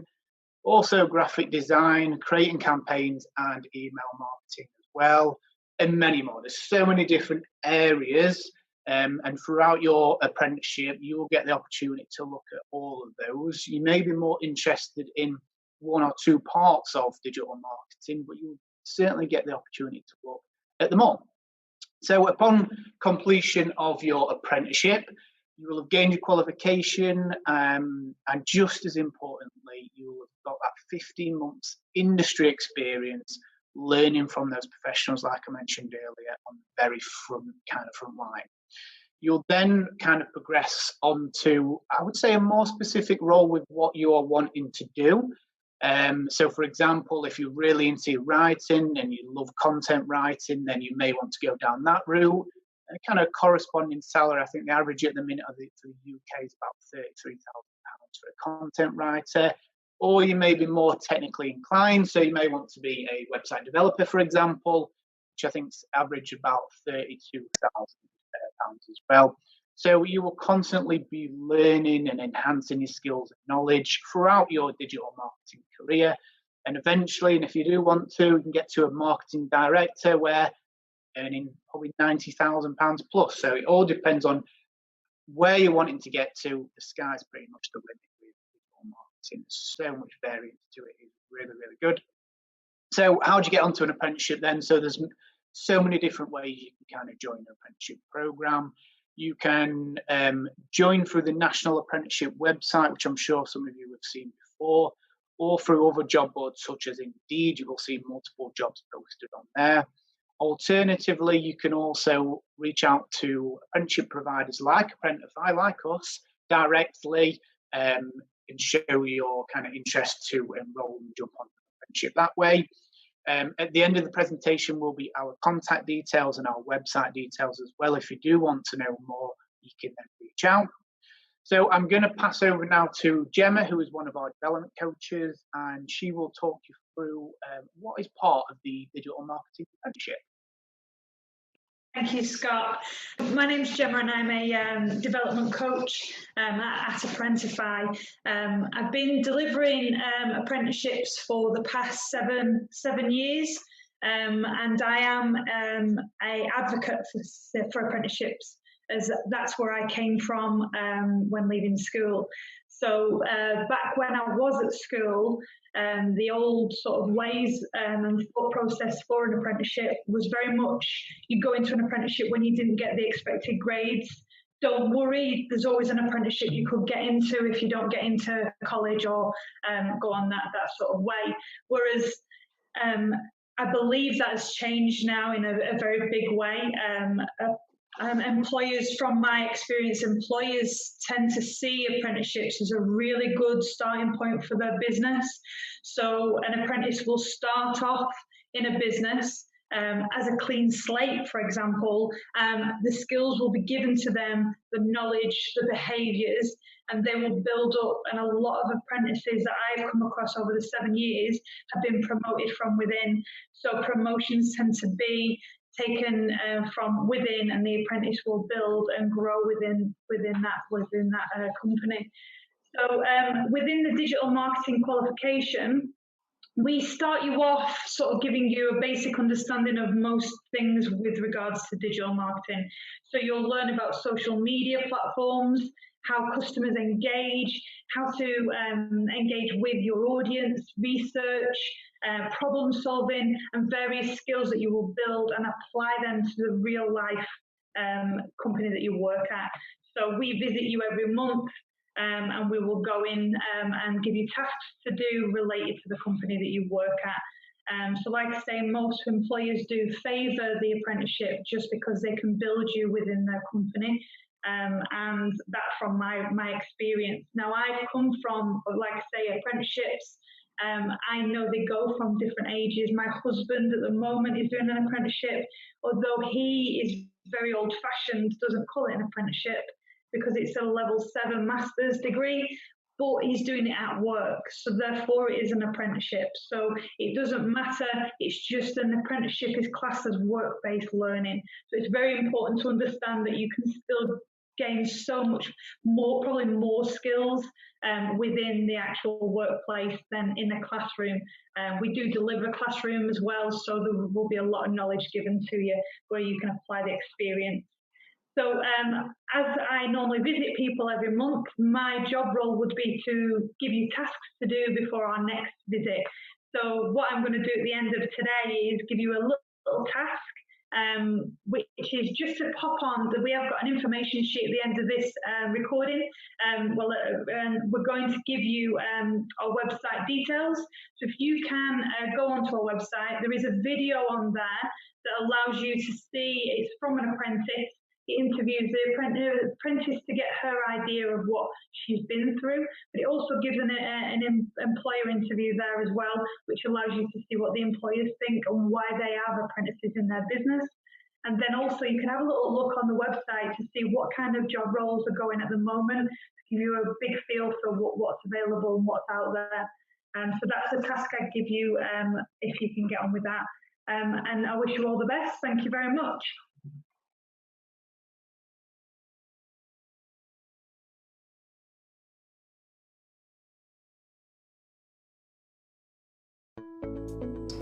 Hello, my name's Karen Woodward and I'm a Deputy Director at the National Apprenticeship Service. The Young Apprentice Ambassador Network is really important to the work that we do on apprenticeships. What we know from young people who are interested in being apprentices is the best people to speak to, somebody who's done it before and maybe somebody that they can refer to and can connect with. So being a member of the Young Ambassador Network gives you the opportunity to share your stories with new individuals who are thinking about becoming apprentices.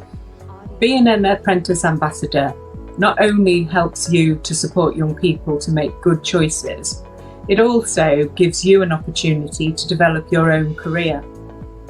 So having you as part of this network is a really critical part of the apprenticeship programme. And I hope that you feel that you can give us your time, your expertise and your insight, because by speaking to people like you helps us to improve the opportunities for those that come in your footsteps in the future. Hi, I'm Matthew Newman. I'm an ex-HR apprentice at United Utilities and I'm currently working towards a level 4 apprenticeship in project management. Hello, my name's Beth Smalley and I'm doing a level 4 project management apprenticeship at a company called Arqiva. My name's Tom Cully. I'm a networks degree apprentice and I work at BT. Hi, I'm Lauren. I'm a business admin level 4 apprentice working for South Gloucestershire Council. Hi, my name's Katie. I'm 20 years old and I'm doing the level 6 chartered manager degree apprenticeship with Pearson. I'm Rhianne Prince and I was a business administration level 2 apprentice. My name's Tamsin Gordon. I'm doing the level 3 business and admin apprenticeship and I work for the NHS. I've benefited from my apprenticeship in so many ways. I'm so much more confident. When I was in school, I was actually diagnosed with dyslexia and I really didn't adapt well to the classroom-based learning. So when I came into an apprenticeship and I could sort of manage my own learning and the way that I could learn, it was really beneficial for me and I've grown a lot in confidence. From my apprenticeships, I feel like I've benefited massively really, not just professionally but also personally. They provide me the opportunity to gain confidence, gain business knowledge, understand how to present myself in different circumstances. So obviously you work with multiple different people on different days, you work with different levels of management and things like that. So understanding how you communicate with those people and deliver things to those people. So the benefit of being an ambassador for me is, as well as getting to go to sort of all these different activities and events and stuff, I also get to meet lots of new people. So I've met people sort of obviously in schools, and I've networked with other members of the YAN community. So I've now kind of got a good sort of network of people that I didn't have before that I wouldn't have met otherwise if I hadn't done this either. As a young ambassador, I hope to achieve a status where I can inspire young people to really think about and weigh up their options for their future. As an ambassador, I've been able to work with lots of different schools. This has been through joining careers fairs, doing assemblies, doing mock assessment centre trials with the children and the pupils, and I've been able to sit down with them, go through different apprenticeships that they like the sound of and explore different career paths which may be different to college and university. One of my biggest goals that I want to achieve has to be inspiring as many people as possible who are leaving school, leaving college, leaving any form of education really, and considering their future in terms of an apprenticeship. The biggest thing for me is making sure that all the people who are coming from those levels, those different ages and all that kind of stuff, who are unsure about what they want to do, making sure that they understand that they have so many different opportunities in terms of careers that they can go into from apprenticeships, different levels that they can do. You're doing the same level of qualification as somebody that's doing, the equivalent in an academic field. but you're also doing a full-time job role on top. So it's not for everyone, and you have to have really good time management. But I think as part of being a young apprentice ambassador, I'd really love to be able to inspire those people. My advice to any young people considering applying for an apprenticeship would be just go for it. There's no kind of disadvantage to applying for an apprenticeship, even if you're unsure between apprenticeship or university or other college courses or other kind of post-16, post-18 options.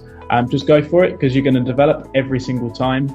And it might be that you find a company you really fall in love with, but also to develop your interview skills through those processes. Give it all you have. It's very hard to actually stand out in a crowd full of people that are doing the same job as you, but you really have to do that extra mile, which is why I went on to do the ambassador role, to really stand out from the crowd. I'm proud to support the Young Apprenticeship Ambassador Network in my role as the Apprenticeship Ambassador Network Chair. The work the YAN does is invaluable to the growth of apprenticeships. The YAN is a community of inspiring, driven apprentices and former apprentices. I would encourage anyone to join this amazing network and become part of something great.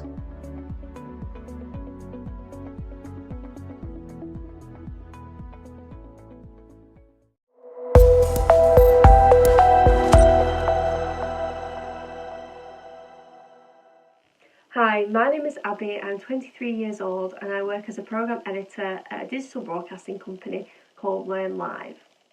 So my career has taught me various skills within the world of media.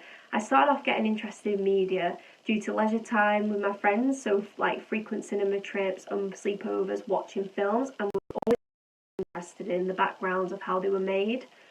So after school, I studied at Runshaw College, which was TV and film production, which was practical based.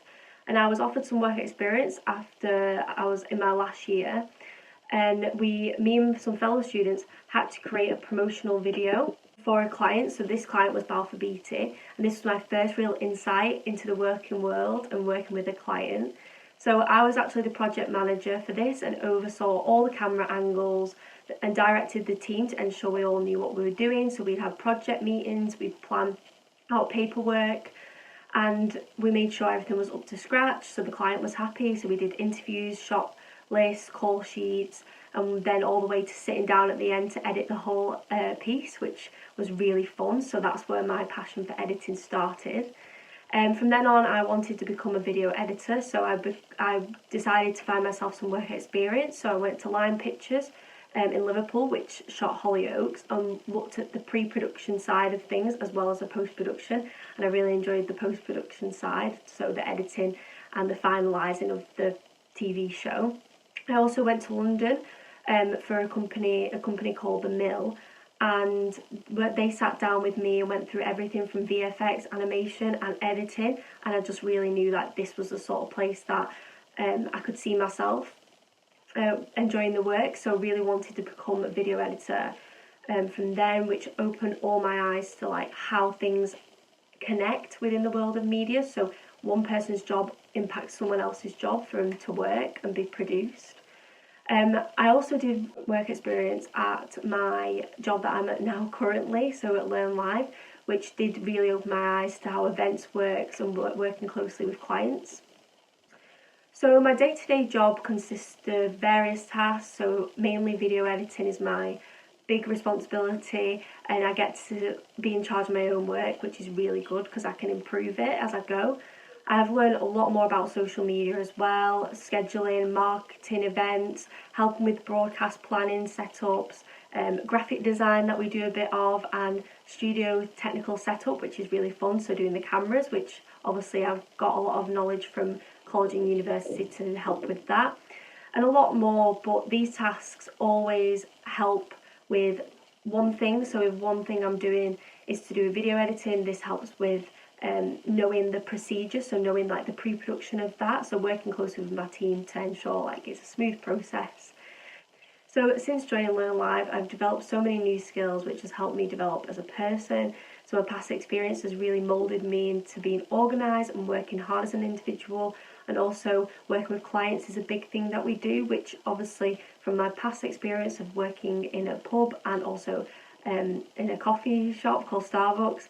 That has really helped me learn how to deal with people as well.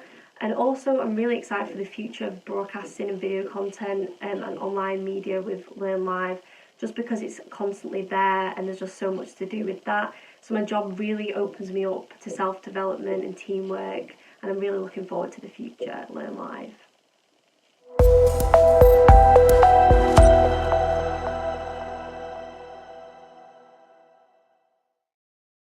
Adam, nice to meet you. Hello, how are you doing? I'm good, thank you. So if you could introduce yourself for me. So my name's Adam Bird and I work for Priestley College. A number of different parts to my role, but I'm the marketing and IAG manager. But basically, to most, that's information guidance that I oversee. But in terms of the school liaison team, I have responsibility for, and admissions and marketing teams, as well as teaching some business studies as well at the moment, and looking at things like T-levels that we're looking to roll out from September. That's great, thank you, Adam. So Charlotte, could you now introduce yourself in your roles? Hi, I'm Charlotte. I'm a second year student at Priestley College. Thank you, Charlotte. And Vicky, if you could introduce yourself as well. Hi, my name is Vicky. I work at Priestley College. I'm a teacher. I teach business studies and travel and tourism. And I'm also on the school liaison team. So you may have seen me out and about in some of your schools doing assemblies and coming into your tutor groups. That's great. Thank you very much, Vicky. And Katie, if you could do the same as well. Hi, so I'm Katie. I'm part of the school liaison team at Priestley College, and day to day I sort of teach sport and PE, and I'm also a learning mentor. That's great. Thank you very much, Katie. And Jenny, if you could do the same too. Hi, I'm Jenny. I'm on the school liaison team. I also teach history and politics, and I'm involved with Stretch and Challenge. So that's our Excel programme and the graduate programme. That's great. Thank you, Jenny. So, Charlotte, if I could go to you first, what is special about Priestley College for you? I think for me, what makes Priestley special, and something that I've felt definitely from day one, even from my first open day, is that in Priestley there's such a strong feeling of community and such a supportive atmosphere. So Priestley really value your own independence, your own individuality, and I think it's those kind of skills that you get in college that let you, when you leave, be a part of the wider community and like an active participant of the rest of the world. I think it's really easy, especially coming up to exams, whether that's GCSEs or O-levels, to start to feel like a grade or a number in a system. And for me, it was so important that Priestley started to get rid of that idea as soon as I arrived on the first day. I've spoken to some of my friends about why they chose Priestley as their college, and we all had quite similar experiences at open days. One thing that we all had in common was that when you would ask teachers questions, and when they would answer them, they would answer directly to you. And I think a lot of people might overlook that, but what that told me was that they really prioritised me as a student and how I was engaged in the subject. I think ultimately your college experience has to be your own, because only you know what you want from it, whether that's a job or an apprenticeship, or if you want to go to university. And so college is really the time to start building on those skills that you need, and that's why it's so important that teachers can engage with you personally. So for me, college council was so important, because I always knew that I valued student voice, so it was so encouraging that I could see that Priestley valued that just as much as I did. And for other students, that might be things like enrichments or open days or the graduate programme, but Priestley has all of those opportunities available for you. I think it's so important to remember that college is not a job training programme, and it's really easy to forget, but that's what's so good about Priestley, and that's why it's such a good middle ground between high school and university, because it allows you to sort of work on yourself and build the skills that you know that you need. It lets you be responsible for your own learning, and I always say that it's felt like Priestley have given me the tools to be able to get where I need to be and where I know that I want to be. And they've let me use those in any way that works for me, and because they've taken the time to get to know how I work best, it's been really beneficial for me to be able to build those skills in my own time. I think it's a bit cliche, but I think Priestley is so much about making your education work for you and not the other way around, and for me that's what makes it so special. Thank you so much there, Charlotte. That's some brilliant answers there for us. So, Vicky, over to you now. So, what courses does the college offer to its students? Well, at Priestley we have loads and loads of courses. We've got over 70 courses. The students at Priestley College are really lucky to have such a great variety of courses available to them. So first of all, we do courses obviously that school pupils will be familiar with because they do them already at school. So things like art and design, graphics, 3D design, English, maths, languages, French, Spanish, German, sciences, of course, so your physics, biology, chemistry, geography, history, IT, drama, sport, so whole loads of courses that you'll be familiar with because you may have done them at school. We also have lots of different courses that are going to be completely new to you as well. So things like architecture, criminology, engineering, law, computer games design, public services, travel and tourism. So the list is endless, really. As I say, the students are really lucky with the opportunities that they have. So I suppose it's also easier in a way to sort of like tell you what we don't offer. So we don't offer things like hair and beauty. We don't do motor mechanics. We don't do construction related courses. We don't do hospitality and catering. Most of our courses are level three programs, which is equivalent to A levels. So we do AS level, which is equivalent to half an A level. We do A levels, of course, and we also do BTECs. And when it comes to BTECs, there's lots of different variations with BTECs. So some BTECs are worth half an A level, some are worth an A level, some are worth 2 A levels, and some are worth 3 A levels. So, for example, we've got a BTEC extended diploma, which is worth 3 A levels. So, again, lots of opportunities there. But it's also, we also have as well courses that are relating to sport. So we do a rugby academy, which is in partnership with Warrington Wolves, which is quite popular. And we also have a football academy as well. And then looking ahead, we're also going to be introducing the T levels, which Adam will talk to you about later. But if you're concerned about your GCSE grades and you're worrying that you might not get on a level 3 programme, we do have level 2 courses as well. And that's going to be our new foundation year at college. And there's different opportunities there as well. So things like you can study art and design, business, health and social care, ICT, public services, media studies, sport, science, and there's also an opportunity to do your maths and English GCSE if you need to do that. So lots of different things available for students. So, Katie, over to you now. So, what is a mixed study programme? Because I understand that you do one at Priestley College. Yeah, so basically a mixed programme of study is where you have the opportunity to combine vocational courses with A-level options. So you can basically create your own tailor-made programme that meets your needs. So, for example, you could choose to study a BTEC extended diploma with an additional AS subject. So something like sport and exercise science extended diploma with A-level sociology or psychology. You know, that is really popular within the sports area of the college. Or you could choose to combine a BTEC subsidiary diploma with 2 AS levels in your first year and then progress onto the full BTEC diploma on 1 full A level in year 2. So basically by combining both AS and A levels with vocational options, you get that added advantage of adding more breadth to your studies. So it's a really flexible programme that allows you to kind of also add in other added enrichment opportunities. So some of our students choose to add in things like Duke of Edinburgh STEAM, so the bronze, silver, gold, and sports academies. So obviously Vicky mentioned about the rugby academy. That's becoming really popular at the moment with Warrington Wolves, and we're the kind of first academy really to offer both male and female squads, and that's been really successful. So we've got one student in particular, Natasha Ryder, that studied a BTEC extended diploma in sport and exercise science along with A-level sociology and the ladies rugby academy.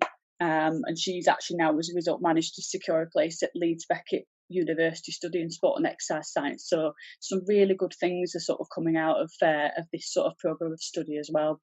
But there are obviously many other options that you might choose alongside that programme, so things like pre-med and the graduate, which Jenny will speak to you a little bit more about later on. But I think the other added advantage with this type of programme as well is that you can choose to sort of mix in some work experience as well to complement your studies, so that obviously you can gain more employability skills and obviously get that chance to apply the theory that you've learnt in the classroom to the workplace as well. And I think as a real sort of bonus of offering these types of programmes now, we're starting to see some real successes. So we've got students now gaining places on midwifery programmes at Edgehill, paramedic science at UCLan, physio, radiotherapy, accounts and finance at Salford, and that's just to name a few. I think we've got some real successes from this type of programme. So Jenny, over to you. So just wanted to ask, why do you still offer AS and A levels? Okay, so the AS qualification is a standalone qualification, which means it is worth UCAS points in its own right. It's worth 40% of a full A level. The reason that we still offer it, amongst many reasons, is that it enables students more choice. So when you get to college, as Vicky's already mentioned, there are so many subjects that you can take, and lots of those you won't have experienced at school before. I teach on politics. That's a subject lots of students are interested in, but they've never tried it before. Giving the option of taking AS levels means that students can start their programme with 4 AS levels, maybe even 5 if they're a real high flyer, and that gives them breadth in their programme that isn't offered in places that are just doing A levels, where they go straight to a 3 A level programme. It also allows universities to see those grades. So at the halfway point of your college career, you'll take those AS qualifications, and when you do your UCAS application, you've got really reliable indicators of what you're able to achieve, because those grades have been sat under exam conditions and they are presented to the universities as achievements that you've got in the bag already. It also enables students to take their best 3 subjects forward. So 3 is the magic number for universities and apprenticeships. That's what they're looking for. If you start off with 4, then you can pick your best grades to take forward and use to apply for university. It also works really well for students on a mixed programme who might want to take something like sport, but also loved history at school, so want to keep that going. And it gives them that flexibility in their programmes as well. So it's a lot about student choice and flexibility. From my perspective, working with our Excel programme and the graduate programme, it's also really good for students that are aiming for Russell Group universities, for Oxbridge, because first of all, they've got that breadth in their programme. They can take sciences to go and do a medics course, but also have something like history or English that shows their written ability as well. And it means that they can really focus on the 3 subjects after their first year, but get that breadth of programme and that diversity that top universities are looking for. So there's a plethora of reasons really that we offer the AS grade.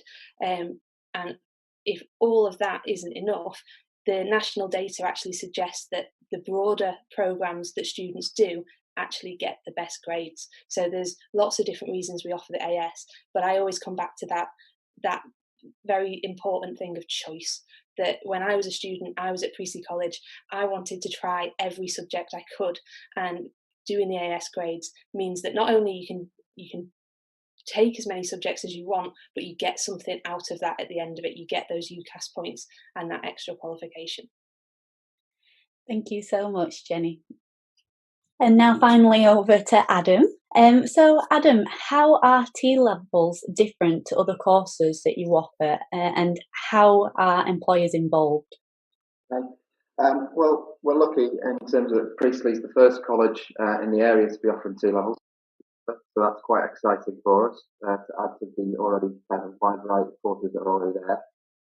We are starting, along with some others in the country, to delivering T levels in education and childcare, and also in digital production, design and development, which effectively is software development from September. T-levels are studied over 2 years, very much like some of the other qualifications that have been mentioned. They're worth 3 A-levels and carry the same equivalent number of UCAS grades. So the students doing T-levels can go on to university courses if they wish to later on and progress in the same. What's different really is that T-levels have been developed to provide the technical skills and knowledge that employers are looking for now. So once you've completed a T-level, you could move into a skilled job, for example. You could move on to a higher apprenticeship, a degree, if you want to still go to university, or a degree, which obviously might still give you some of the opportunities to work with some of the employers you already have if you wanted to. So there's a number of different options available to students to progress from T-level. The way you study a T-level is also a little different. Like other qualifications, unfortunately, you'll still have to complete some practical assessments and you'll have to might do some exams, but you'll also do a specialist employer set project. So you can see it pretty specific. You'll also still have classes that you'll need to attend in college where you'll study the theory that you need to move into those different professions and take your assessments, but you'll only do that for about 80% of the time. You'll spend about 20% of your time on a work placement, whether that's on a block placement or whether it's day release. That will depend on the T-level that you take. And obviously, placement allows you to develop some genuine work experience and the opportunity to put a lot of that into practice, the skills that you've learned on the course, and obviously it's going to be relevant to your chosen career. So this is different. I want to point out there that it's also different to an apprenticeship. People might be thinking, well, how's that different? Well, an apprenticeship is 80% of your time is in the workplace, 20% is in the classroom. So this is the other way around, and also gives you lots of different options afterwards rather than just one particular career. There's obviously lots more information about these courses on the website as well if people want to find out a little bit more about them. There are some more to follow in future years that we're hoping to do that might cover areas like, so especially for those that are listening that might not necessarily. We'll have health and science pathways coming on next year. The year after, we're hoping obviously legal, finance and accounting options, business and administration in 2022, and some areas like creative and design, which might include media and broadcast, and a lot of those areas. So there's a lot of development in terms of T-levels, and they are likely to stay. So real kind of good opportunities for young people. So there's stats more. You can go onto the website and download the prospectus, or go onto the course pages where there's more information also that relates to career information or about potential salaries of various different jobs that you might move on to from T-levels. That goes for all our courses actually. You can access that kind of information online. But in terms of the prospectus, kind of concise overview of it. We are working with, you mentioned about businesses, but and obviously their engagement, obviously they are heavily involved in terms of delivery and obviously in terms of investment side of things, but we're working closely at the moment with global brands such as Bentley and Barclays, as well as nurseries, schools, other local employers such as DriveWorks that are quite local and Voltex. So we're always keen to work with employers as well. So there are other organisations and companies out there. They can also express an interest in getting involved on the website on our employer page. So really quite an exciting development, a real kind of opportunity for young people that are looking for particular roles to go into later on. So, for example, there's the digital design and development one that I was talking about before. If you want to move into the software sector, and you're looking at those particular types of jobs. For those wanting to look at early years or health and education work, obviously there's an option in maybe social work and primary work or nursing. Those particular kind of careers are linked to the education and childcare as one as well. So there's a stack of options there for students wanting to move into those areas. Brilliant, thank you. And how are you supporting students that are applying to Priestley this year? Well, obviously it's a very difficult time for everyone, but we're doing our very best to make sure that students have all the information they need to make those choices. It's a moving feast for everyone, but in terms of what we've got an FAQ page on our website for students that need to keep up to date with developments.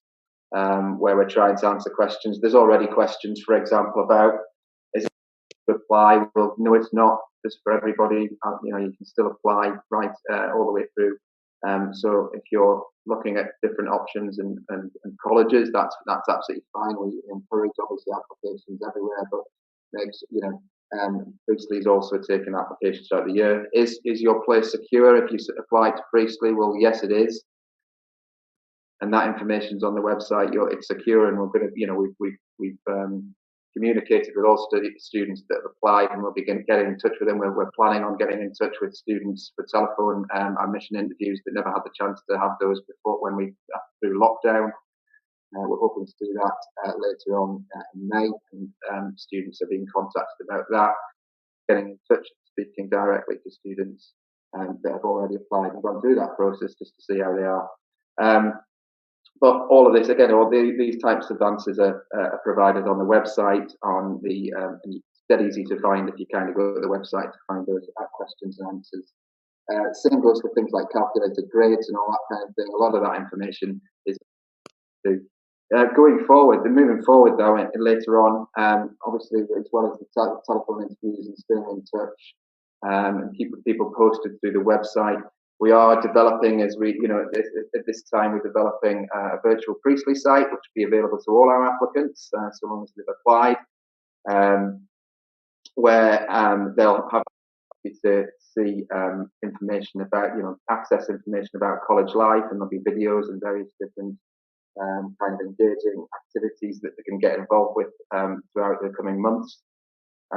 So it might be about the support available as well, maybe, but, you know, and then hopefully at the beginning of June, we're hoping, I think, for them to be able to access some fun, engaging taster material about different courses, finding out more about all the things that have been discussed already in this video, but actually having the opportunity to engage and do some fun activities with it as well. Obviously, students can still our admissions team, or any time through the coming months to find out more information if they've got questions about their application. But most of the questions that people are having, I think we've addressed so far on the website. But please do get in touch if you've still got some concerns or worries.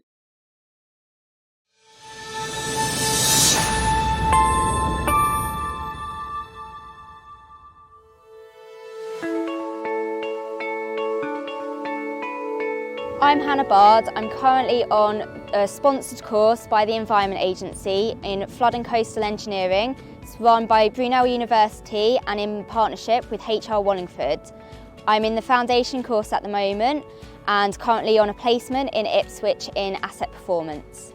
I was attracted by the programme because it gives you a placement and it makes you have so much more experience for a job, and it means you can focus what you want to do and find out the bits of a job which you like and don't like at such an early age, as well as giving you the degree to go with it.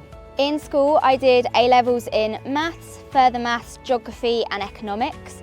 I knew I definitely wanted to do something with maths and geography combined. I wasn't entirely sure what that was, but now I've kind of found that perfect place. Placement really gives you a good opportunity to kind of figure out what you want to do and good experience in a lot of different aspects which you're going to need later on in life. And not only those technical abilities such as CAD drawing, but also the softer skills such as like working in a team and communicating within the different teams. So I work in asset performance, but you're having to work with not only our team, but the field teams and like the fisheries teams and so many other people. It gives you those skills as well. The most exciting part of our course so far would be we get to go on loads of different trips and site visits as part of our professional development course. So for example, earlier this year we went to the Thames Barrier and you got to have a look around, and it gives you a good experience of different projects which you're going to get involved into whilst on placement. In the future, I would really like to work with more natural flood management schemes. So I'm not sure what that would be yet, but I want to kind of have as much opportunities as possible and see what's happening already for me to work on it in the future. Hello, my name's Ayesha Shokale and I'm a graduate civil engineer at the Environment Agency. When I was at school, I already knew I wanted to be a civil engineer. I actually discovered the power of engineering to transform lives and communities at the age of 9, so it's been a lifelong passion. My route to engineering was at A-levels. I studied maths, physics, chemistry and AS levels in further maths, and then I progressed to university where I studied at MEng in civil and coastal engineering. I found out about the Environment Agency when I was still at university. I was currently the president of the Engineering Society there, and they came to our careers fair and they told us about what they did. And it just appealed to me, the fact that we were more linked to the outcomes and helping people. And that's really important to me, doing something that really helps and transforms people's lives. Next to me, the Environment Agency is just carrying on getting more experience. I'm currently a graduate civil engineer and I'm working to the status of achieving chartership, the ICE. And this means getting a rounded experiences in project management, site supervision and design. So that's what I'm working on. Hi, my name's Emily Archibald. I'm a civil engineer and I work for Jacobs, a delivery partner of Team 2100, which is the Thames Estuary Asset Management Programme. When I was in school, I knew that I wanted to do something that involved problem solving and would really challenge me on a day-to-day basis, and I thought that engineering was a really good fit for that. My route into engineering was at A-level. I studied maths and design technology. I then went on to do an MEng in civil engineering. That had a general first year so that I could find out about different types of engineering before choosing what I wanted to specialise in. So when I first graduated, I went to work for an engineering consultancy. I was there for a few years and I was working mainly in construction supervision and design, and I was then headhunted to come and work for another engineering consultancy in project management. I'm really proud of being a part of a huge range of different construction projects, whether you sort of play a small part in a big project or a big part in a small project, to see something that you've designed or helped to build actually materialise is just such a fantastic feeling. I'm really proud of the projects I've been involved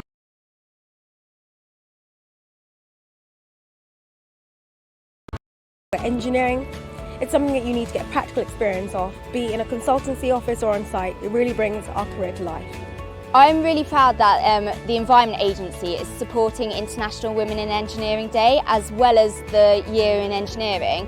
I went to an all-girls school, so it's been kind of constantly in my life of empowering women, and it's really nice to see that continued into my career as well. My advice to anyone considering a career in engineering would be to go for it. It's a really diverse, challenging career, and I enjoy every day going to work. I'd really recommend it as a career choice.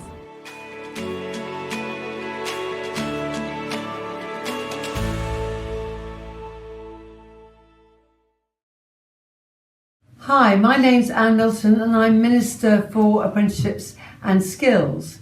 It's great for me to hear from so many engineers, particularly some of the young women that I've met. Engineering is a brilliant career. It's about finding solutions to the big challenges that we face in the world. And actually, critically for me, it's about making a positive difference to people's lives. Engineering is not just about getting dirty inside some engine. It's about all sorts of solutions to those problems we face. And if you're thinking about engineering as a career, it's well paid and you'll get fantastic experience and get an opportunity to work in some of the most exciting industries out there. Thank you.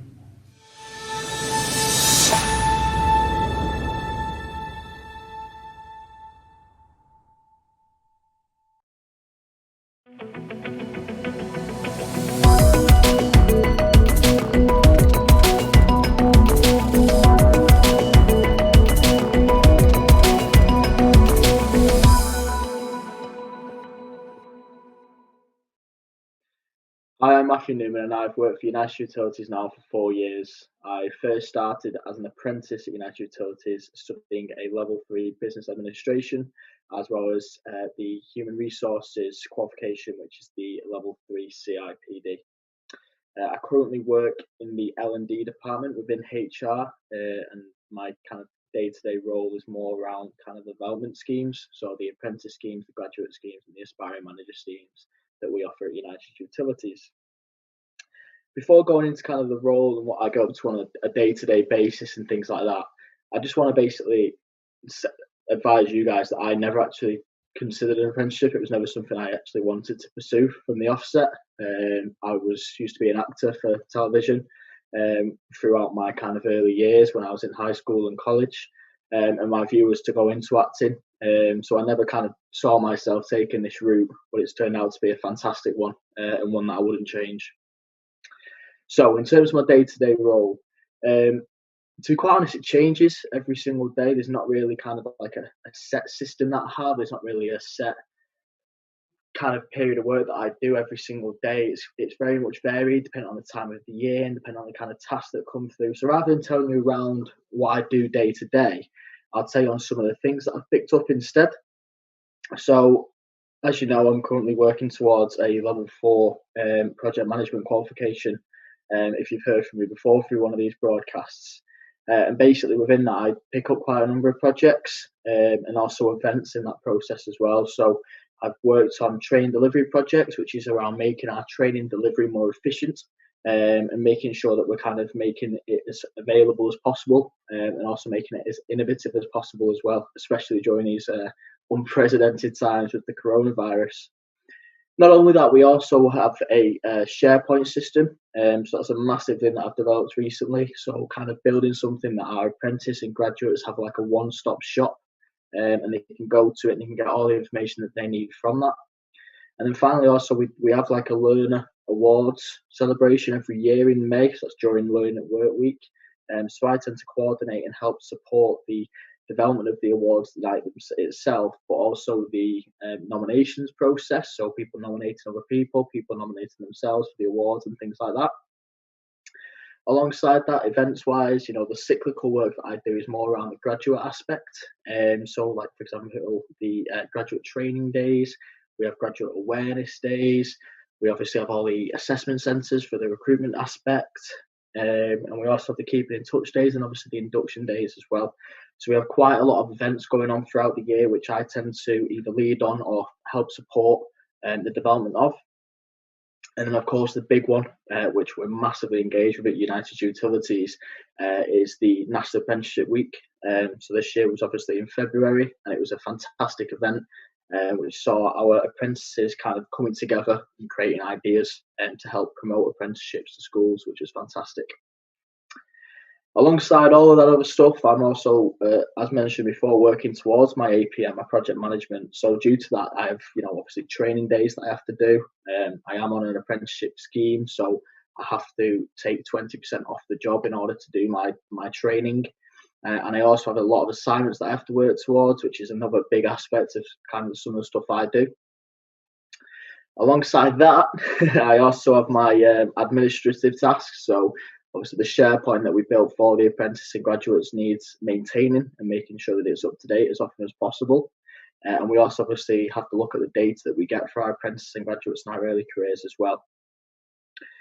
Finally, the other aspect I work with is around the YARN. So that's the Young Apprentice Ambassador Network. So I chair the network in the Northwest, and basically what we do is we have board meetings, stakeholder meetings, we host networking events, we attend careers fairs, conferences, and basically we just shape the network within the Northwest region, but also try and impact that onto the other regions as well. So we've got kind of like a generic approach of how we want to work as a network. And then finally, obviously, we, as the chair, I have to run the board that we have. So the board's made up of 11 other people. Obviously, we've got different people in the different regions which drive the activity for us there. So it's a very, it's quite a big task alongside kind of my day job as well.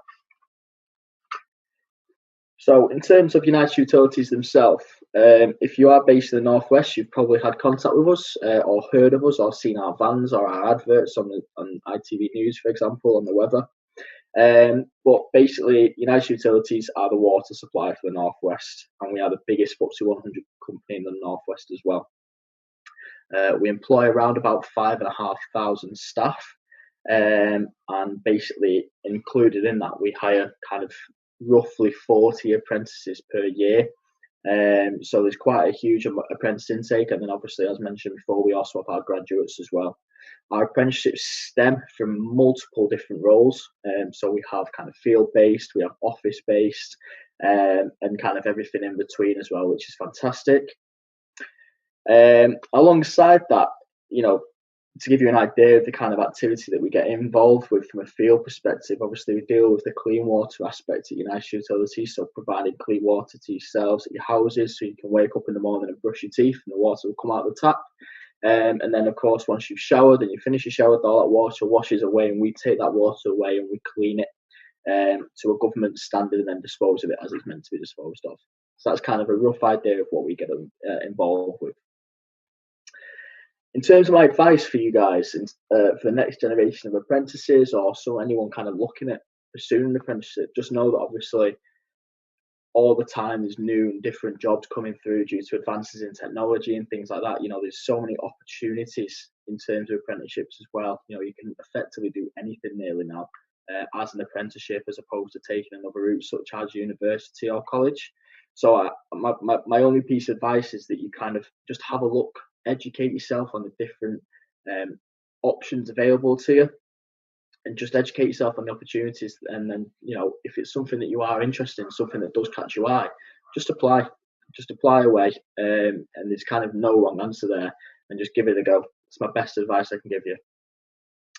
If you do have any questions around my role or the company I work for or the apprentice application that we have, there is a live chat facility on this video, which is always open and will be answered by us as soon as possible. The live chat facility is safe to use, always informative for the leaver of the message, and it is moderated by the Learn Live team at all times, and so it's constantly accessible to all. Thank you.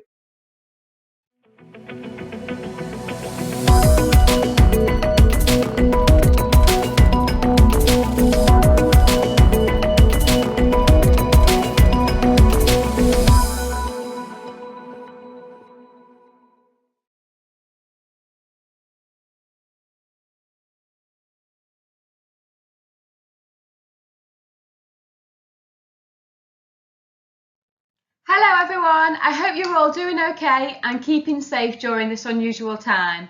My name's Melissa Turk and I look after schools liaison and admissions for Cronton Sixth Form College.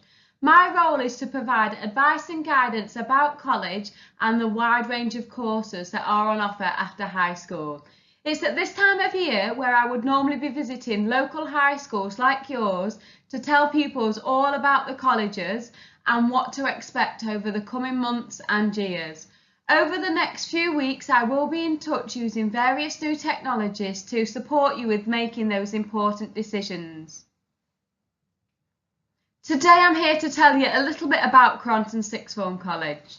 For those of you who haven't heard about us before, we are based just down the road in Widnes and currently have 4 free buses that take students directly from the Warrington area to the front door of Cronton at the start and the end of the day.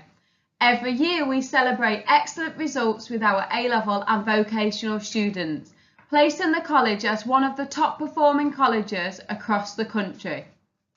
Our students and visitors always comment on the friendly atmosphere and friendly feel that Cronton has to offer, and we would love to welcome you to be a part of it.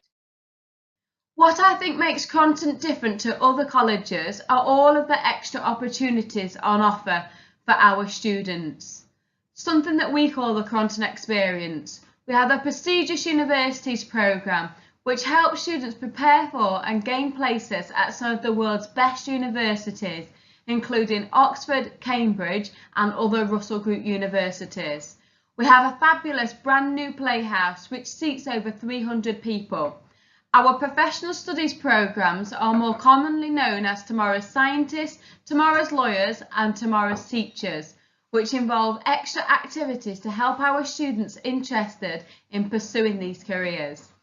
Our students who live over 1.5 miles away from the college are provided with a free Warrington's Own bus pass, which can be used to and from college, as well as other Warrington Own buses across the county. We offer £2,000 scholarships to exceptional students in our 3 centres of excellence, which are STEM, Performing Arts and Sport.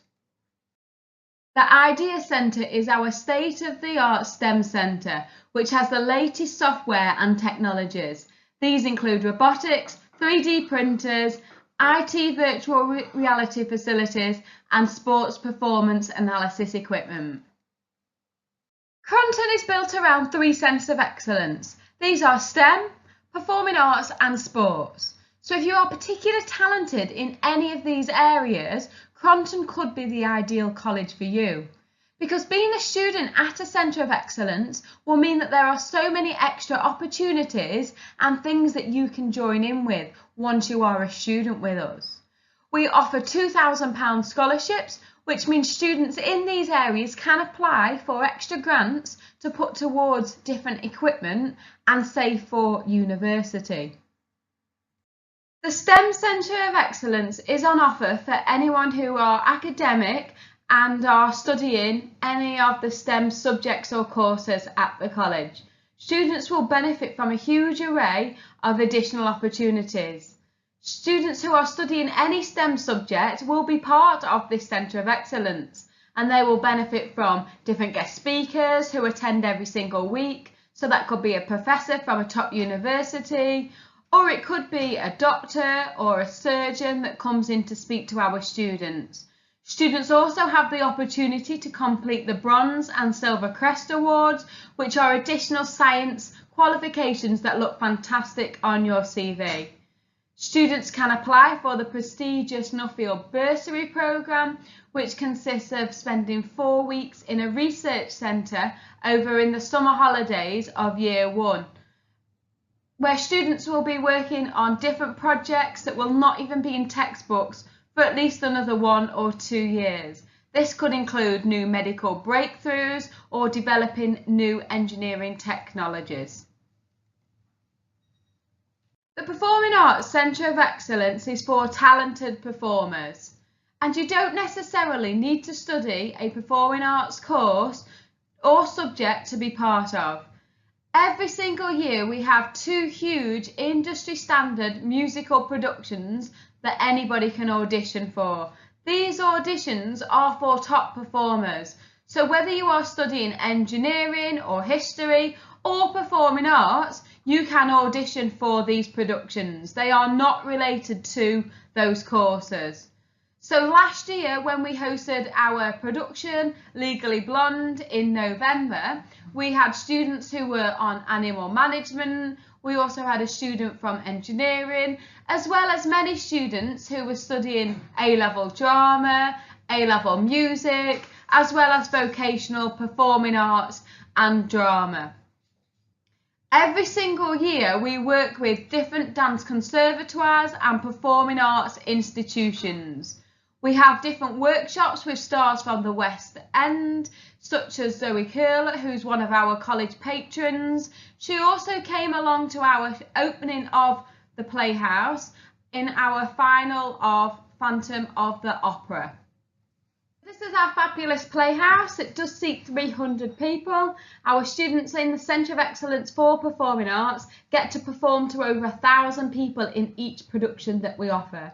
The Centre of Excellence also go on lots of tours, as you can imagine, down to the West End in London, but also over to Broadway in New York, and spend time over in Paris and Amsterdam.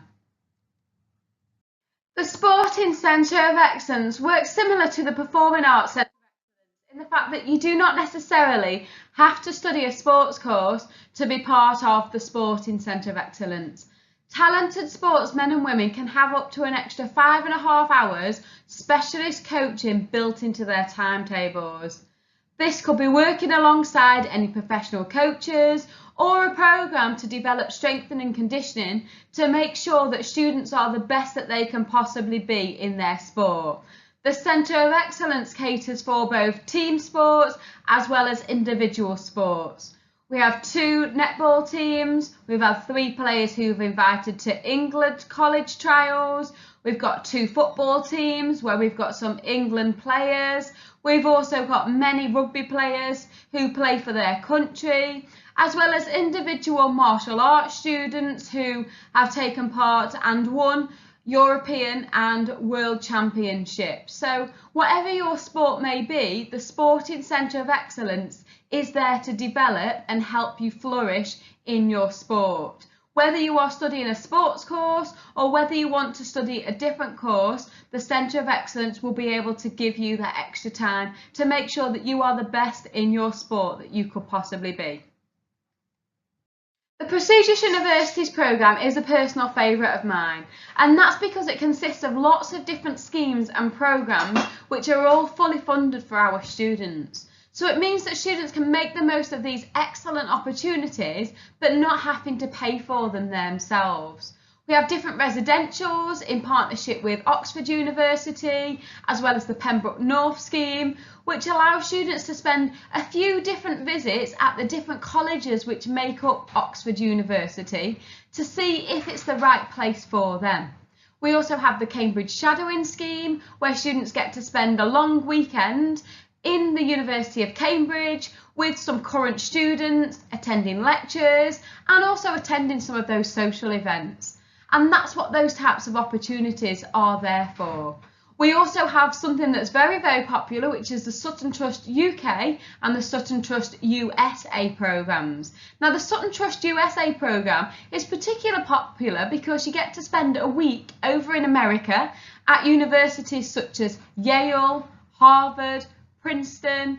And remember what I said, every single programme within this is fully funded. So our students get to spend a week over in America visiting some of these amazing universities to see what it's like to study over in the States.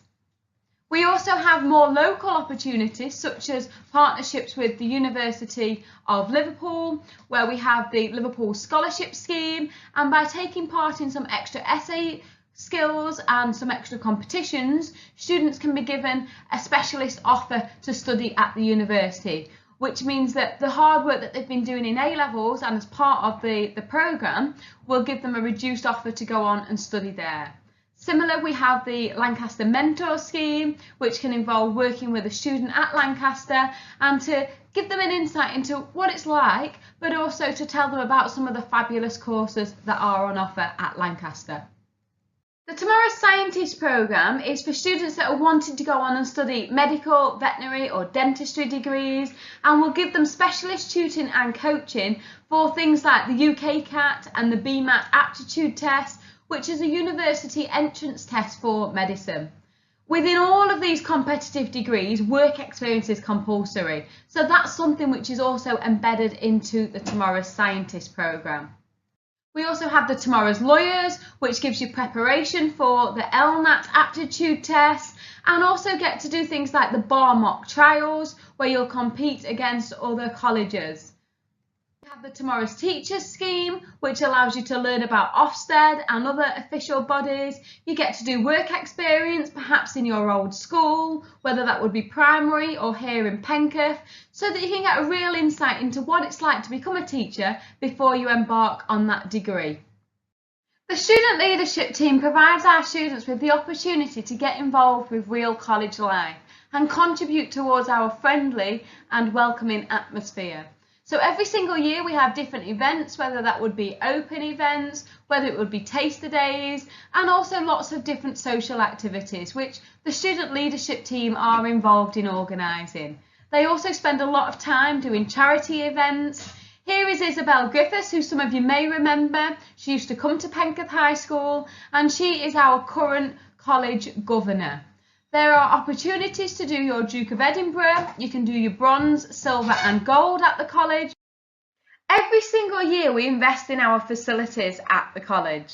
So last year we had the new playhouse, before that it was the STEM centre, and currently being built at the moment are our new fitness and health facilities. I always think it's good to have a look at some students who you may remember, who were in Penketh and were making decisions like you are now, which college, which course, have joined us and are enjoying their studies at Cronton Sixth Form. So this is Daniel. Daniel is currently studying his A-levels in Maths, Biology and Psychology. Daniel's also part of the Prestigious Universities programme, the Tomorrow's Scientists and our Student Leadership Team. Amelia has chosen to study English Literature, French and Maths. Again, she's part of that Prestigious Universities programme, and she's also involved in the Tomorrow's Teachers scheme. Connor has chosen to study a full-time sports course in sport development and fitness. He's also part of that Centre of Excellence in Sport, and he chose to come to Cronton because it's close to home, has great results and a 100% pass rate. Jasvia chose to study maths, further maths, physics and chemistry. He's part of the Tomorrow's Scientists, and he's also part of the student leadership team. Charlotte chose to study an animal management course with us at Cronton. She was part of that STEM Centre of Excellence, and she has now progressed on to study animal management at the University Centre of Reese Heath. After Penka, Vidar chose to study an applied science course with us at Cronton Sixth Form College. After finishing his studies, he has now progressed on to study pharmacy at the University of Central Lancashire. Bradley chose to study a full-time business course with us at Cronton. He was also nominated and awarded our Business Student of the Year award, and he's progressed on to the University of Liverpool to study business management. Every year we have lots of different trips and visits. These trips and visits are on offer for all of our students. Some are related directly to individual courses, such as geography, who in the first term at college head off to Formby Beach. Some a little bit further afield, where you might go and visit China or New York or over to Amsterdam. We have our annual ski trip, which is on offer for all of our students. When you come to Cronton, as well as studying your course and any of the extra programmes which we've spoken about, there are still other opportunities which you can join in with, and these are known as our enrichment programme. So enrichment is time to enrich your time, and there's lots of different things on offer for you. So when you first join us at Cronton, we have a freshers fair where you can see lots of different activities, and you can go along and sign up to the ones that might be of interest to you. So we've got lots of different sporting activities, but also things like first aid. We have creative writing society, debating society. There really is something for everyone. The college bursary scheme that we offer is for students who, as a general rule, are entitled to free school meals in their high school. This will give students either £15 or £18 a week during their time at college, along with a free meal on the days that they're in college and a free Warrington's Own bus pass. Getting to college is easy. Students on an A-level programme are generally in college 4 days a week. So every single week our A-level students get a study day, which means that if they want to, they can study at home. Our vocational students are in for 3 to 4 days, depending on the individual course. And again, they can study at home on those 2 study days. We give students a free Warrington's Own bus pass, and we also subsidise for those bus routes to make sure students can get to and from college at the start and the end of the college day. The college day runs between 9 AM and 4:30 PM, and students can currently get any of the 47s, the 48 or the 49 from the Warrington area. If you'd like to find out more, please visit our website www.cronton.ac.uk. You can see our college prospectus on there, download it, have a look at some of the courses that we've got to offer. You'll also see a little section on the website which is about information for Year 11 students. There are lots of different resources on the website for different activities that students can have a little go at. So whether you're in Year 11 or in Year 10 or 9 or just thinking about college and some of the courses that are on offer, please have a look at these resources and see some of the different activities that you can be studying when you come to the college. If you have any questions or queries, we are here on the live chat to help you, or you can email courses@cronton.ac.uk. Let's hear from Molly, one of our students. I can definitely say that college has been one of the best experiences of my life so far. I've had so much fun. All my teachers, I thought they'd be really scary, really intimidating. They're actually the loveliest people I've ever met. They're always there to help you. I thought making friends would be really difficult for me. but it's just been so easy. I've got a wonderful group of friends now, which are girls that I've never even met before. I chose to come to Cranton College definitely for the facilities that they have, in particular the Playhouse. It is incredible. It looks just as amazing as you see it when it's on the shows. So the 3 words I would choose to describe Cranton College are inspiring, amazing and exciting. So I hope that's given you a bit of a flavour about what to expect from Cranton Sixth Form College.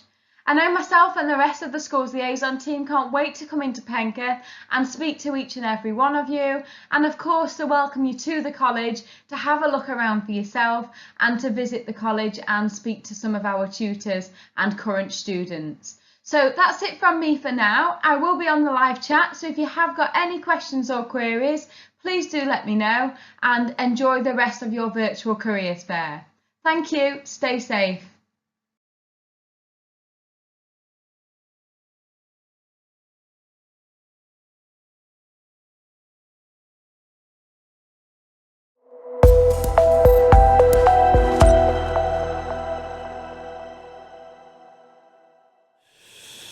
So good morning. I've been joined by Nick Jordan, who works at Network Rail. Hi, Nick.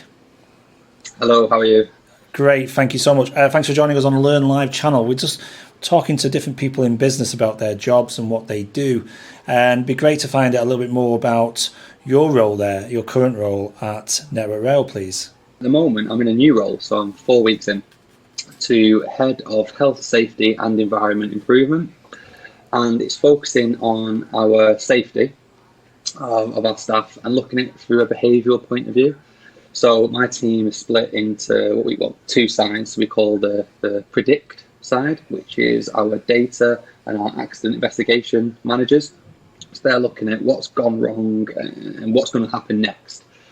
And then there's the prevent side, which I've got some project managers who are all trained in behavioural science.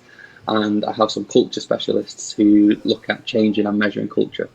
And the way it sort of works is we can predict what's going to happen from our data and accidents, and we put plans in to help our staff sort of make more behaviourally sound decisions that will affect safety. In Network Rail now? Oh, Network Rail now. I'm on my 12th year of Network Rail. I joined when I was 17, so 12 years I've been there. And now, what was when you first came into Network Rail? What were you doing in that first few months? So I went from college, so I didn't complete college. It just didn't work for me, so I managed to get a job at Network Rail, and I got it was an admin role. So it was in our accounts payable setup where we pay all our invoices, and my role was in the morning. I opened the post and sorted it in between the different invoices. In the mid-morning, I scanned them into a system. And then in the afternoon, the system would automatically pick up the purchase order number and the invoice number and all this sort of stuff. You just had to sometimes check it, pick the right number up, and it not picked up the phone number or something like that. So yeah, that was 13 years ago. Wow, 13 years. And what was your perception of Network Rail then? When you were first applying for the role, did you know too much about it and what it did as a company? Yeah, so I'd obviously not beforehand. I'd seen the job and applied for it. You then do your research for your interview. So I'd researched what Network Rail is about, who they are, and initially I thought they ran the trains, but found out that they actually run the infrastructure for trains to run on. And this sort of massive amounts of staff and roles that are available, which was one of the reasons that I was interested, because I thought the job I'm going into wasn't the job I wanted to do forever. And hopefully they'll help me progress, which they have. And yeah, it was finding out all about them through the interview process that really made me think, what a good company. And what attracted you to the company? Because I'm sure when you were in college, you were looking for work, looking for jobs, and maybe you'd done some jobs part-time as well. I mean, what attracted you to this particular company? Can you remember?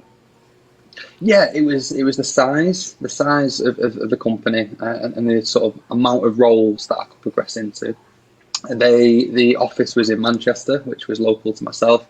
It was a really big office, so there was a lot of scope for progression within my office rather than, obviously we are nationwide. And it was the sort of Network Rail. It was a massive company. It's going to be there for a long time. You always need trains. And yeah, it was more the progression and the size of it, which I think was the biggest thing for me. Now, obviously, on the Learn Live channel, we talk to many young people, obviously some still in secondary school, doing their exams or preparing for what subjects they're going to take. I mean, can you remember yourself going through that and not knowing maybe what you wanted to do, and is that all right, not knowing what you want to do at that stage? Definitely, yeah. So I had no idea. Some would say I still don't know what I want to do when I grow up. But at the time when I was in college, it was quite a tough time. So I was in college. It wasn't working out for me. I thought that leaving college, the perception was that was a bad thing. But I decided to do it and get a job. And, you know, I like to say that the whole thing that attracted me to Network Rail was the size of them.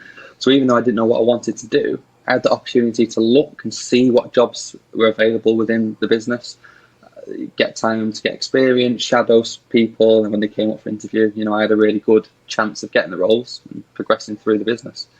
So, you know, safety, I work in safety now, which was something I never thought I would work in, but actually I got to understand safety, and the part of safety that I'm in is all about culture and behaviour and creative thinking and project management. It's all the things I love doing. So by being able to see safety from within the business, talk to people, talk to staff that already worked in there, I could see what they did, and like I say, it excited me, and I managed to get the role. And the subjects that you did when you were in school, and then you went on to do in college, what sort of subjects did you enjoy doing? And do any of them subjects, have they come into their own? Are you still using them in your day-to-day? Yeah, so, you know, obviously your maths, English is absolutely essential to be able to work within business. For me, though, so we work in behavioural science now. That's my background, behavioural science. Now, as much as you don't do behavioural science in school, you do science, and having that appreciation of science, how it works, using data to prove experiments, whether that is in physics, biology, or in behaviour, like I work now, theory is exactly the same. So having that foundation of how to set these things up, academic writing reports, the social skills you learn in school as well are absolutely brilliant to bring into the workplace. How you work with authority, with colleagues / classmates, and how you respond to sometimes failures and getting over them to become great. Bring all of them into the workplace. And then work experience, just finally, on any work experience that you did when you were in school, and maybe you had a part-time job, even when you were in college, any of those work experiences help you as well when you started in the workplace? 100%. So I did have a part-time job. I was a waiter and worked on room service.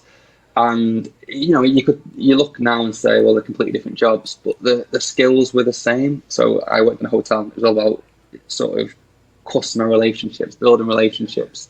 It was problem solving. It was working under pressure, working to deadlines. All these skills are exactly what I do today. It's exactly the same, and having that foundation, and I'll be completely honest, getting it wrong is a key to learning. I also did work experience through school. I did it at a supermarket, and I learned so many different skills in there, which I still use today. And seeing how people have progressed, see how people come to work, they hold themselves, how they respond to managers, and how managers actually respond to staff. All of that has built me, you know, in good stead to get where I am today and continue learning. That's brilliant. It's been great to meet you again, Nick. And worth just saying, Nick, thanks again for all the work you're helping us with the U versus Train campaign. And I know you're very much safety is the heart of what you do, both for passengers and for staff. Any final messages you want to give to young people about staying safe near the railway? Definitely, yeah. So, you know, at this time in the summer, and it's getting nice sort of weather, people are going out and about. Please, if you're in and around railways, stay away from the railway. It's a very, very dangerous place, whether it's the electric or high-speed, really silent trains. If you are going across the railway at a level crossing, make sure you're following the signs at the crossing. If there is a red light, it's not worth the risk. Please make sure we stay safe and don't take on the railway. Perfect. Been great to meet you again, Nick. Thanks so much for your time. We've got many more interviews coming up with Network Rail staff, so keep on this page. And of course, you can get in touch with Network Rail using the live chat facility, which you'll see on the right-hand side. And we're going to ask Nick if you'd like to put himself forward for that, so we may be able to help young people in the future with some of the questions that you've been answering today, Nick. Yeah, 100%. If you have any questions, please put them on this chat, and myself and my colleagues will definitely help you out.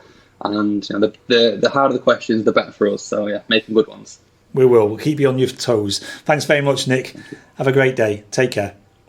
You too. Bye.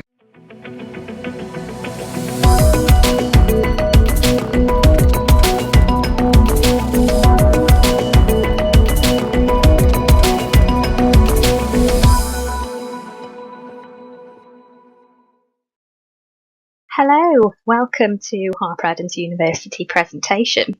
This is just a quick presentation to let you know about who we are.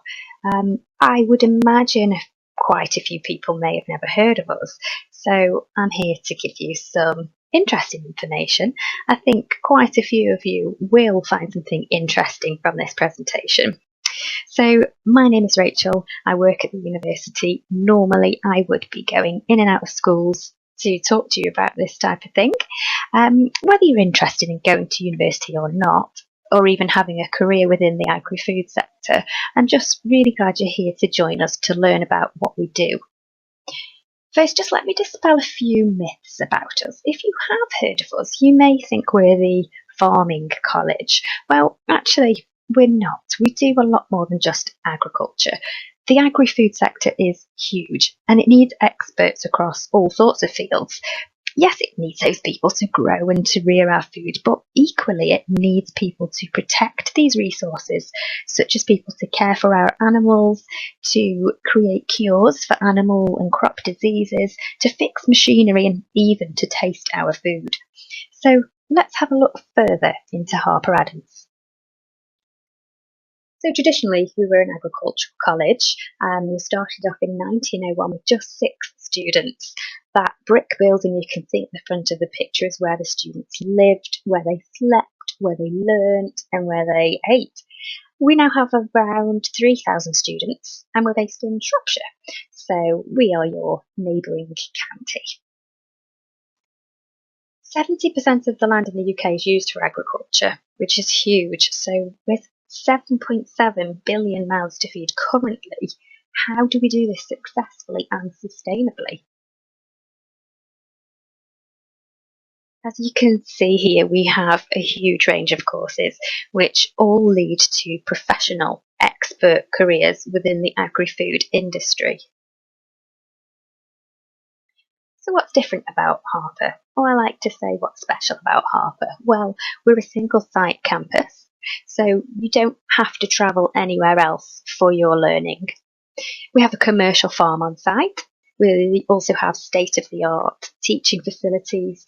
We have amazing support for students. Because we are smaller, we can have a very good student-staff ratio.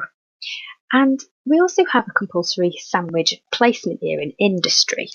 So this does mean potentially an extra year of learning.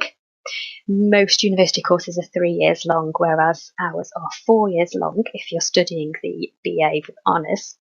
But there's a very good reason why we have this extra year.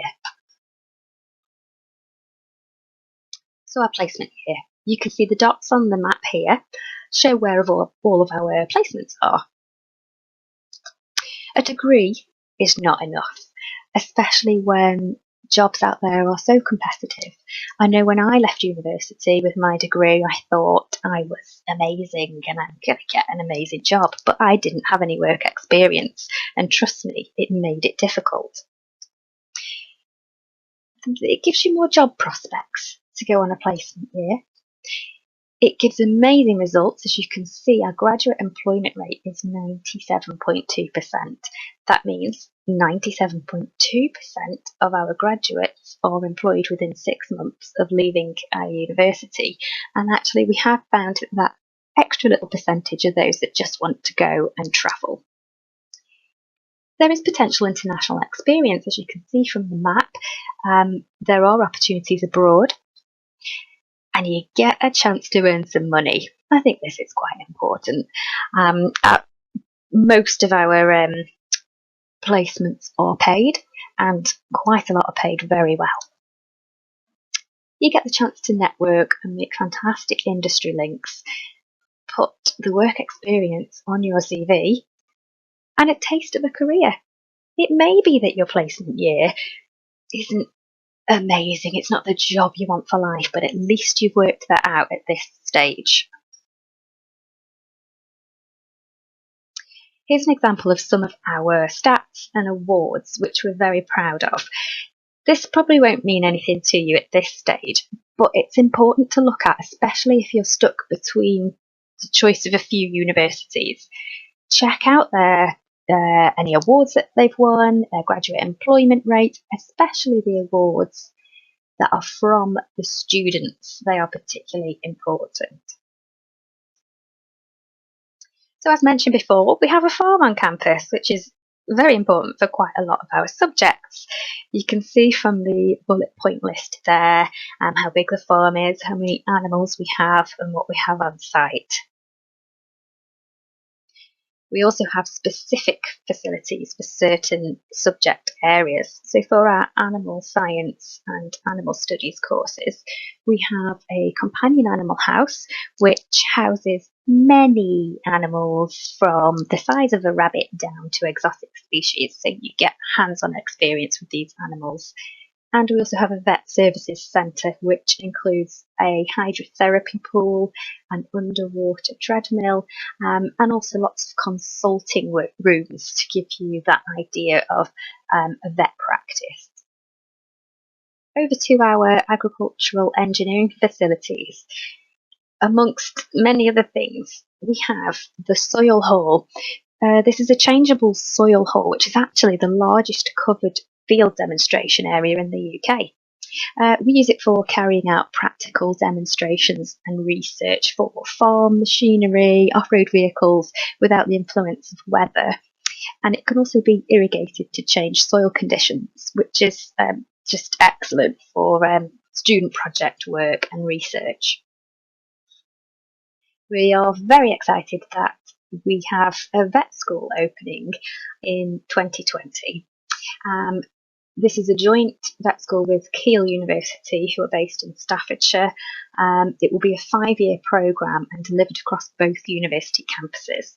You can get a rough idea of the entry requirements on this page, but there's a lot of work experience that needs to be done as well, and we can talk about this separately if this is something you're interested in. So where do you live on campus? Well, for our courses, all of them, when you're in your first year, you will live on campus. We have 779 rooms, so we have a lot available. You can either choose to have a catered accommodation, where we feed you 3 meals a day, or you can go for self-catered, where you share a kitchen and you can cook for yourself. Some of the rooms are ensuite, others have a shared bathroom. We have a laundry service and a cleaning service available, and of course there's Wi-Fi and free parking, which is important as well. When you move on to future years, you will live off campus with your friends in a house that you choose in neighbouring villages. It's not all work at university. Social life has equal importance, and even though we're a small university, we don't let down. We have so many exciting aspects to the social life on campus. We have many parties, film nights, music, sports, comedy, day trips. It's very important that our students' union works hard to make life at Harper as fun and friendly as possible. As well as the social aspect, we have the sports side. On our campus we have a multi-gym, we have squash courts, a bowling green, multi-game areas for basketball, tennis, various pitches, football, rugby, hockey, cricket, and we also have a heated outdoor swimming pool. So the next slide I'm going to show is just a short video, so I think it's about a minute long, so just watch that. And then the final slide will be an invitation to ask any questions you want, because myself and my colleagues are waiting to hear from you. Thank you for listening. It's such a great university. It's got all the facilities that I needed. It's just got such a great vibe to it. It's a really nice campus. I just felt like I could fit in here. A big part of why I came to Harper was the reputation it has within the agricultural industry, and also the compulsory placement year is something that really interested me as well, because it makes you so much more employable. It's given me lots of different opportunities, especially the placement year. I know everybody says, oh, the placement year really sets you apart, but it does. The life of campus is amazing because you have plenty of activities to do, the sports, the leisure activities. Harper is more than a university, it's like more a family. Definitely come and have a look around, come and have a look at all the facilities and meet the lecturing staff. The main reason I decided to come here was everyone was sort of saying Harper at the end of the day is well renowned across the country. People want Harper graduates.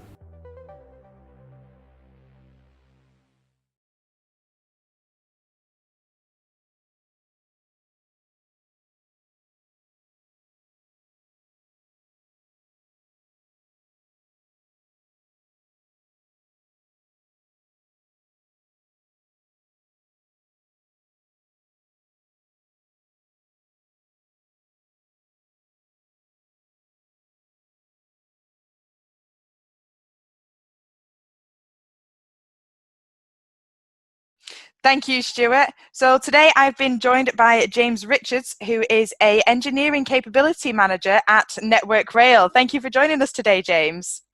Oh, not a problem at all. Good morning. Would you mind telling us a little bit of information about yourself before we start? Yes, certainly. My name's James Richards. I work for Network Rail. I have been working since the age of 16, so that's a little over 30 years now in various parts of engineering. Everything from nuclear engineering through to mobility services, and now currently working on the railway. Wonderful. And you've got a presentation for us today. Can you just give us a bit of a brief overview of what your presentation is going to cover? Well, I have two. First part will be about what our young people can be doing productively with their time while they're all on lockdown because of coronavirus.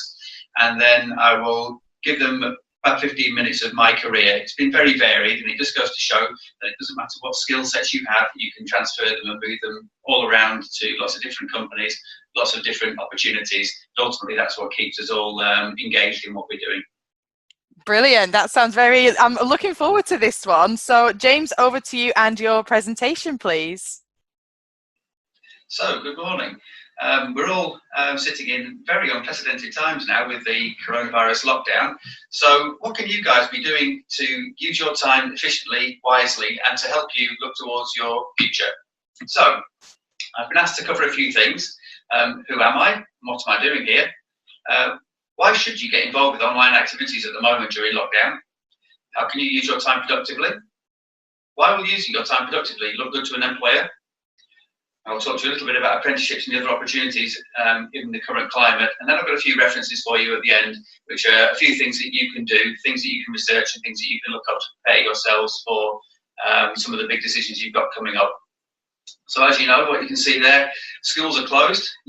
Most of you, I guess, will have computers and online facilities at home, whether they be laptops, PCs, tablets, phones, and so on. So you have the opportunity to do a lot of online learning, and that will lead you to empowerment, and that will give you the opportunity to develop your knowledge, so that for those of you coming up to choosing your options in year 9, you maybe have a better idea then of which options you want to take.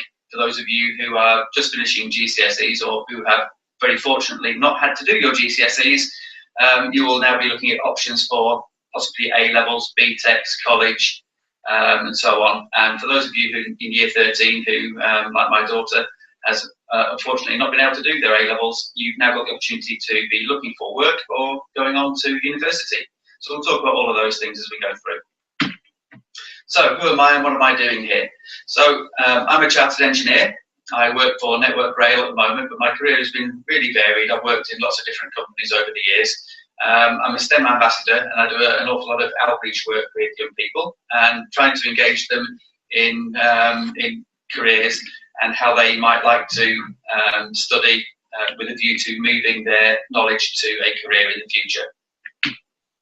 So why should you get involved in online activities at the moment? Well, first and foremost, it gets really, really boring when you've got nothing to do. It really helps to keep to a routine and have structure. And for a lot of you, all the news that you'll be seeing on TV and in the media is really quite upsetting and distressing. So it will also help with your mental well-being. Secondly, and as a parent myself, I will say that keeping you busy is really important to my sanity and the other parents and carers' well-being as well. It would be really useful if you guys could motivate yourselves to do some research as you're sitting there having the opportunity to do nothing. And don't think of this as being an elongated summer holiday. First and foremost, it's not summer yet. And secondly, it's too cold to be out there doing anything else, and you're not allowed to either. So taking this time to be productive will give your parents and carers the space they need to meet their commitments. As an example, I work from home, and a lot of other people are working from home. And in small houses, that means it can be a bit tough for us. And sometimes the IT infrastructure doesn't work as we would like, and that can be stressful for parents as well. So this time you can use it to better prepare yourself ahead of big decisions, whether that be for your options for GCSE, whether you're thinking about are you going to go to university or take up an apprenticeship, or whether you're actually going to enter the world of work. It will give you the opportunity to keep up to date with the outside world. Just because we're all locked down and we're sitting in our houses, it doesn't mean that the rest of the world isn't moving on. And in fact, it actually will move on. A bit like wartime, these kinds of unprecedented times means that areas of technology tend to advance really quickly because we have to adapt quickly. You can also use this time then to set yourself apart from others and develop your skills, your knowledge, and understand about some of the behaviours that employers are actually looking for. And it will help you to be the best. So how can you use your time productively? Well, I've broken this down into three component parts. First part is research. Every single day, there are 86,000 seconds. So how are you going to spend those 86,000 seconds? What I would say is don't waste them. You'll soon be out of lockdown and you'll be back into a routine. So you've got a perfect opportunity now to do some research. So you could research something called LMI, Local Market Information. That's researching about the companies that are local to you. Not all companies are enormous. There'll be some very small companies out there. There'll be companies in various different sectors, and loads of companies requiring completely different skills. You could research universities. You could research the different courses that are available, the fees, accommodation, different types of grants. Grants, we'll talk about those in a little while, and scholarships and bursaries. You could research apprenticeships. Have a look at all the different apprenticeship models that are there and praise yourself for the fact that an apprenticeship doesn't look like somebody wearing overalls anymore. An apprenticeship is fundamentally just a training package that includes academic learning and work-based learning all at the same time. But you're doing that under guidance from a company, which means they pay you a wage and they have to have a job for you at the end as well. So why wouldn't you want an apprenticeship? Nevertheless, you can use this time now to start having a look at the various apprenticeships and the different companies that are offering apprenticeships at different level, including degree level. So for those of you that are thinking about going to university, you do have the opportunity of going to university as a part of an apprenticeship, which means someone's paying you to be there. So there are opportunities for looking for jobs. Now, I know at the moment we're on lockdown, but lockdown won't happen forever. It may be 6 weeks, maybe 12 weeks, it may be longer. We may well come out of lockdown in time for summer. So start looking for summer placements. You can still be looking for job opportunities and emailing companies. Most companies still have people answering emails and picking up the phone. So if there are any of you who are interested in looking for job opportunities and summer placements, start doing it now. People are still answering their phones, still answering their emails. You could also research interview types. There are lots of different types of interviews, everything from face-to-face to WebEx to Skype to Zoom, as you're all taking part now. Lots of different types of assessment centres. You may be asked to do an observed task where you'll be in a team of 4 or 5 other applicants, and you'll be observed by employees of the company, and we'll be seeing how you work in a team and how you perform together. And you may well get asked to perform psychometric testing, which is to understand the type of person you are. That's the way businesses understand just how you will fit within the business. You could also research companies that you're interested in. What I would suggest you do in that respect is have a look at the turnover. That's the amount of money the company processes over the year. Have a look at how many people there are, what the routes are to enter into that company, any opportunities for further development. Those are the kinds of things that you could quite actively do as research. So, how can you use your time productively in terms of doing activities? There's a word MOOC that you may well not have heard of, which stands for Massive Open Online Course. There are an enormous number of MOOCs that are available through various universities and educational providers. These can give you completely new skills that you didn't think you wanted, needed, but nevertheless, they all bolster your CV and they make you look more impressive to an employer. So use this time to enrol in courses that you never thought you would have the opportunity to do or didn't really know that you were interested in. You can certainly build your knowledge about universities versus apprenticeships. They are very different, but they can ultimately end up at the same point. Make sure you understand what the benefits are of each of the routes, what the differences are, and what the different disadvantages are. Some young people actually just want to leave home and want to live the university life. Some are quite happy staying at home and getting a job. But it's down to you and this opportunity you've got now to start researching these things and becoming better appraised. You could work on a CV. There are loads of online resources and templates. But what I would say is make sure they're appropriate.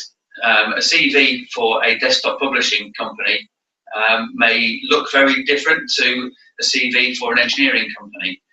So have a look at other examples that are online and then develop your own CV so that you have something to submit if you find a job that you're interested in. Have a think about what you enjoy doing. What are the transferable skills that you have that could be valued by employers? So at the moment, obviously we're all on lockdown, but if you are part of a football team, as an example, or a hockey team or a netball team, just think about what transferable skills you have there. First and foremost, you're demonstrating teamwork. You might well be able to offer coaching skills. Perhaps you're the best netballer or the best basketball player, and you coach some of the other younger players. Those are all valuable skills that employers are really looking for. You could develop your working knowledge of Microsoft Office tools. There are an enormous amount of online YouTube tutorials about how to use the Microsoft Office tools efficiently. Now, writing a letter and doing a bit of formatting, it might be the basics of a tool like Microsoft Word, but actually using the finer points there of writing macros and automating forms and those kinds of things actually become really, really important when you get to work. Particularly analytical tools like Excel, they're incredibly versatile, and usually most people just use them for adding up one cell and another cell to give you an output. But actually, if you can become very proficient in those, they'll open up the world of work and the career opportunities for you immeasurably. You could develop your IT skills, particularly coding and analytical skills of any sort. They're in enormous demand, certainly when you get to the point of leaving school yourselves. If anybody has skills in coding and analytics, that is going to put you towards the top of the pile. So, how else can you use your time productively? Well, think about your family. It can be a really difficult time at the moment for family, particularly parents who are having to work and juggle with young people walking in and out and demanding their time. As I mentioned before, IT doesn't always work as we might like it to, and that can be stressful for parents because we've still got our deliverables to deliver, and we still have people who have expectations of us.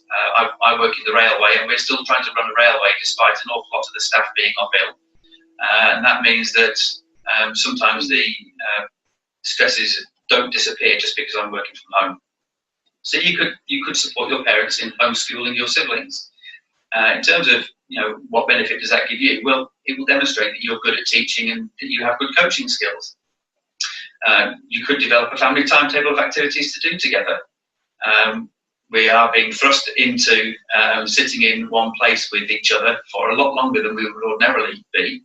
And I can tell you from my experience, my youngsters are on a completely different timetable to me. They go to bed in the early hours of the morning, don't get up until lunchtime, whereas I'm up early and I'm working. So you could develop a family timetable where you actually agree to do activities together. Maybe you play board games, maybe you game together, maybe you can play cards together. At the end of the day, that will help. It will build your family cohesiveness, and it might mitigate some of the stresses and strains that come with living in close proximity. That certainly will enable you to develop your planning and negotiation skills, certainly if you're asking your parents to knock off at lunchtime to play card games or whatever. So you could be really, really helpful. You could offer to cook, hoover, clean, tidy, iron, wash bikes, cars, windows and so on. With more people being at home, there will be more mess. maybe you could help out there. That demonstrates really, really good teamwork, and working from home isn't as easy as you think. What about helping your neighbours out with their local shopping? I'm not the only person that has elderly neighbours, and they're in need of our support at the moment. So can you knock on the door or pass a note through the door with your phone number and go and help them out with their shopping? Could you just give them a phone call? Maybe they're just lonely. That shows that you have social and community spirit. And employers, we like that. So why does it, using this time productively, look good to employers?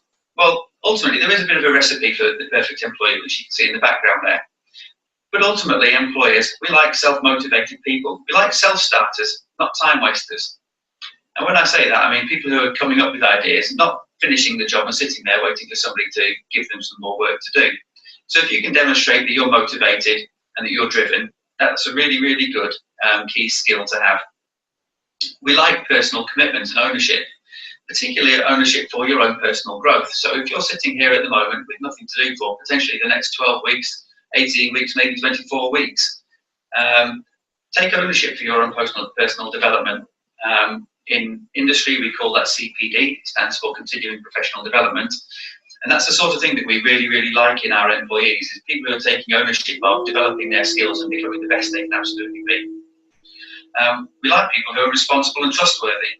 Now, if you pick up some online learning while you're off at the moment, then that is demonstrating that you can work responsibly without any direction. And we like that. It also demonstrates that you're trustworthy. The next point, forward thinking and planning ahead, preparedness. As employers, we really love our employees to be forward thinking. We don't want somebody to be thinking about the end of the task that they're currently working on. We like them to think about how that task impacts others and how they can make it better for everybody else. So if you can be forward thinking about yourself, then that surely is a really good thing in your CV. We're also liking people who are adaptable. Now, at the moment, we've been thrust into lockdown, and that has never been seen in my lifetime, and it may well not be seen in your lifetime again. So it's down to us to demonstrate that we're adaptable and we can cope. And that means being able to maintain focus in unpredictable and challenging circumstances like now. So using your time productively adds all of these key skills to your CV. So if we can talk a little bit about apprenticeships and other opportunities in the current climate. Well, in the short term, the future is really uncertain at the moment. As an employer with a number of apprenticeship schemes, we are looking at other ways of interviewing people, whether it be by Zoom, Skype, by other WebEx.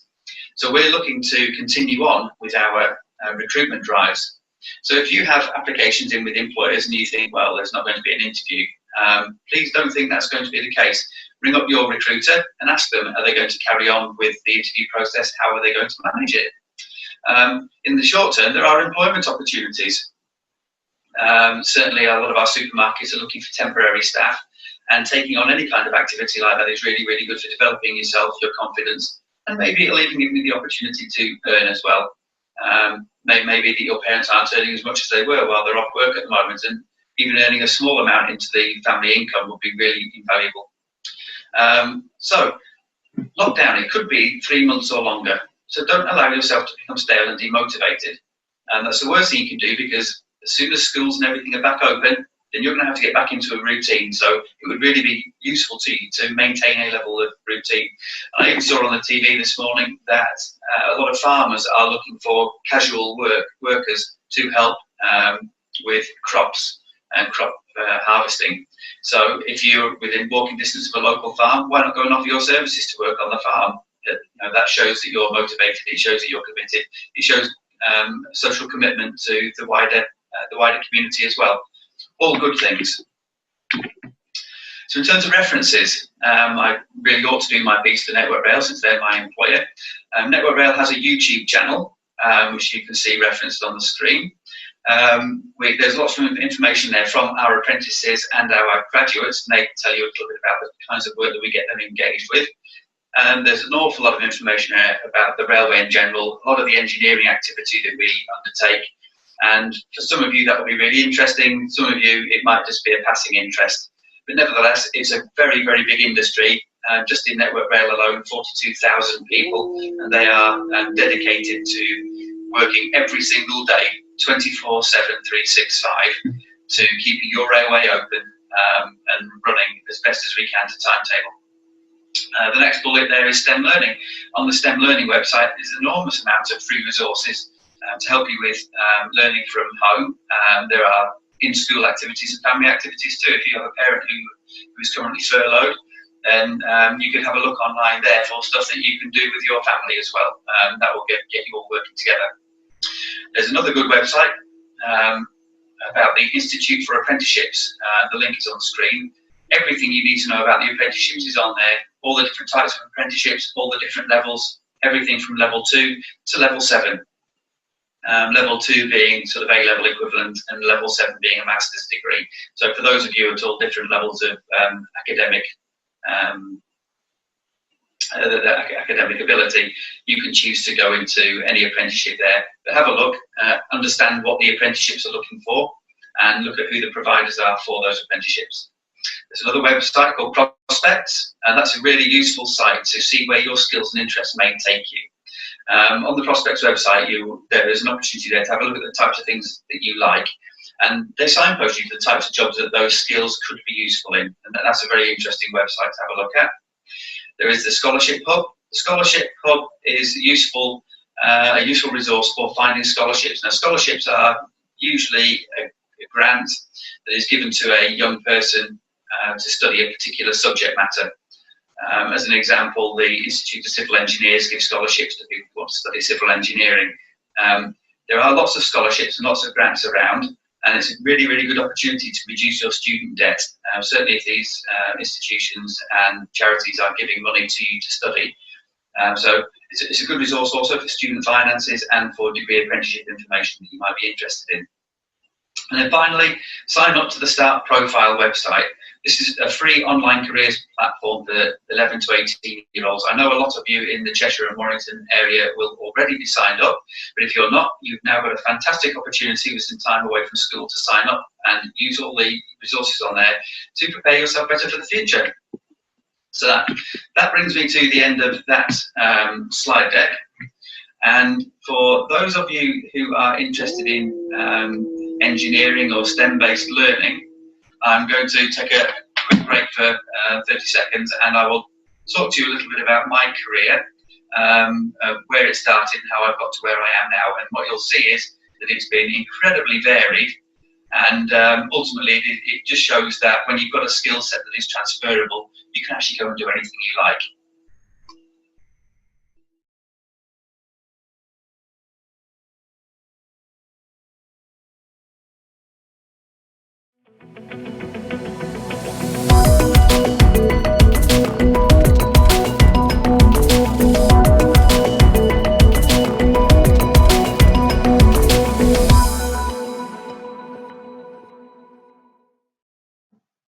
Hello, it's Lucy here from Higher Horizons, me again.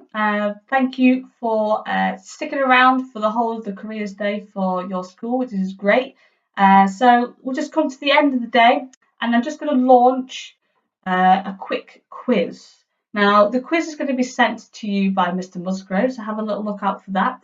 And we are going to have some prizes, so even more incentive to do it. The quiz is going to be a few questions on some of the sessions that you've seen today that you want to get back in as soon as possible to Mr. Musgrove and put you in for the prize draw. There are a few other things that I'll just explain. Okay, so to go into the prize draw, I need you to complete or have completed the survey for today that Mr. Musgrove sent out last Monday. And complete the survey for after the Careers Day. So that's what you could do right now. If you haven't done the first survey, you can do that now still. That's fine. You can still be eligible. But make sure you do both surveys that have been sent out by Mr. Musgrove, the Higher Horizon surveys, and complete the quiz.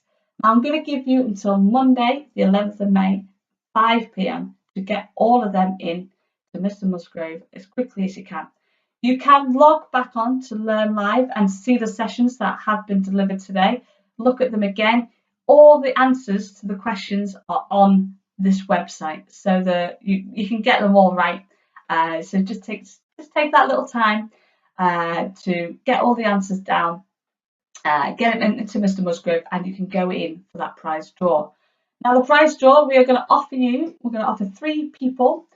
So you've got 3 chances of winning a £20 gift voucher of your choice. We'll try and get this, online voucher, and we'll get that of whatever you want, and we'll get that to you as quickly as we can. So there's 3 chances of winning. We also set the challenge of a £10 gift voucher of your choice for the best question, which I'll leave Mr. Musgrove to judge. But hopefully you've asked some really good questions today. Again, if you have questions, get them into the live chat box now. We're still around. We can still answer those questions.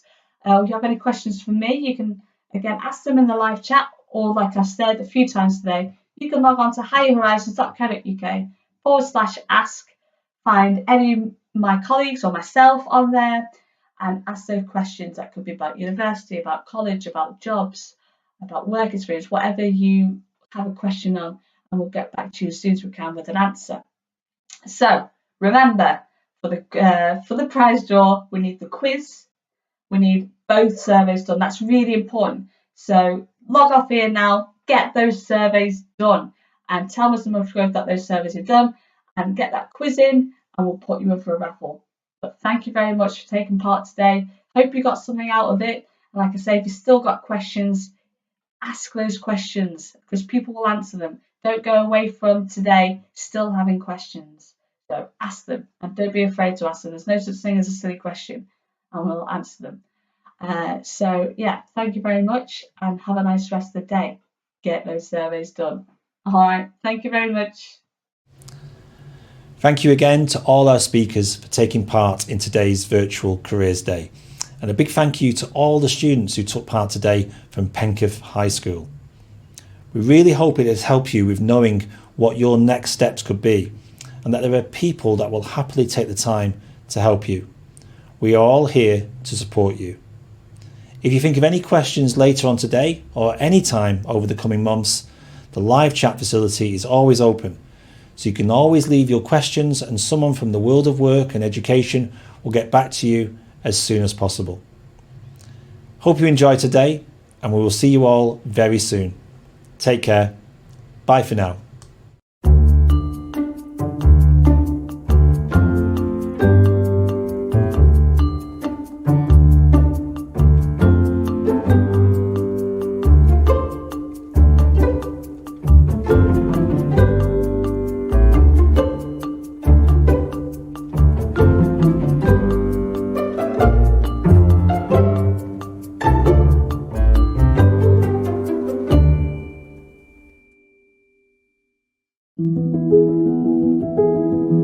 Pledge is a sort of organisation that tries to connect young people with businesses. So we work with schools and colleges and different organisations, so different charities and everything as well, to get young people engaged with us and into the workplace. We got involved with the Pledge probably 3 or 4 years ago now. We went along to one of the first meetings, and it was actually really exciting. There were a lot of people there from local schools and local businesses. So from our perspective as an employer, it was great to sort of connect with local Macclesfield businesses, really. The Pledge has been able to give me more confidence in myself. I think I've really been able to get on well with my employer, because I've seen other employers being engaged through the Pledge. I think it was in year 11, Trevor came in, did an assembly about the Pledge there. And that's when I first kind of properly, I'd heard bits about it, but that's when I first properly got an idea of what it was, and it was like that connection between schools and the workplace and demonstrating you can do more than uni and all that kind of thing. I think it's important just to let us know the opportunities that are out there, because it's really hard to kind of find everything, because UCAS has a website for universities and employers don't really have one website, so Pledge can kind of be that bridging the gap. They've put us in contact with countless local schools and charities and organisations. They approach us constantly to get involved in careers workshops and events that they've set up. They allow for meaningful contact. Employing young people really helps us in terms of the energy that they bring, fresh ideas, and being very committed to the organisation. And also they've got that enthusiasm for training and development, which will really help us further down the line. but it's what you need to do. If you need young people and new talent, you've got to go out and get it, because the students and the children are struggling to come to you. So you've got to show them that you're approachable and that you can do something that sort of means something to them.